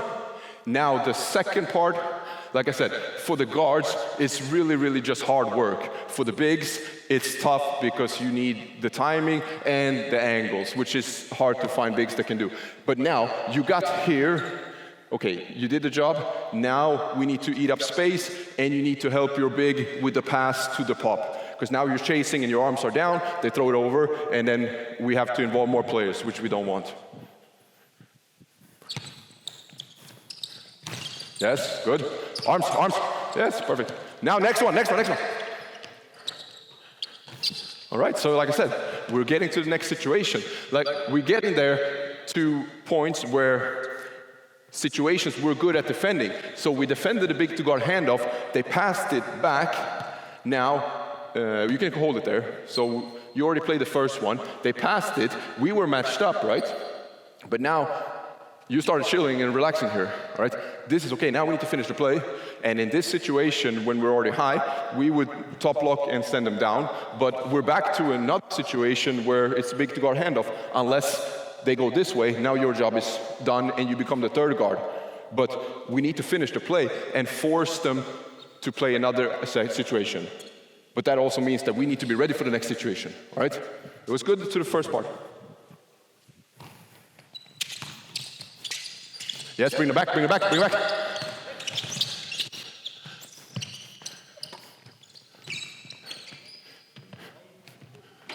All right, so, again, a lot of breakdown. Now, when he gets the ball there, then one-on-one in the post, so we stay out. So we trust our big to take care of it. When we blow it up, like I said, we need to make sure we get close, so we can only use the outside hand, but also that we need to get higher so they can't go. We cannot come too high, all right? We can only come too low. Yes, nice, there you go, perfect. And then we would define if the big with the ball is a non-shooter, likely the back door would be covered by the on-ball defender. If not, then we have our three-way guy ready for it. Good, bring him back, perfect. Arms.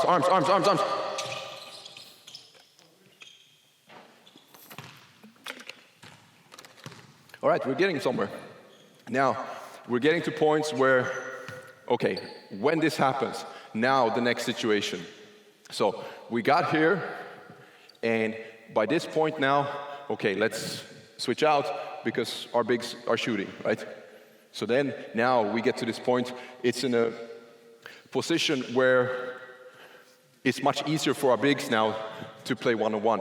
They've covered all the space, they dribbled all the way down here, they keep the dribble alive, they're inside the three-point line, not much space to play with. It's pretty comfortable for our big to now play one-on-one. And if they start dribbling out, now we have the next situation, all right? Are you okay? You're doing all the work right now. Good. Yes, there we go, perfect. Yes. Perfect. All right, like I said, we're just trying to figure out whose job description is what. So you did a great job bringing him down. You were in line to take care of the layup, right? And then pull-ups we're okay with rear view contest, and you're in position. Now we get to the next position. We keep you on the ball because you're doing a good job. So we bring you up. Let's have the bigs. We can have you on the elbow. And then we bring the low guard in. So like I said, we're just adding situations that occurs when we do a good job. And sometimes we're lucky to have the other teams running this in their playbook, because then we already have a situation for it. Now, we have a guard-to-guard handoff. Bigs, you can do whatever you want right now. It's not too important. You can be in a post, then we're one-on-one, or you can come for the ball screen defense. Guard-to-guard handoff. Stop. What is your responsibility as a high guard? Keep him to the middle, right? Or away from the middle. Perfect. What's your job as a low guard?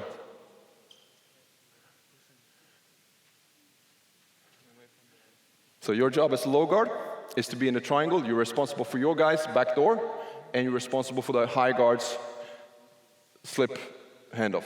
So right now, if you're connected, we would never be able to take care of the slip, because your partner, he's ready to stop the side.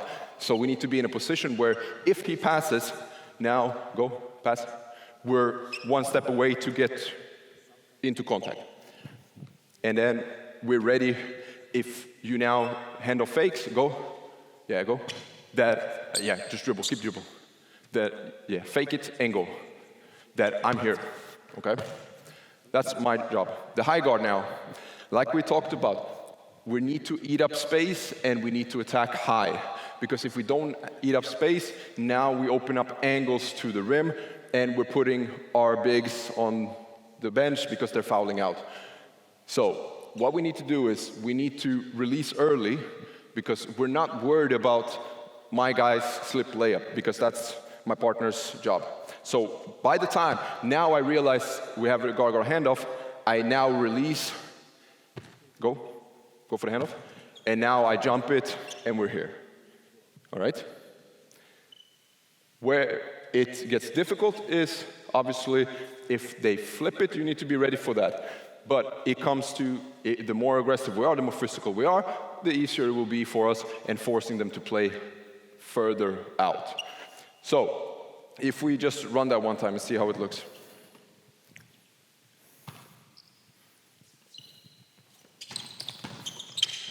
Yep, stop. What's your job? Yeah, so I didn't say this. Guards, we're switching and we're holding our job descriptions. Bigs are switching and holding their job description. So, right now you're the high defender, so you will remain as the high defender. Doesn't matter who comes up, right? And for the entire situation, even if they continue going, you're the high defender, you're the low defender, right? Good. Yeah. Hopefully the offense does that. That would be great for us. And then, yeah, feel free to screen, do whatever you want, right? Now they're going to test you, so make sure you're aggressive and go for it.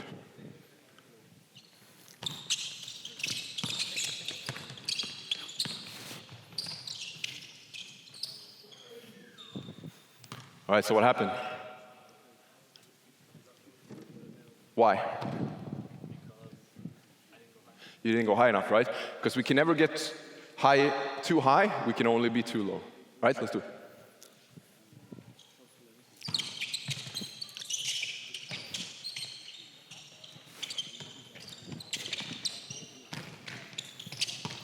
All right, stop, good. All right, good close out, taking away the middle, perfect. So, now what happened? What's your responsibility?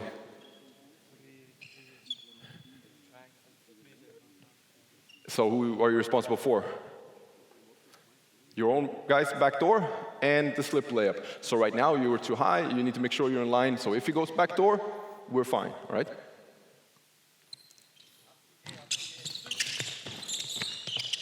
All right, stop. Hold it there, perfect. So this is what happens when we're not aggressive. Now, when you were switching, we let him come to us, which means when we catch it here, we have the free line to the rim, and we need to involve our big. Like I said, we want to attack the ball, so the further to the sideline we are, the easier we'll get. So from here, most likely, when I hedge out, he will rip and go, right? And what's your job responsibility?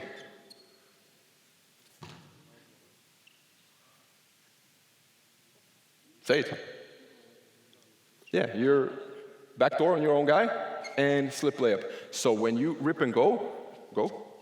Since I'm hedging out, stopping middle, that's my job. When you go, now you're responsible for that, right? And I close out to yours, right? It will be the same situation. Go.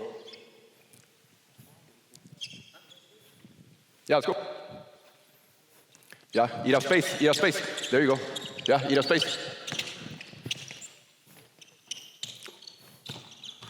All right. You okay? Yeah, well, it's okay. You've been going for 7 hours, so I imagine you'll be tired. Eat up space, into contact, and high. Ready for the rip and go. Yep. There you go, perfect, yes. Now we play. Good, perfect. So, good job being there, and then by the time you realize that he's there, now we're closing out and jump switching to the corner. And likely by that time, there will be a pick and roll happening. All right, Ash, we go to the next situation. Any questions here first?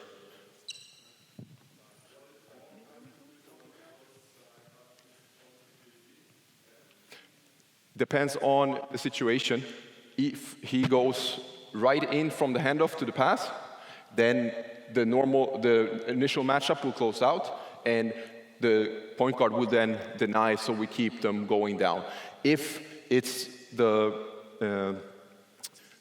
switch, rip and go, then we close out, and we close out to contact, sending them baseline again. Yeah. So now we will do a similar situation. This will be what Coach González did earlier in 2-up. This is one of our practice plays that fits into how we think about the triangles. So we pass to the big, and then the continuation would be you would go and screen for your partner in the corner. All right, we're getting somewhere. You already know how to cover it.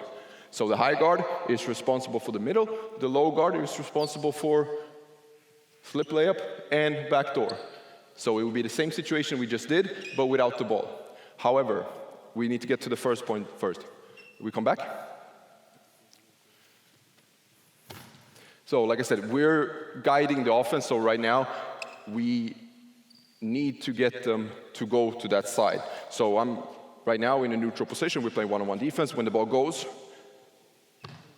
my initial reaction now is I'm jumping on his hip, hold it, and forcing him to go that way.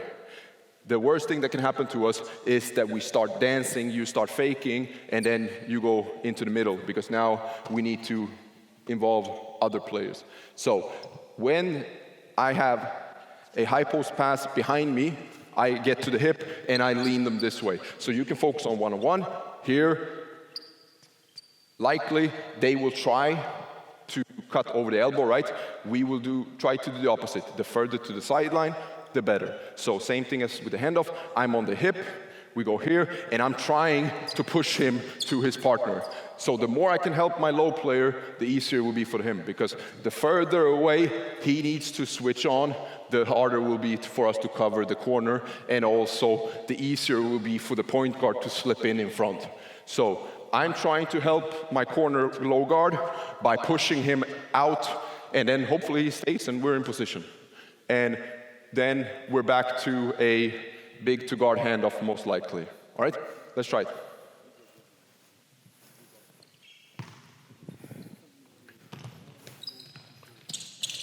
Yep, stop, good. What happened? Yeah, so we need to release them early, and this is where we need to find the trust between the two guards, that we know that my other guard will be there. And like I said, when we fuck up, sorry my language, likely they will score. And yeah, it will happen. But then, like I said, we're trying to find the source to the problem. I'd rather see that we mess up there and they score from how we want to play defense, and we can now, like we did, adjust what actually was the problem. Then something happened there, and then our low man was there, they rotate, and now our point guard asks, okay, where should I rotate to? And we're trying to slim it down, we're trying to make it easy. So yeah, you need to release earlier and get to the corner.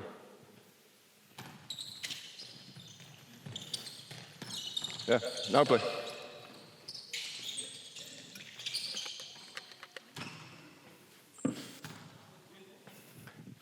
And then the extra details would be, now when we get to the next part, so the ball's there, you've done a good job, you blew it up, no touch, we send him out. Hopefully, the more you see that your partner's doing a good job, the further out you can be, because we don't need to help our big. There's no one getting beat one-on-one. So you're pushing him out, and maybe I can be out here. It makes things easier. The less space they have to play on, the better it is for us.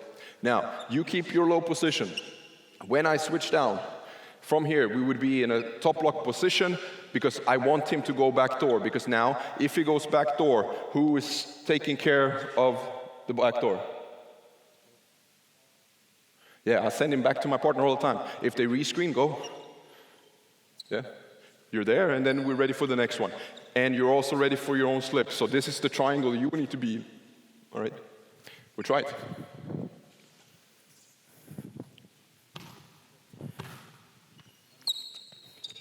Yeah, blow it up. Good. There we go. Yes. Nice. All right.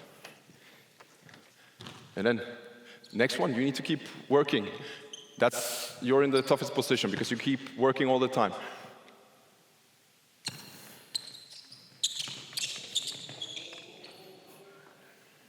Okay, that's good that happens.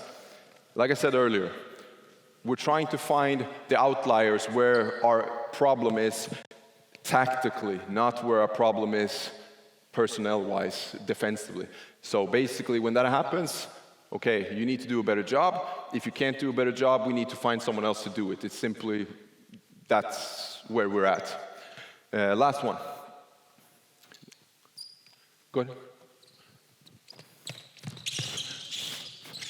Good. Yeah, big to guard handoff, big to guard handoff. All right. No. So, like I said, we're trying to conceptualize it. So this situation first, we would call 43. Like I said, names don't matter. It's for us, pass to the 4, screen for the 3. So what happened first? We're in a 43 situation. We had the switch, boom. And then when he goes through, all of a sudden, we're in a now big to guard handoff. Now, how do we defend the big to guard handoff? We have to blow it up to send them back, or under into side to send them back. Because what we're trying to think about is what is the outcome we want to achieve? And from there, you likely get the answer. Ash?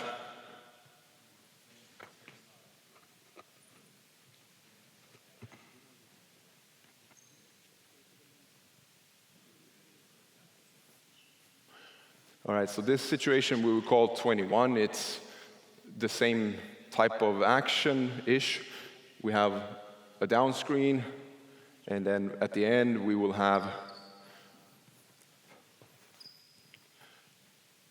a pass and a flip back. You go through, and then we play. All right. Now, you'll come up for the back screen, the pick and roll, and then from here we play. The same principle would be, we're trying to send them back to where they came from, or in this case, to where we have the momentum. So, a down screen in the corner, we would top block just to see if we can actually take them out of the play. When we get to right now, your triangle is with these two players, right? So right now, you're responsible for helping me. So backdoor happens, you're ready, and we have the early switch. If we go up, we fight through. Like I said, the more we can get them playing high, the easier it will be for us. Now, are you the high or the low guard? So what's your job? Yeah. So when we play the flip back, go, pass it. Sorry, you know what? Let's skip the flip back. You play the pick and roll, and then you head out to make it easier. So go, come to the ball. Now, the same switch will happen. Your job is to, whoever has the ball, send them back. I'm in my triangle, and then we play from here. If they rip and go, it's me. If they play ball screen, it's you, all right? And then by the time you're here, I'm staying, and by the time you leave, likely my big will be in a replaced position, all right? We try it. So we send them back to where they came from.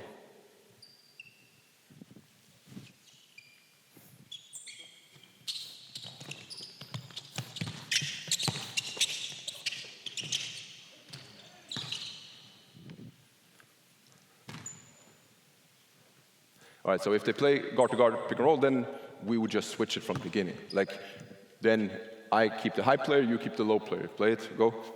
So here, we pass it. Now go, pass it, pass. Either we pass it and we pass it back, you keep it, whichever, you choose, all right? Either you hold it or you pass it back, all right? I'm ready to jump the ball, you're ready to take a cutter, all right? Yeah, let's go.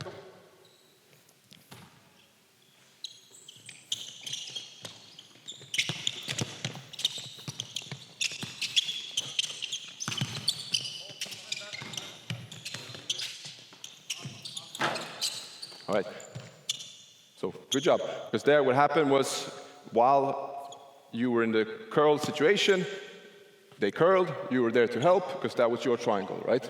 Yeah, let's go.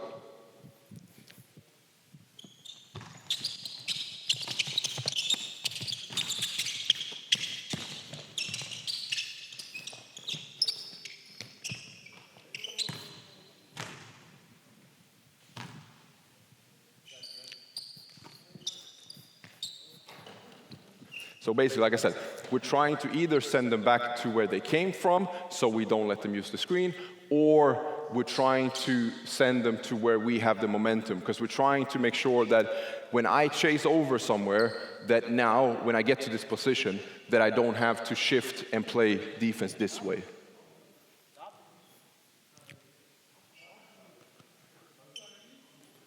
So we're gonna run a Iverson. We have two bigs, two guards. Now, everyone's job description is hopefully clear.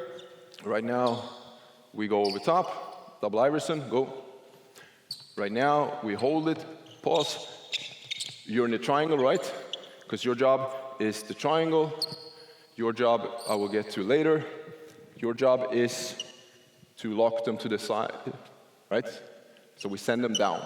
Like we talked about, what do we want to happen? Not so much what we're worried about going wrong. What do we want to happen? If you do your job, your big will be there for you. Now, when this is happening, since we have two bigs on the elbow, the second big, your triangle now is between the other two bigs. So your player and then your partner. So when you're in the triangle trying to play the pick and roll, if you roll down, then now you're responsible for that triangle. Yep, let's do it. You can run it from that side, going this way. Go, go, go, go. Over, over. Ah. All right, stop.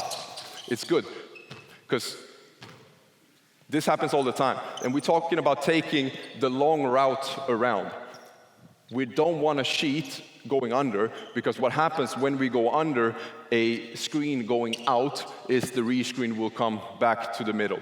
Or when we go under, we allow the close out to the middle. So we rather take the long route around. Like I said, if the route is open for the offensive player, it's open for me as well. And if he adjusts it, it will be offensive foul. And here you will send him to your big who's in the triangle. Yep. Good. Yes, yes, yes.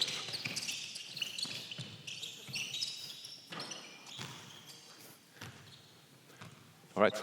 So that's how we would handle the situations going out. Now, when we talk about defending with only two players, by the time they actually drive now, like I said, you're responsible for the both, right? But by the time they actually play this now, if he pops, then it's an early switch, if we worry about the shot or not.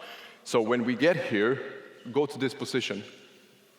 The only exception is non-shooting players. So when we drive now baseline, who is responsible for the layup? Yes. So I'm not worried about helping. So right now, I'm worried about my guy getting the ball, because here, if he's a shooter, in this position we would switch. So by the time the drive comes, I'm clearing out, you're taking away. So now we're going out rather than in, all right? Because here, the job description is easy. You can never let your man be behind you. So you will always see him. So we get back to the ball screen situation, because we get to the final touch now. You're chasing the rear view and a hold.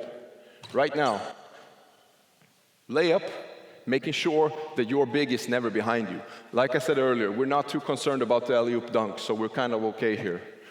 Now, if the shot goes up, you're responsible for boxing out your player, because you're in the rear view, so you're going to step in front of him. I'm in the triangle. I keep my player in front of me. I'm going to tag. You're already moving out to deny, so you're taking care of your player. So when we get these 4 shots, one-on-one in the post, the non-shooting 3, the rear view pull-up, and the front contested layup, we should have rebounding position in all situations, and also a assigned rebounder for the situation. Ash, what else do we have?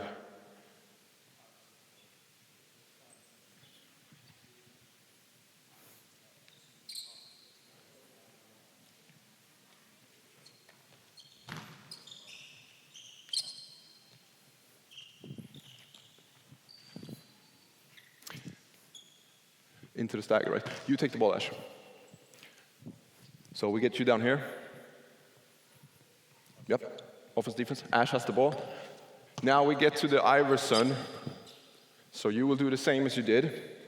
And we do a great job. So when we go here, perfect. So anytime where we can be on the inside, it's great. Because now you're pushing on the hip, right? So if we can deny this, perfect. We take away the situation. Now we're going to pass to the big. And then we set a weak side stagger. And now we went from an Iverson into a 43 situation. So what's your job on that curl? We go back to this position. Maybe you will see it then. What's your job now? Hey, come up. So we've curled around, and now we go for a stagger down. What's your job description? Yes, you're the high guard. What's your job description? Yes, so you're also the slip layup. And we have to switch on the inside, and we switch with a hit. So anytime they try to cut, go, we switch with a hit so that we keep them on the outside. The further away from the paint, the easier it is to defend. All right? So we go from an Iverson into a 43 situation, and then perhaps a end of a stagger, and then you would be in the triangle with the player coming up from the stagger, and your player, and then we want to play the high triangle, where your job is still make sure he's never behind you, but also covering the curl space. So we guide them out. All right? We play it live as good as we can.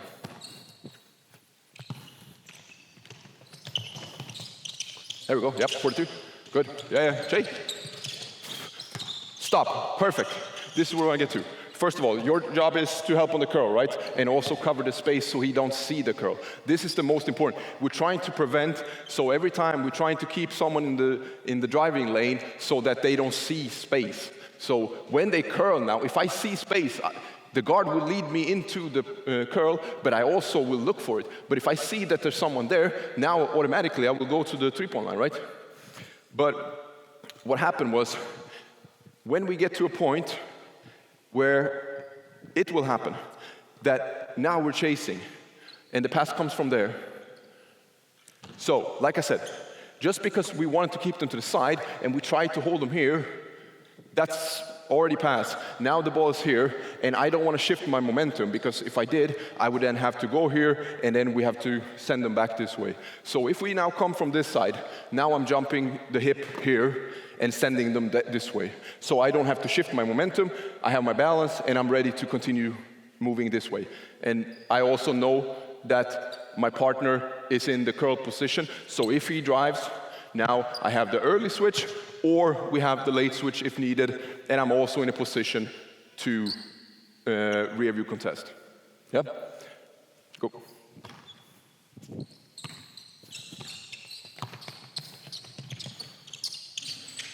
There you go, nice, nice, nice.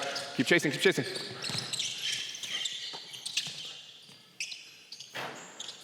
All right, so that was not in our winning shot formula, but it's also a one-on-one three from nothing, so that's obviously a good shot for us. So now nothing happened, it's one-on-one, nothing happened, everyone's in position, good job. What we need to talk about more is, again, your triangle. You're a little too worried about your screener popping out. Know that you're protecting the rim, you're here, so when we get there, you're ready to help him. And you don't have to worry about your player until he actually goes there. As long as you see him, he can never be behind you, then you're fine. Let's get to the last situation so we don't run over time. We can start up here. You take the ball. Come, we take the ball here. And we just get to the final situation. So let's go from here, sorry. And we set a flare. So whatever action happened before, we got to this position. Let's get a little bit more, you out and you in, just so that we get the flare a little easier. Just give them a little space here. So let's put it there, perfect.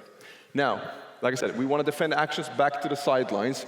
So your job is triangle, so you need to gap out a little. Here we go, we come off the flare, and perfect, we go on the high side, right? Because we want them to go down. If we go on the low side, now rescreens, closeouts are to the middle.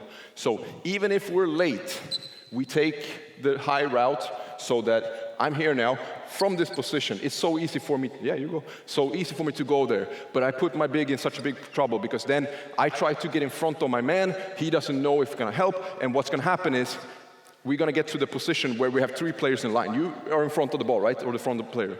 So I'm gonna be in front of my man. He's gonna be on my back, and you're defending me. So we're still gonna take the long route around, chasing over, and then by the time we get here, we probably get to a top block situation, and we force them to either play a ball screen, where you send them to me, or a big two-guard handoff, hopefully. Let's see if we can do it.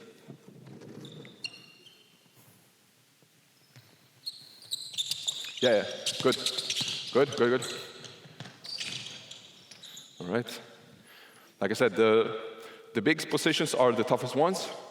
Here, we're just worried about not getting hit on the screen so that we don't waste time.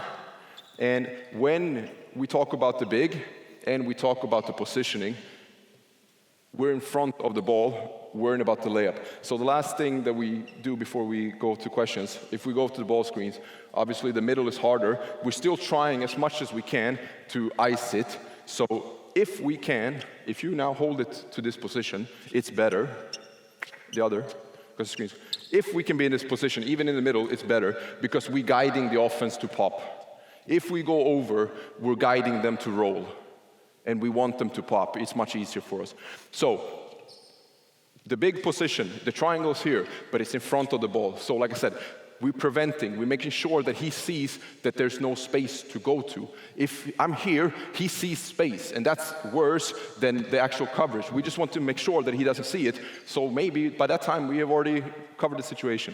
So when the drive comes, we're in position, and when they start veering out, or when they go outside the elbow, because by the time I'm getting to the position of the ball screen, now I'm never moving sideways again. I'm only moving up or back. So when the ball screen happens, when you're dribbling, I have established position. Okay, now I'm still here. I'm only moving backwards. And if he veers out, go, then perfect. If he comes to me, go. Now I'm backpedaling, and in time, he was a little more in the middle, right? So we get here. This is the last thing we do. You're a little bit behind, right? Because he beat you in the pick and roll. You're a little bit behind. And then we get to this position. What happened now was we're here, and you got the layup, right? I'm in front. I'm only backpedaling.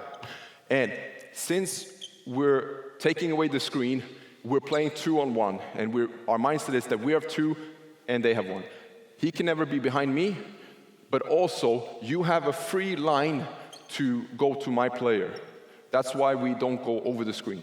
So by the time you're trying to score over me, now, when we're chasing here, you go on the roll, I can now start going into the body and start pushing out, because I know he's responsible for the layup. I don't have to worry about getting in front. And like I said, it's just conceptual, and we're trying to have a solution for things. And then we start off by, this is what we don't want to happen. How do we get there? We need to establish something that we want to happen. And then we find a pattern of defense that covers, hopefully, most situations. And then last slide, it then becomes clear to us what the outliers are. So, for example, if an outlier is a really good pull-up shooter, then yeah, we will most likely be in a switch, for example. We probably wouldn't want to be in this overtime if it's an outlier like that. One-on-one specialists, so they don't run an action, yeah, we probably gonna be in a zone, or we have to do something else. Threes from non-shooters. When we played Switzerland the second round around, they played basically with 5 guards, or they played with a small big that's a good shooter. So then, okay, how do we cover this? We need to change it up. We decided to switch on everything because we weren't worried about the post, and then we're basically in, I wouldn't say normal shell because we don't really have the help anyways, but straight up into switching. One-on-one in the post, same thing there. How bad is it? Can we prevent the ball from getting to the post? That would be number 1. And if we cannot play one-on-one in the post, okay, that's an outlier. When this player's on the court, we likely will go to a zone, for example. Because if we start trapping in the post, for example, then we will be in rotations, and that's something we don't want. So we would prefer to then, okay, now we use a zone. And then different set plays. If there's actions that we don't like to defend in our concept, then if we hear for side, okay, now we run back into zone, we get into zone mid-possession. We had, against GB, they have one of the best post players in the world with Temi Bentley, and they have a cross-screen play.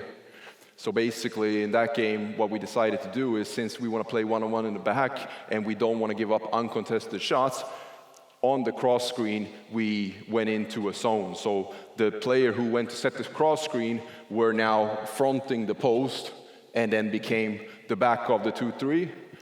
The player who defended folgenden, she would still stay behind and become the middle player, and then the other players were already in position where the ball became the front, and then that would be outliers to the concept, rather than, okay, now we need to go trap, we need to do this. We're not really in a position we have time to do that with the national team especially. So yeah. Any questions? Go ahead.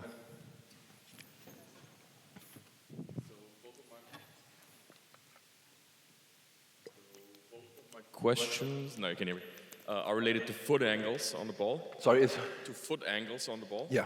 So I don't know if you mentioned it, maybe I missed it. If the ball is smack dab in the middle, like if it's brought up in the middle, are you still pushing to one side? Yeah, so this is the easy answer is this is what we don't want. And obviously the concept that we're trying to set about is we're forcing them to act. So if they just bring it up to the middle and we don't have Michael Wilbacher pushing them all the way to the side, yeah, then we're in a neutral position. So all of these situations, we're forcing them to act. So on the catch of an action, that's when we can jump into position. Because when they're just dribbling and we open up, it's a little too hard for our designated helper to go with speed. And also then it's a little bit more hand checking than it would be. So like I said, in that situation, we would be in a position where we're forcing them to act. Right, and the second question is related to closeouts. Sorry, to closeouts? Yeah. I know you mentioned that you want to send a baseline. So my question is, how aggressive is your foot angle? Are you as aggressive as you are on pressuring the side, or are you a little bit flatter? Yeah, so the easy answer to this, why we also choose to do this coverage, is we don't like closeouts. But I will get to it. It's going to happen eventually, right? Yeah, I will get to it. I didn't say that. So also the reason why we do this is we like to keep our biggest players as close to the rim as possible as rim protectors, but also as rebounders. So that's why, for example, a hedge wouldn't work for us. And that also goes, hedge wouldn't work for us because we would have to X on the weak side. But yes, when we close out, we would want to get into contact. And the further on in the season you are, obviously the closer you can get, because you know if there's a ball screen coming.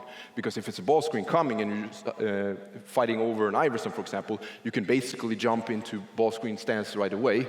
If you're now in the corner and you're just digging in the pass, now, okay, I know the baseline is there, so I can go pretty high. If it's, for example, in a 2-1 situation where now I'm getting my player coming off a stagger, catching, and playing a middle pick and roll, yeah, if I see the ball screen coming up, now I can hold it, but if I don't see it, now I have to go.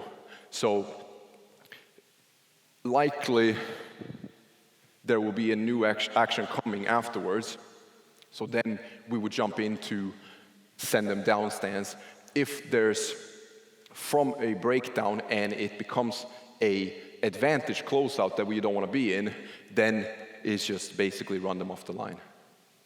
Because, like I said, we're trying to stay away from it, and that's where we're trying to be the source of the problem. So likely it's they probably score because we don't want to be in this situation over time. But most likely we expect that to be a situation coming next, and we would jump into the hip. And I'd rather see them go more straight than not, because we don't want to open up the reject, but we also don't want to open up the driving lane.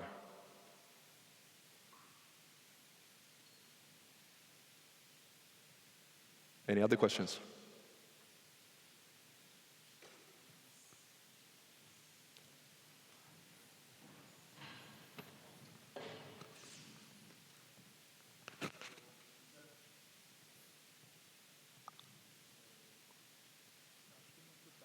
I don't know. So you said you implemented this because you only have 2 practices with your national team. That's obviously a very specific situation.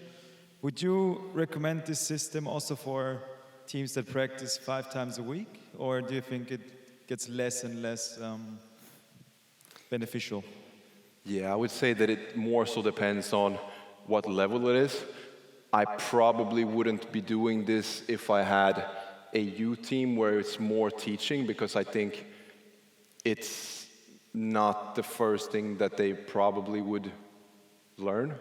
So then maybe I would be more towards the, okay, we play an aggressive coverage with a hedge so that we can actually work on closeouts and things like that. This is more passive-aggressive, let's put it that way, and very one-way-sided. But yes, I would do this in my club team. It's a little bit difficult, more for the offense, because it's hard, since this is very specific in the footwork and the positioning, it's hard to then, okay, now we're gonna work against switch offense, and then our defense becomes weird, and if we only do this, then my guards have a pull-up practice and no one else touches the ball.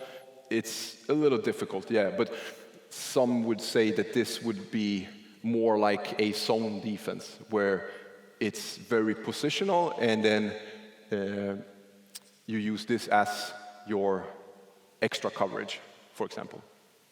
But yeah, for sure it would work. Okay, and if I may, a second question. If the guard snakes or jails the screen, is there a solution for that, or? Yeah, it depends where it is. If it's in the middle, then we're in a bad position. No, because in the middle, like, they will go down low anyway. So we say that they do it on the side. It makes more sense. Is it an empty situation, then obviously our second guard will be much closer. So then it's a question, how high do we need to be with the big? And is it an outlier or not? If it's an outlier who's pick and roll master with the pull-ups, now we're going to send the big higher, because we're also not so worried because we have 3 players on the weak side. That's also a reason why we want to send them sideline, so we don't have any long closeouts to an empty corner. But yeah, in an empty, we would have closer guard. If there's a filled corner, now it's much easier for this guard to tell the big to go high, whether it's a shooter or non-shooter, because now if we send them out to take away the snake, we're sending them to the player. So that would be the solution.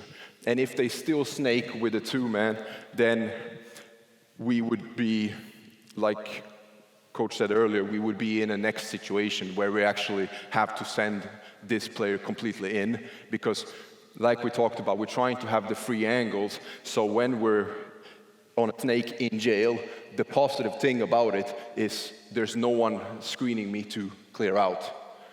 So when I'm actually chasing and then they hold me, when they stunt and exit, I can go freely to this place.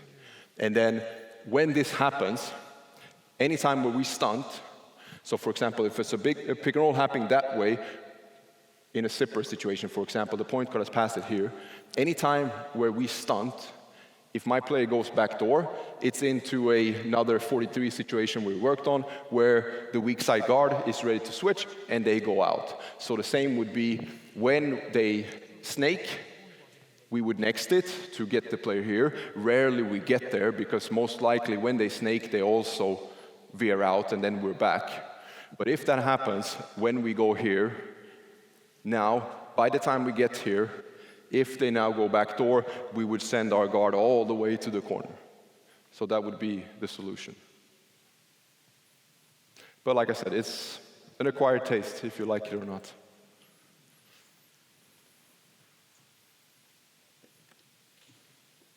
All right. Thanks for taking the time to listen to the presentation. Appreciate it.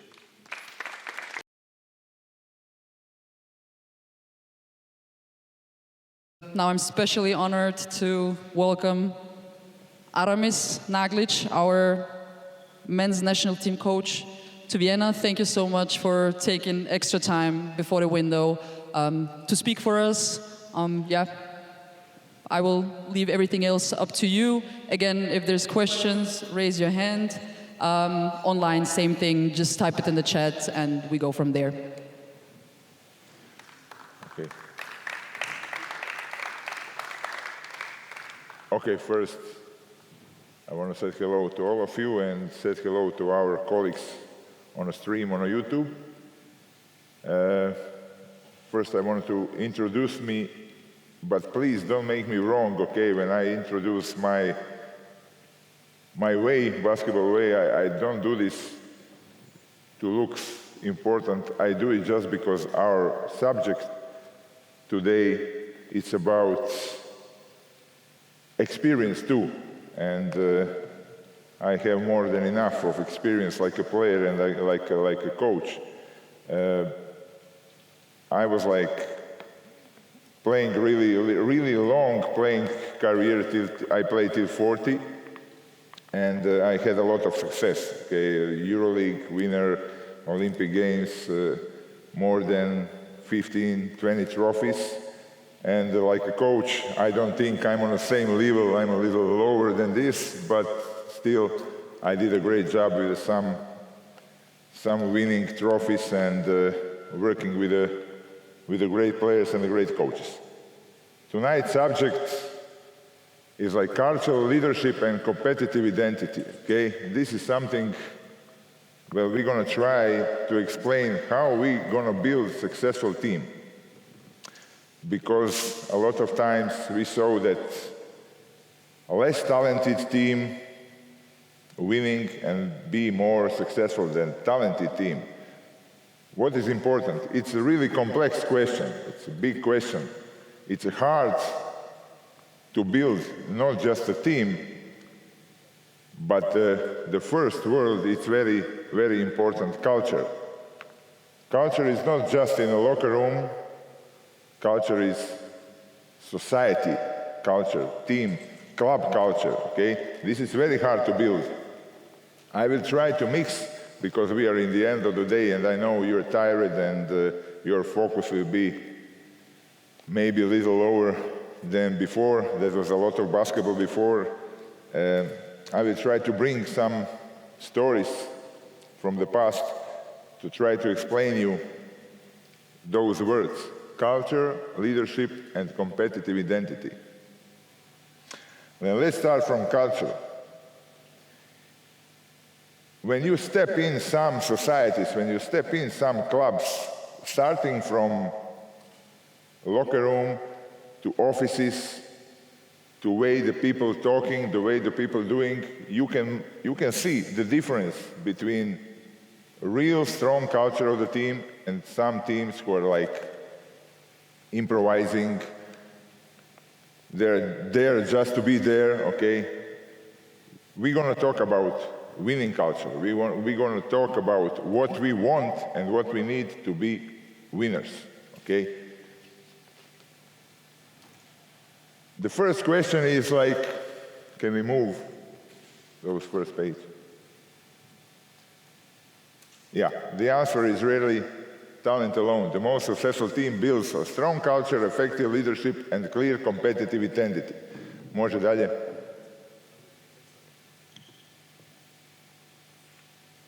Okay. Questions. What we tolerate, what we reward, what we reinforce daily, and how we behave when nobody is watching. I will start for the last one, okay?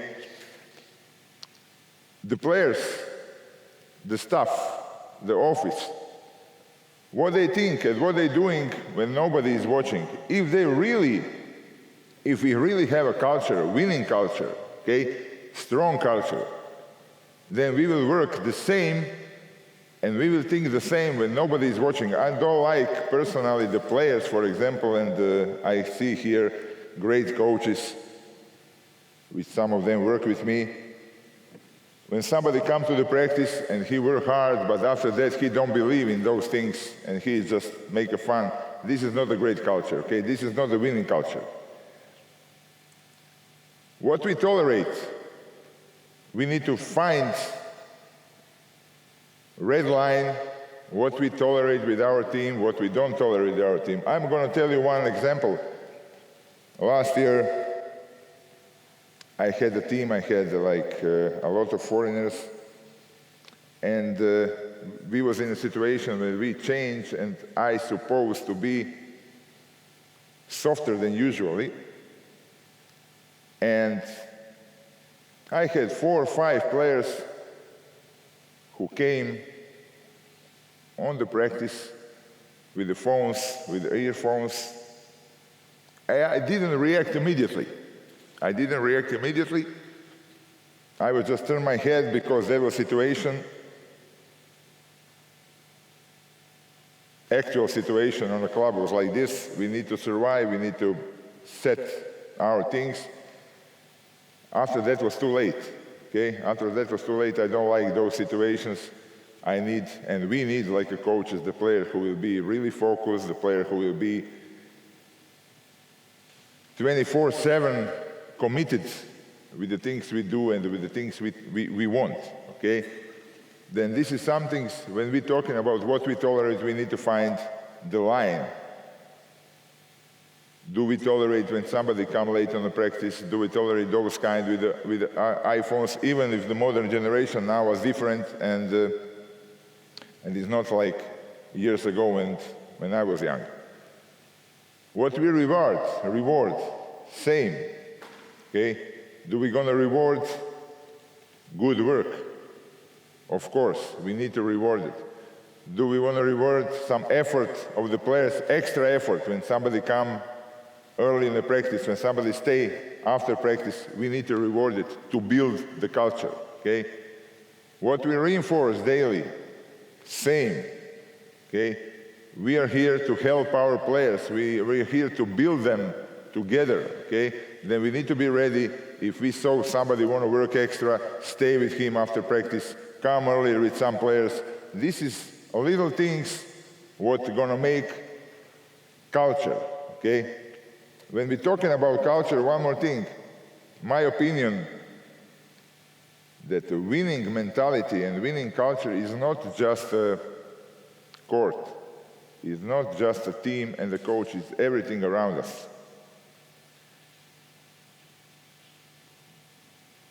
2 examples. Last few years I was working in a Bratislava. Pretty successful team. Financially not bad, but we didn't win the championship. Of course, I don't looking for the alibi. It's always coach responsible for those things, but we got in the final and we never make those little steps. And when we're talking about those details, like the coaches, those little steps, we always think, probably most of you who work on a higher levels sometimes don't sleep because he think what I can make better, what I didn't make, what I didn't do to make those little steps. It's not just about us. Its most important part is on the court, but everything what's around us, office, management, bigger stuff, everything is important. If we want to make a great culture, everything, every little wheel of the club need to be ready to believe in the same thing, to be on the same way to winning, okay? Next example, I played like years and years ago in Split. That was like, they told us most successful team of 20th century, European team of 20th century. In the moment when I come there, immediately, first impact was first office, where everybody was like high level thinking, motivating, ready for work, okay? And when you step in the locker room, same situation. Then it's very hard that you, after all this, what you see, will be or lazy or just ignorant, okay? These situations really bring you in, okay?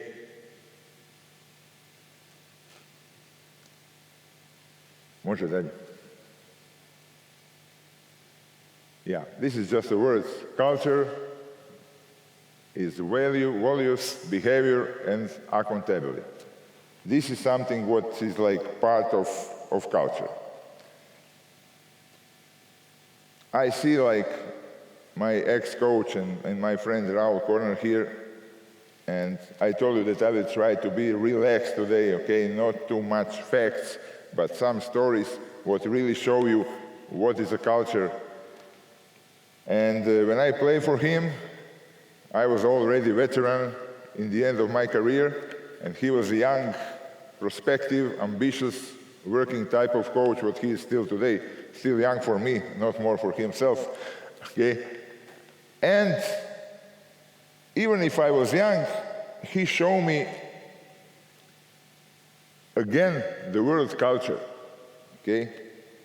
From coach side, how he influenced in the culture of the team, of the club, when we was together. I'm going to tell you one funny thing for me after years when I was like thinking about that. In those years, scouting was like a little slower than today. Scouting was like watching tape and talking about players. And me, who was like 5 Euro leagues, who won everything, come to the meeting with Raul, and he gave us the papers. I was like, what the fuck? Paper, take the paper. They was like, left-handed, athletic, go on the left, shooting percentage, la la la. Next player, I was like, Jesus Christ, I'm going to put it on a car immediately behind because I don't need it. But I just want to example how to build culture, because this is the building culture, okay? After a while, I start to respect that, and till today, I respect Raul and his effort years ago. Probably he is even better today, but that was just that was just a little things would show us how to build the culture, okay? From the coach's side, not just this example, but coach, to build the culture of the team, of the club, need to be prepared, need to be leader, need to know exactly what he do every day, every minute of the practice, before and after, because if he show some insecurity, if he shows some improvisation, everybody will start to improvise, okay? Players will just looking for the alibi, that wasn't good, why we did that. Then coach is so important to build the culture of the club. Next. Characteristic of strong team cultures. Everyone understands expectation. This is important, okay? This is not just about winning titles. Maybe we don't have a team to win title. Maybe we want to be fourth position, and this is success. But without this, we're not going to make it. Consistency. Standards remain unchanged regardless of result. It doesn't matter if you lose 2 games, you need to have your goal, and you need, with your team, everybody need to resist and to working always on the same way. And this is about what coach put on the floor. Accountability. Everyone is responsible, from the star players. This is important. Okay, this is important for all coaches. Don't make a difference. Sometimes we need it. Sometimes we are in a situation where we need to be smart, how to communicate, how to talk with somebody. But in front of the team, try to resolve every problem publicly, honestly, in front of all the players. Don't go from player to the players, like try to talking in a one-on-one situation. Always bring everything outside, okay? And in the end, characteristic is connection. When the players feel that they have reached the goal, that they have the common goal, okay, they will start to be more connected. But this is not easy. It's about selection of the player, scouting of the player. This is very, very important job, okay, to bring the team on a floor who can stay together. because trust drives the performance. Okay, this is not easy, but this is hard job. This is something what we need to do daily. Okay, and sometimes we don't make it. Sometimes we don't make it. This season I have a team. When I was like, I had 70 games with them. Hell of a number of the games. And when we start, we have up and downs because exactly we missed those things. And I was trying hard. I was really trying to talk. I was trying to practicing. We changed some players. I was trying, and in the end, we come to the final against really good team. And we won second team at home. That was 1-1. And after those winning games at home, we make a video, and I explain the good things in defense because we played really good defense against offensive team. And after a while, I tried to explain the players that against those team who was so fast, so good shooting team, we need to have good selections of our shots. We need sometimes to feel the game. You know what I mean? Sometimes in a fast break, you are open, but you don't take the shot because they're going to kick you with their fast break if you miss the shot. Sometimes you need to feel that. And I show to one player, like, look, those kind of shots is not good because you receive the ball, the players was there, you shoot the ball. And he told me after all season, yeah, coach, but that was my second shot in the game. And I said, like, what I need to tell him now? If he told me after 6-7 months in the final, when you're fighting for the title, when you're fighting for every fucking millimeter, I'm sorry, on YouTube, those words, but this is like regular coach's words. If you shoot the ball because you didn't shoot before, then my job was like bad about making culture and making a strong team, and we lost the final. Because he wasn't the only one, there was a few guys who was like watching stats before thinking how to win the game and how to beat the team. Okay? Mosh. I would like to skip now. Yeah, coach as a cultural architect, I told you already how important is coach have and how coach sometimes must and will suffer to learn everybody around those cultures, not just the player, office, physio. Our job is actually really complex. Leadership is the second word.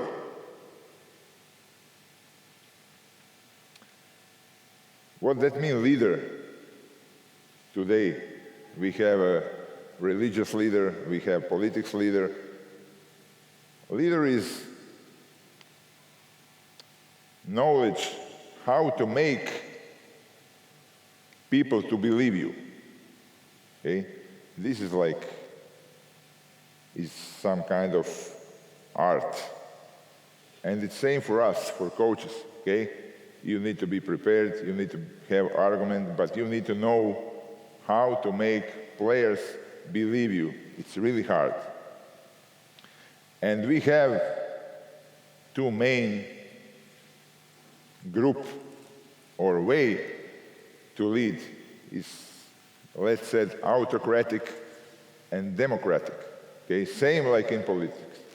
Those autocratic leaders or autocratic coaches, it's less and less. Okay, the time is changed. There is no more, or it's just a few coaches who work with these methods where coach decide everything, where coach don't even talk with the players too much. Then the coach is like a God, one and only, and he have a right to do whatever he wants. It's start to be hard to lead the team this way. those transformational or democratic is like the way we're supposed to work today because of different situations what we got. You always, or sometimes you need to balance between management, players, different situations, results. Then it's not easy, but I think it's the only way to do in our era today. We need to really be everything, okay? Talking, find a way to motivate the players, even if they're supposed to be motivated by themselves, but a lot of times not.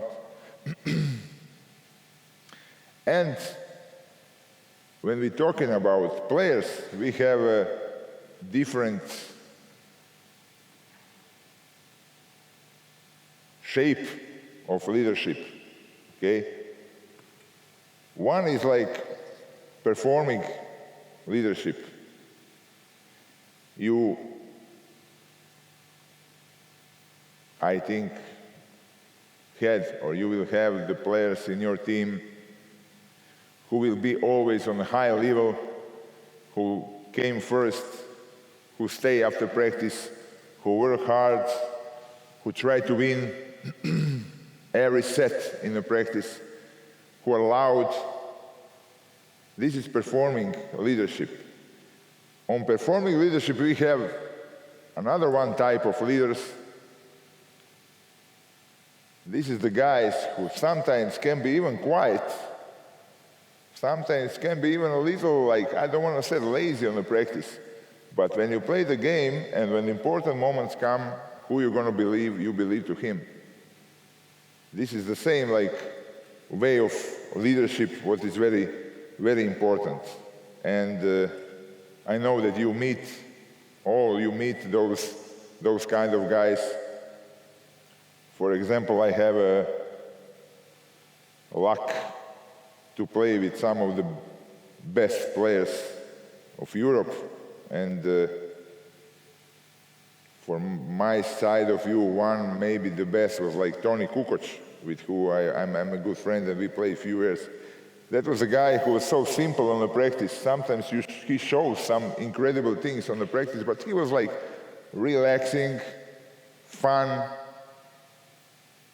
For sure not the profile what coaches always like, because if you laugh too much on a practice, make some jokes, the coach will start like, come on, let's try to be serious. But when the clutch moments come, when the important games come, he is the leader.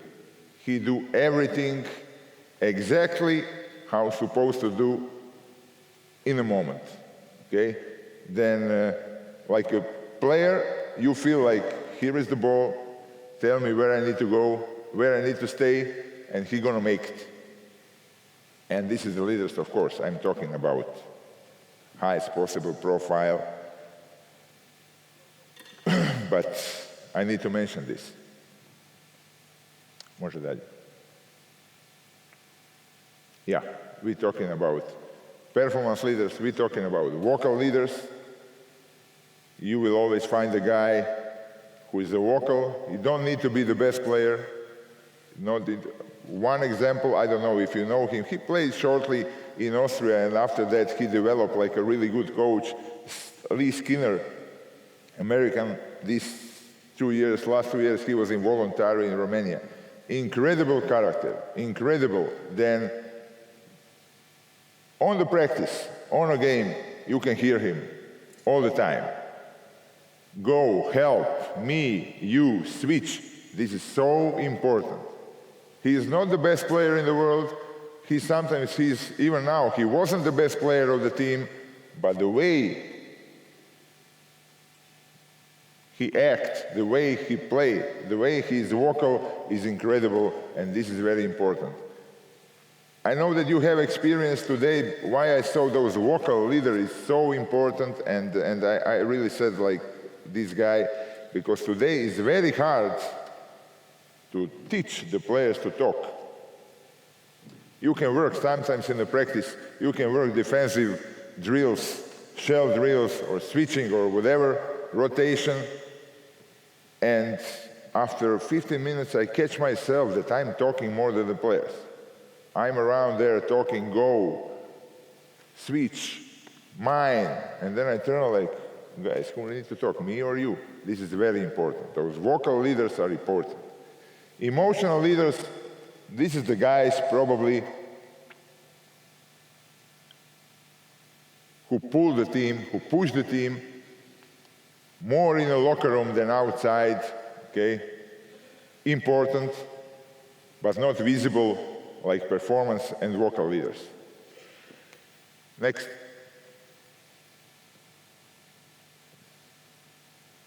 Yeah, I already tell you that. Performance leaders lead through actions. First to arrive, last to leave. This is just one example. Consistent in work ethic and the model of the performance leaders, what I told you before, who you believe the most and who gonna lead the team to win, okay? Next. Yeah, we can go through this. Continue.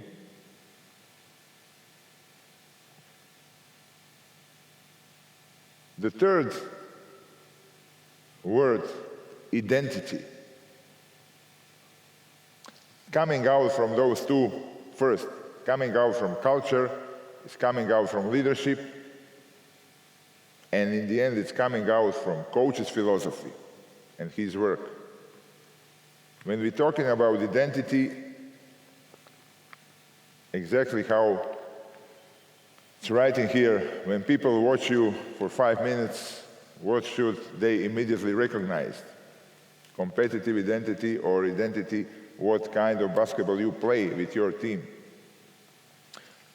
For example, just one example from this fresh year, let's say Valencia. Okay?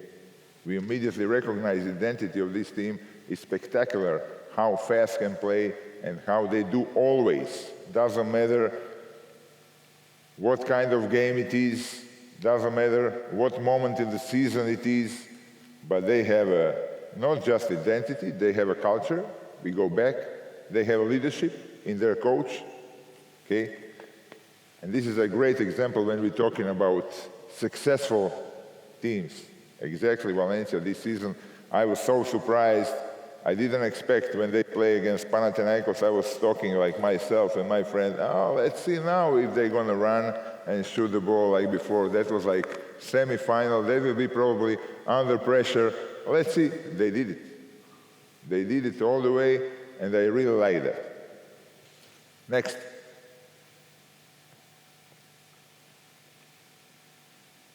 Yeah, we go back to those identity terms. How we play, how we train, how we respond.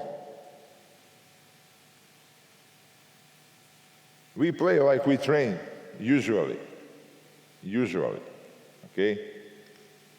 I hate when somebody told me, we play a little easier this week, but we're gonna play. It can happen once, can happen twice, but in continuation, no. If you don't train with the passion, if you don't train with intensity, you're gonna play with the passion and intensity for sure, okay?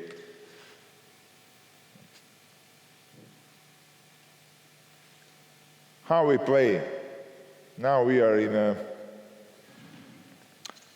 some subjects who are more maybe going to technical way, not the way we was talking about before, okay? Do we play fast or controlled? Do we play aggressive or patient, offensive or defensive emphasis? My opinion, this is about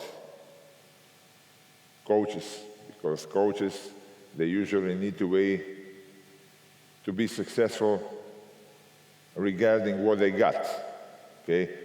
I'm sure that we're don't gonna play fast if we have a heavier team or if we don't have a skilled team. Then this is something what I think it's about coaches for sure, part of identity. Next.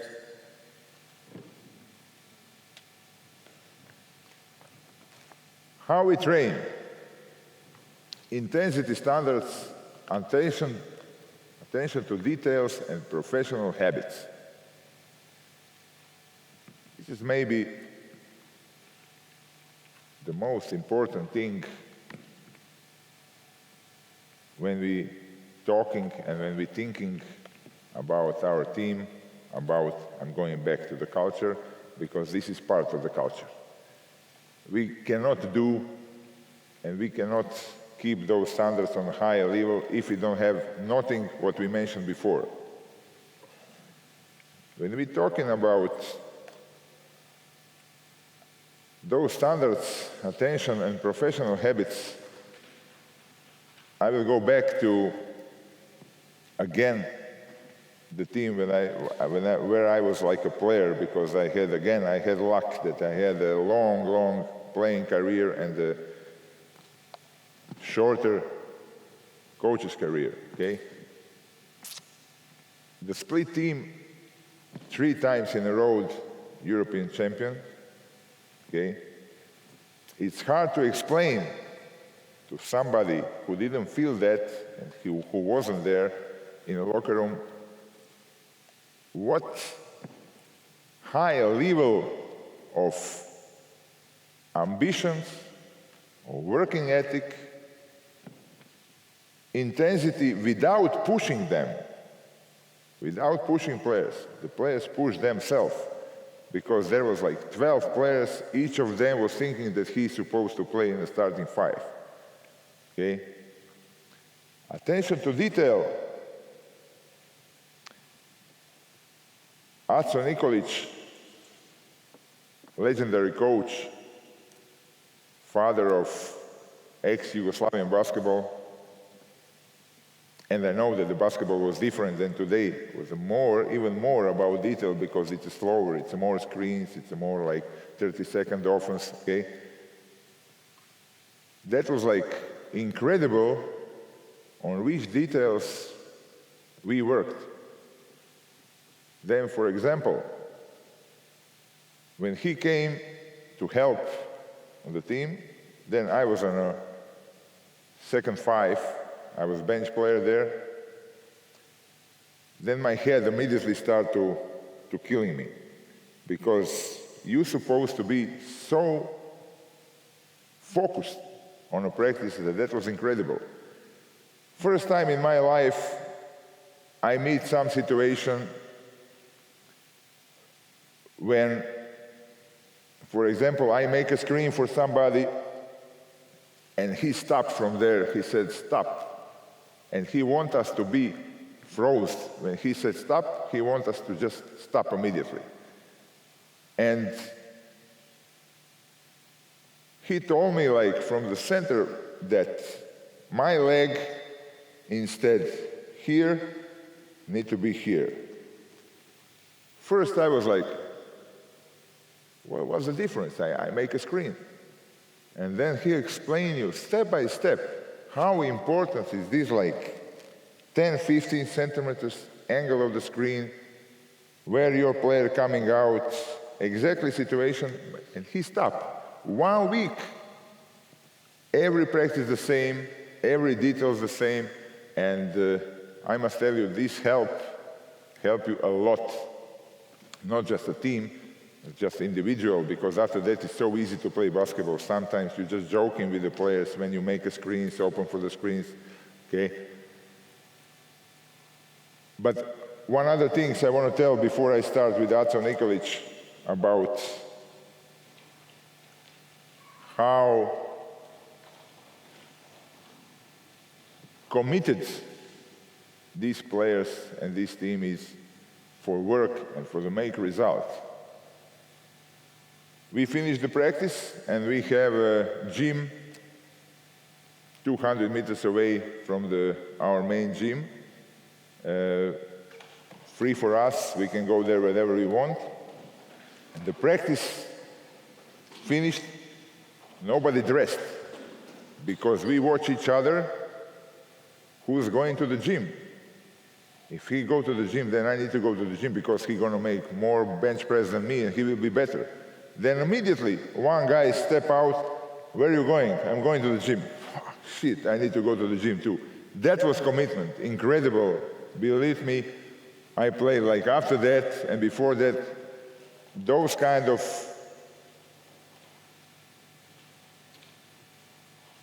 competition inside, those kind of common goal, those kind of culture. Again, we come to culture.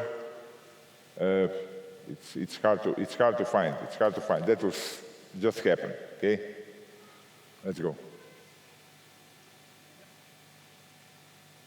How we respond to mistakes, to pressure, to setbacks, and to success. We need to be consistent. If we want to make a successful team, we need to be consistent in our ideas, in our goals, and we need to be consistent to all of that. Can happen, then we react to losing game, to setbacks, to mistakes, even to success dramatically. We need to always react on the same way. We have our goal and we need to be better. Okay? If we make mistakes, we need to repeat it 100 times why we make those mistakes. If we react bad on pressure, make the pressure. Make the pressure on the practice. Make the pressure in communication. But we have our goal. We want to come there. Okay? Setback. How many times happens to you, coaches, that you lose 2-3 games in a row? You need to know how to handle this. It's not easy, because it's about trust. It's about trust. Do players, or you start to thinking that players lose the trust on you, maybe you start to overthink what you do, but we need to be consistent. The idea what you got, sometimes it's better die on the same way. It's a better die, I'm thinking like quit or get fired, with the one idea. They start to changing ideas in the middle of the season, because then you will quit again. Anyway, because you will lose your power. Okay? Go.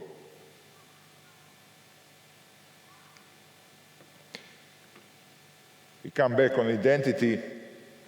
Again, I think this is the coaches' part, mostly of the coaches, and it's not some subject what we need to talk about.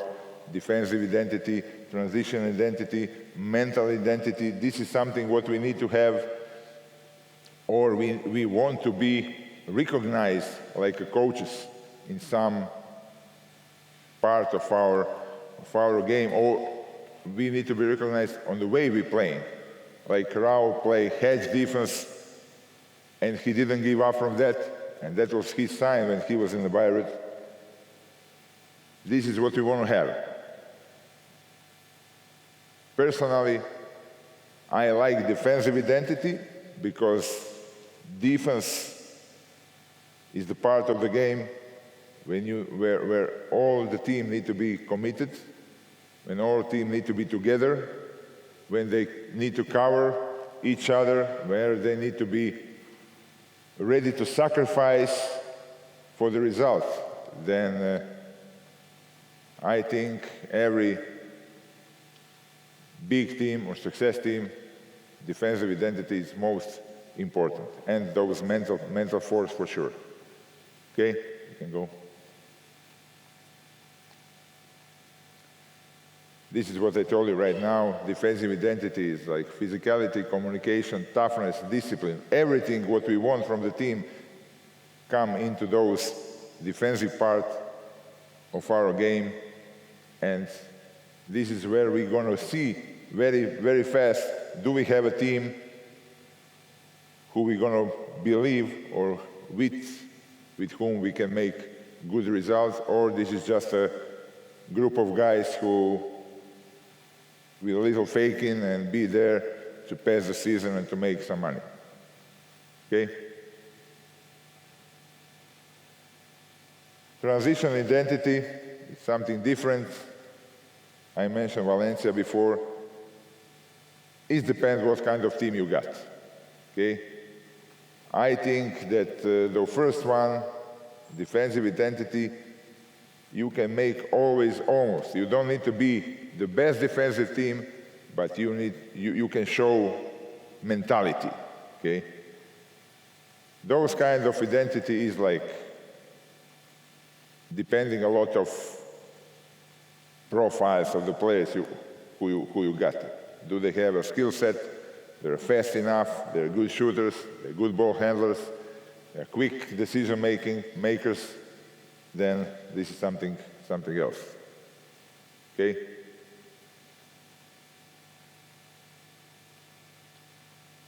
This one is the hardest one probably, because even if you make good scouting, even if you think that you make good selection,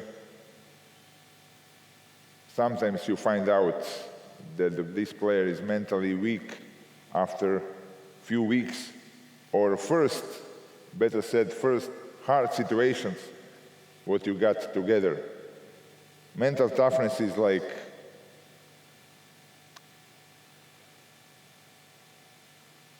hard to make, hard to build in a short period, what we are sometimes with the players, because today's rosters change a lot. Maybe we can talk about mental toughness when we work with the younger categories. When we have players under control for years, then we can build something. We can work on those parts of their skill set. This is skill set too. Okay. Može.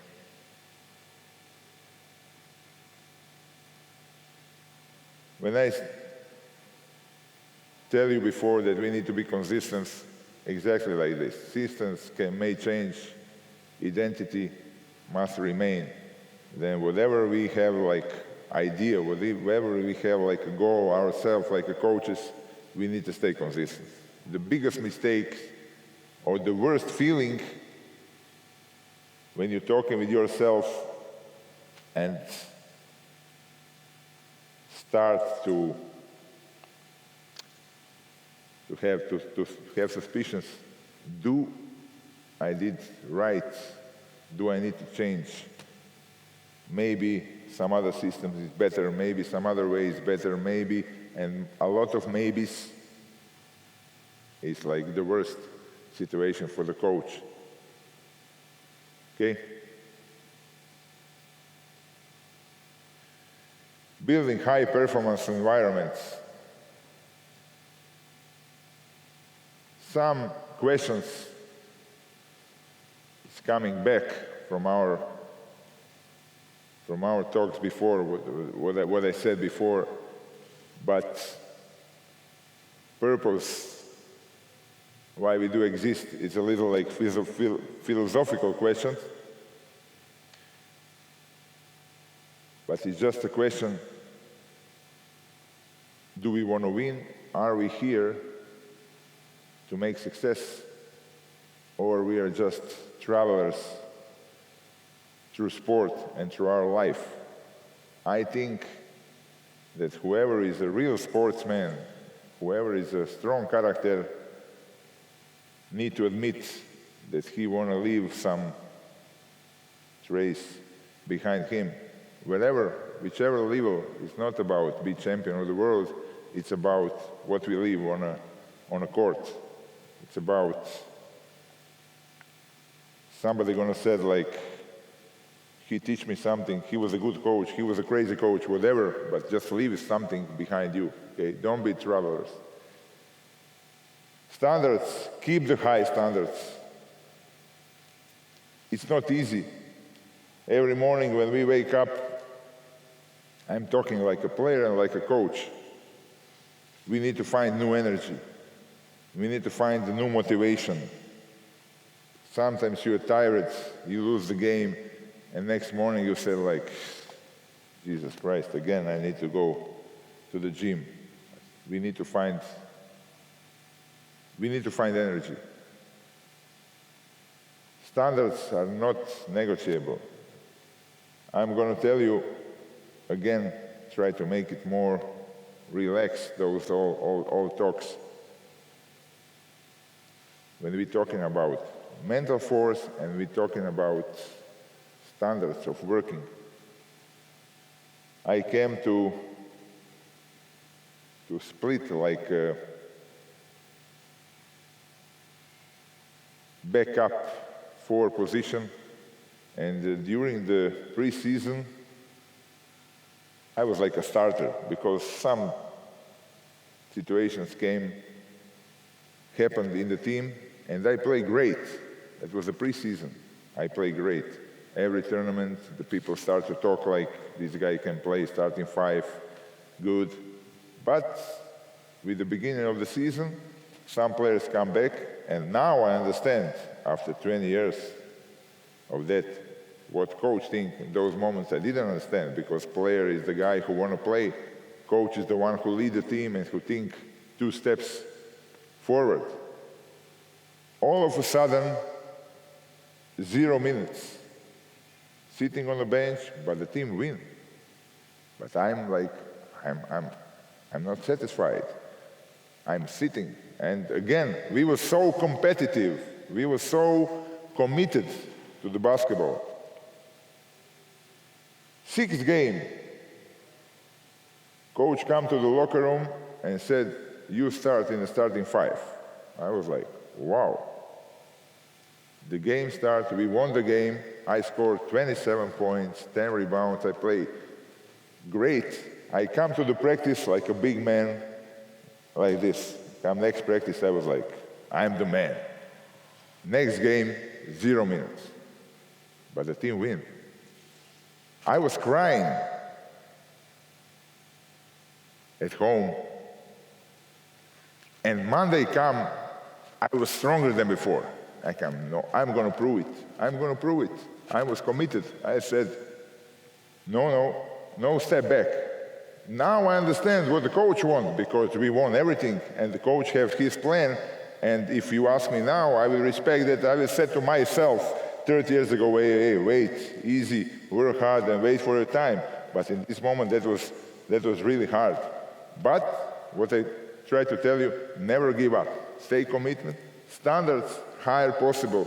Work hard, like a coach, like a player, and maybe you will be successful. It's about hundreds moments around us who can help us or just put us on the wrong direction. Next.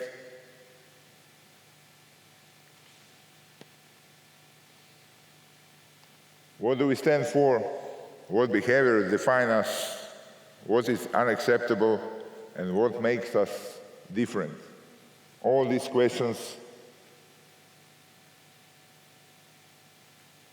can come back on the words I told you before, step by step.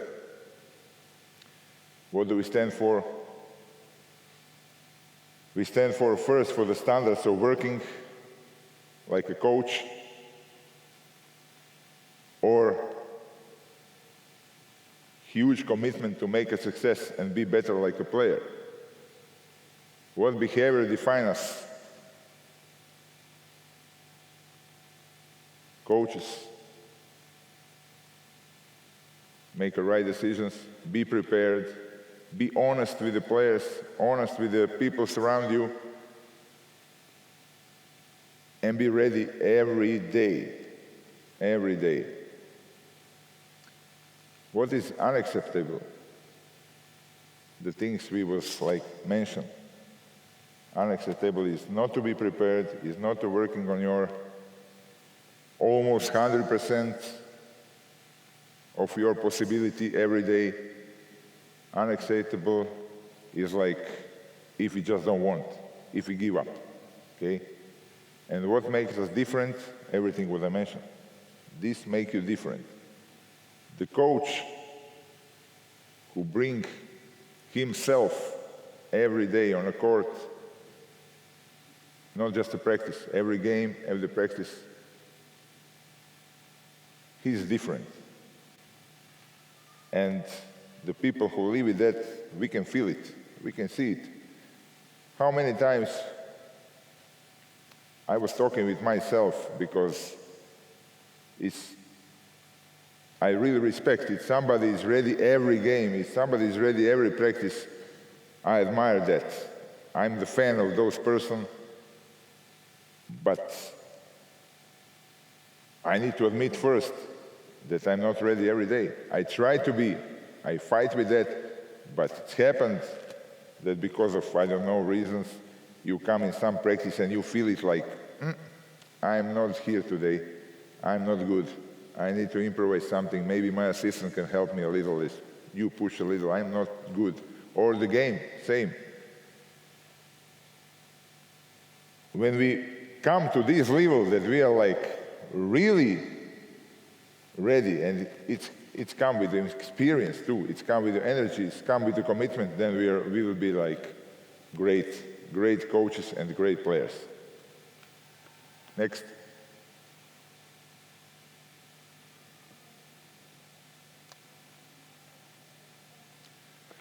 Connections.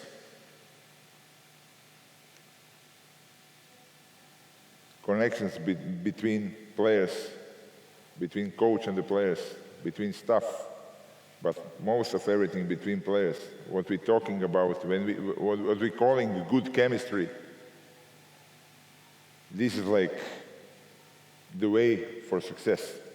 Plus, of course, tactical things, but we can do tactic however we want. We can make our philosophy however we want. If we don't have a good selected team, if we don't have right people with us, if we don't have connected people, if we don't have the people who trust to each other, I don't think we're going to make success. Okay, I was talking a lot. I hope I wasn't boring. I really tried to prepare that, and I was reading that, and I was thinking about those things what we was talking about now, because this is actual moment for each of us.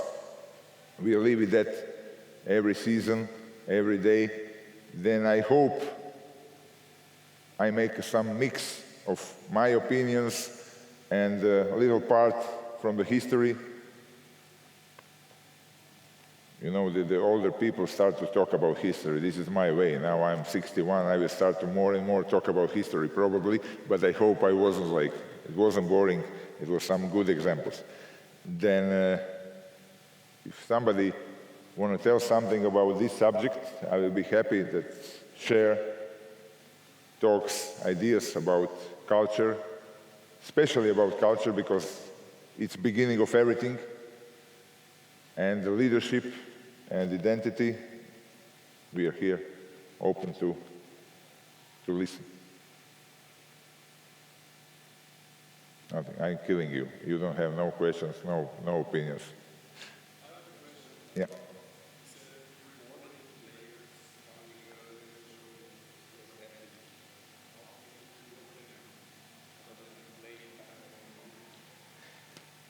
Playing time for sure, money, I'm not the one who shares the money. This is management, okay? But I think more than even minutes, it's my attention to those players. I'm going to give them something back. I'm going to give them trust. I will be ready to help them even more. Then I will really appreciate them and try to be with them. No, just not Raul. You know, I'm not going to be quiet here. Of all the successful teams you've either played for or coached, what did all of them have in common? Like, is there something that all of them had in common where you said, okay, successful team for me means bum, bum, bum? Mm-hmm. Can you name like 3 things where you say this is what makes successful teams special in your opinion, from your experience? Yeah. Commitment, for sure. Without that, we can make results.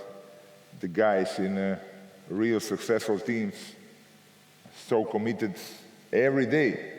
This is not a subject of talking about that, okay?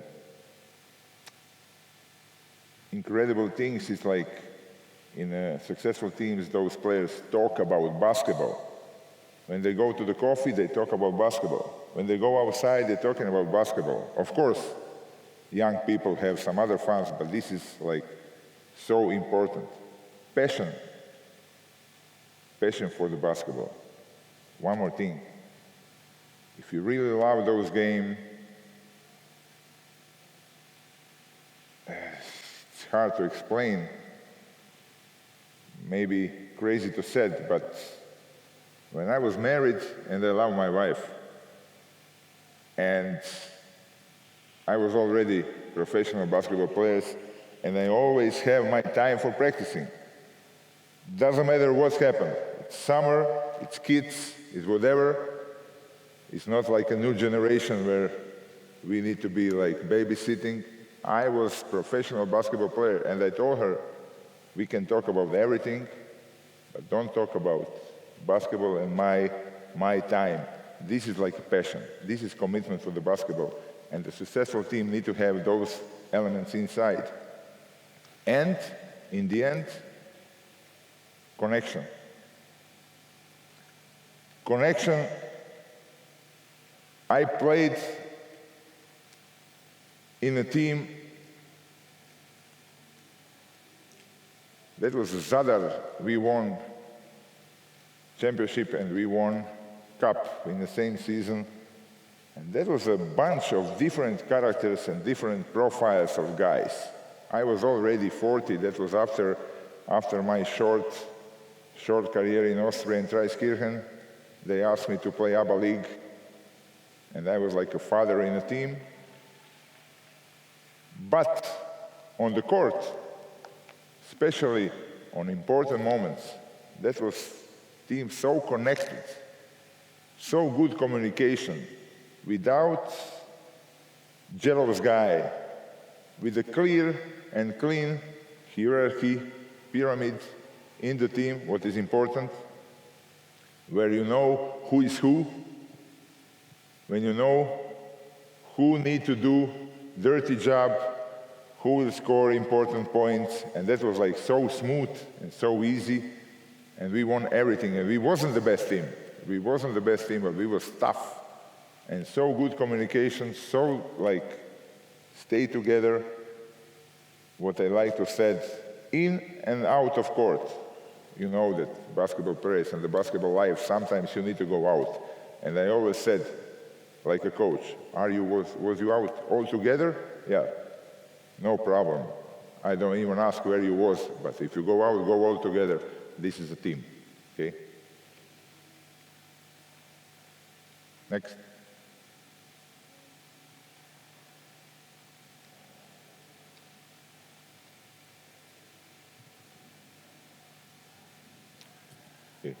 One more time, thank you very much. I hope I wasn't boring. I wish you good luck in the next season to all of you. You will need it, like me. Everybody needs good luck and a lot of good basketball. Thank you very much. Thank you, Aramis, for, I think, a topic that's becoming, in nowadays environment, even more and more important and interesting to talk about and discuss. So thank you for your stories, your insights, and your knowledge about that. Good luck for the window. Thank you. We're gonna watch and cheer for you. Und natürlich danke an euch alle für die Participation, fürs Durchhalten. Es war ein langer Tag, aber sehr spannend. Ich schicke euch die Zertifikate. Ich glaube, das ist eins der interessantesten Dinge im Laufe der nächsten Woche. Ich bin noch ein bisschen in der Halle. Wenn ihr was braucht, kommt zu mir. Ich werde euch auch die Folien weiterschicken, wenn es okay für die Vortragenden ist. Und ansonsten vielen lieben Dank, schönes restliches Wochenende und wir sehen uns in der Halle. Thank you.